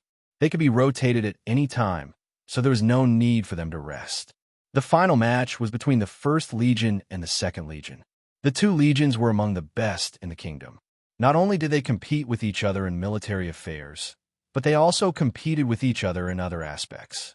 Naturally, they gave their all in this game. Therefore, the game was quite intense. The audience at the side of the field was also very nervous, and they could not help but cheer for both sides. There was another interesting scene in the game. Matones once again used his trump card. He sent Adoris to specifically attack Patroclus, the quarterback of the First Legion. The scene of the brother-in-law against the brother-in-law was played again, and it added a little more interest to the tense game. The Devers in the field were also very happy. It happened that Adoris made a crucial tackle that caused Patroclus to drop the ball, and the Second Legion won the championship by a narrow margin. When the game ended, it was almost dusk, but the lively atmosphere in the city had yet to dissipate. The soldiers of the various legions were still fiercely discussing their mistakes and regrets in the game. The soldiers of Rome and the people were still savoring the joy and excitement that the rugby game brought to them. Of course, the King Devers was also one of the topics that they were talking about. They did not expect the King of Dionia, who was usually high and mighty, to be so approachable. He was able to mingle with the ordinary people and was closer to them than the senators of Rome, who claimed to be the father of the people. This made them even more fond of the kingdom of Dionia. Father, I'm sorry I'm late, said Crotocatax apologetically as he hurried into the living room. As he had just sobered up, his voice was still a little hoarse. Chapter 870. Sit down. Everyone has been waiting for you for a while. The Devers sitting at the head of the table looked at him with concern and said in a gentle tone, Now you know the disadvantages of drinking too much. You should control your drinking in the future. It's too uncomfortable to be drunk. I'll try not to drink in the future. It was Crotocatax's first time getting drunk. He rubbed his dizzy head and replied in a low voice. You just need to drink less, but it's impossible not to drink. Otherwise, you won't be able to get along well with the soldiers. A voice came from the side. Crotocatax quickly turned his head and called out in a friendly tone, Brother, thank you for the reminder. He then turned to the other side and nodded in greeting. Hello, brother-in-law? Patroclus smiled and nodded. He also suggested in a friendly manner, I also felt uncomfortable the first time I got drunk. At that time, my captain gave me some honey water to drink, and I felt much better very quickly. Honey water? I'll try it later. Crotocatax expressed his gratitude and sat down next to Adoris. The Devers made a gesture to the servants standing at the side, and dinner was quickly placed on the table. The Devers smiled and slowly swept his gaze across Adoris, Crotocatax, and Patroclus. He said in a calm tone, "There's an old saying in the East, father and son are soldiers in battle. It means that when a father and son go to battle at the same time, they will often be very united and win the battle. For this expedition to Latin, all the adult men in our family are present. I'm ashamed that I've been here for almost 2 months. Because of the intense war, busy government affairs, and to avoid arousing suspicion, I haven't been able to give you more attention. Today is a rare opportunity, so I asked the three of you to come over tonight. We'll get together as a family, eat, drink, and talk. I'm very happy. The battles are so frequent and fierce, but none of you suffered any serious injuries. This is the greatest fortune. So this first glass of wine, we want to thank Hades for blessing us." As he spoke, the Devers raised his glass. Adoris and Patroclus also raised their glasses. Only Clotho Catax was a little hesitant. "Clotho, you've just woken up. Drink some honey water," said the Devers. His words made Clotho Catax change his mind. He asked the servant to add more water to the wine and then poured a cup. After praying silently to Hades, the four of them emptied the cup. "Your Majesty," Patroclus put down the goblet, filled it again, and said, "I should ugh." Devers solemnly corrected her. "I said this is a family gathering. Why are you still calling me that? What should you call me, like Cynthia?" Patroclus hesitated for a moment before calling out respectfully, "Father, mm." Devers responded with a smile. "That's wrong. Should I drink a glass as punishment?" Adoris looked at Patroclus with bright eyes. Patroclus emptied the glass in one gulp and then pointed the empty glass at Adoris. To be honest, although Patroclus was Adoris's brother-in-law, the two of them had never had a meal together. Patroclus's straightforwardness immediately suited Adoris's temperament, and he immediately returned a toast. "Haha, Patroclus, Cynthia is my eldest daughter. She helped us take care of the other children since she was young, so they all respect Cynthia. You married her, so Adoris and the others are a little resentful," Devers purposely said in a joking tone. Adoris touched his nose awkwardly. Clotho Catax was slightly shocked in his heart, but it had already been more than 2 years. He had already accepted this fact, and had even forgotten the feelings in his heart. Patroclus smiled and filled the glass again. He said, "Father, what I wanted to say was the helmet that Clotho gave me was very good. It even saved my life. When I was defending Ostia, I was fighting with the enemy. An arrow hit the side of my helmet. The helmet resisted the impact of the arrow and didn't make me dizzy. Instead, it gave the enemy an opportunity." Patroclus touched his head and recalled the dangerous situation at that time. He said with lingering fear, "So, I have to toast you, Clotho. Thank you very much. You saved my life."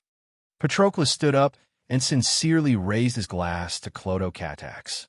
Clotho Catax hurriedly stood up and said, "What father said just now was wrong. We didn't blame you for marrying my sister. Instead, we thank my sister for bringing us such a good brother-in-law. Now that we are a family, helping each other is what we should do.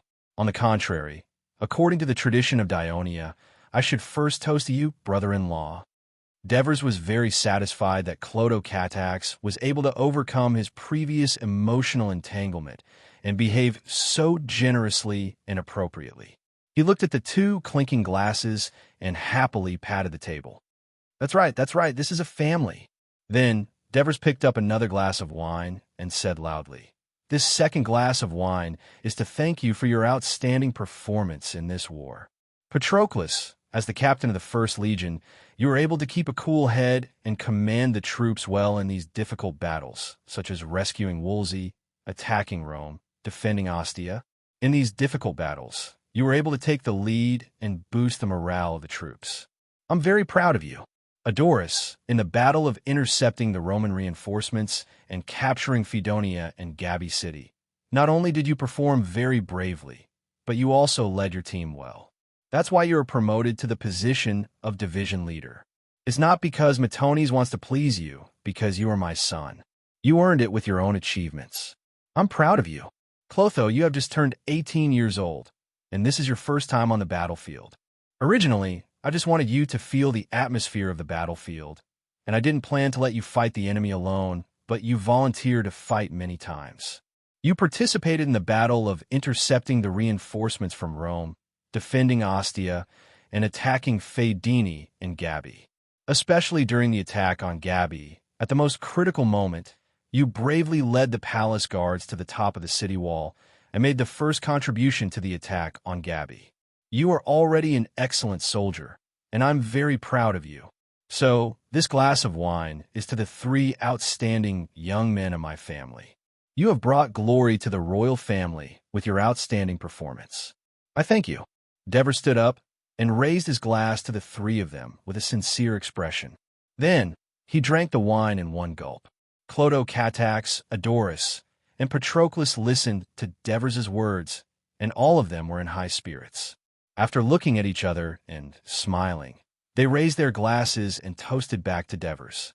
Devers filled their glasses again, looked at them, and said earnestly, "This is the last glass of wine. To our loved ones. We are fighting at the front, and they are worried at the back.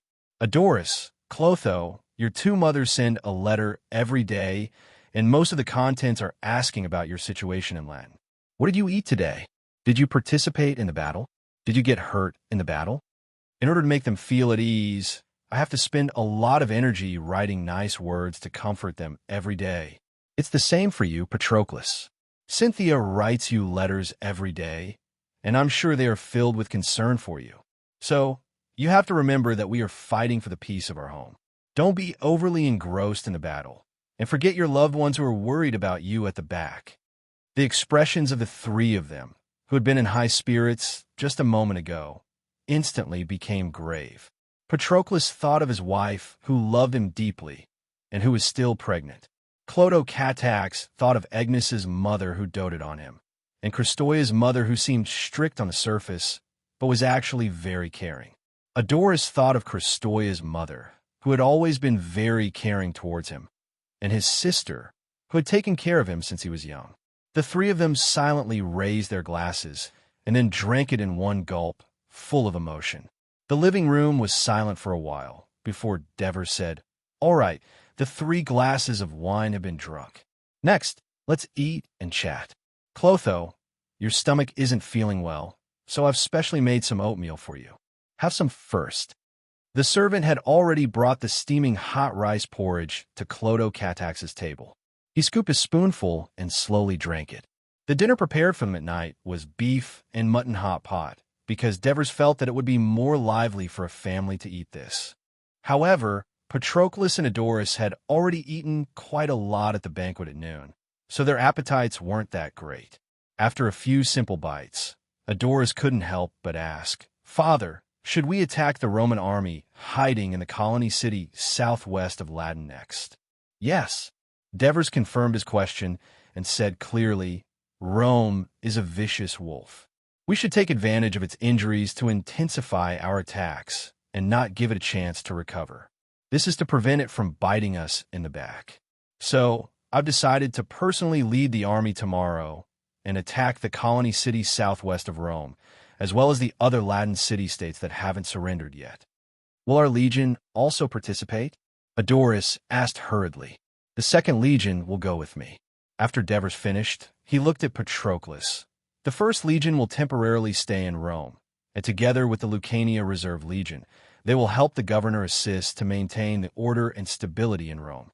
At the same time, you will need to send the injured soldiers back to Turiae, and the Turiae reserve soldiers will also need to rush to Rome to fill the gap of the 1st Legion. When the 1st Legion completes the reorganization, the 2nd Legion will rush back to Rome to exchange with you. In this way, I hope that while we destroy the Roman army, we can restore the full combat effectiveness of the legions as soon as possible. Because we have enough manpower, we also have enough military food reserves now.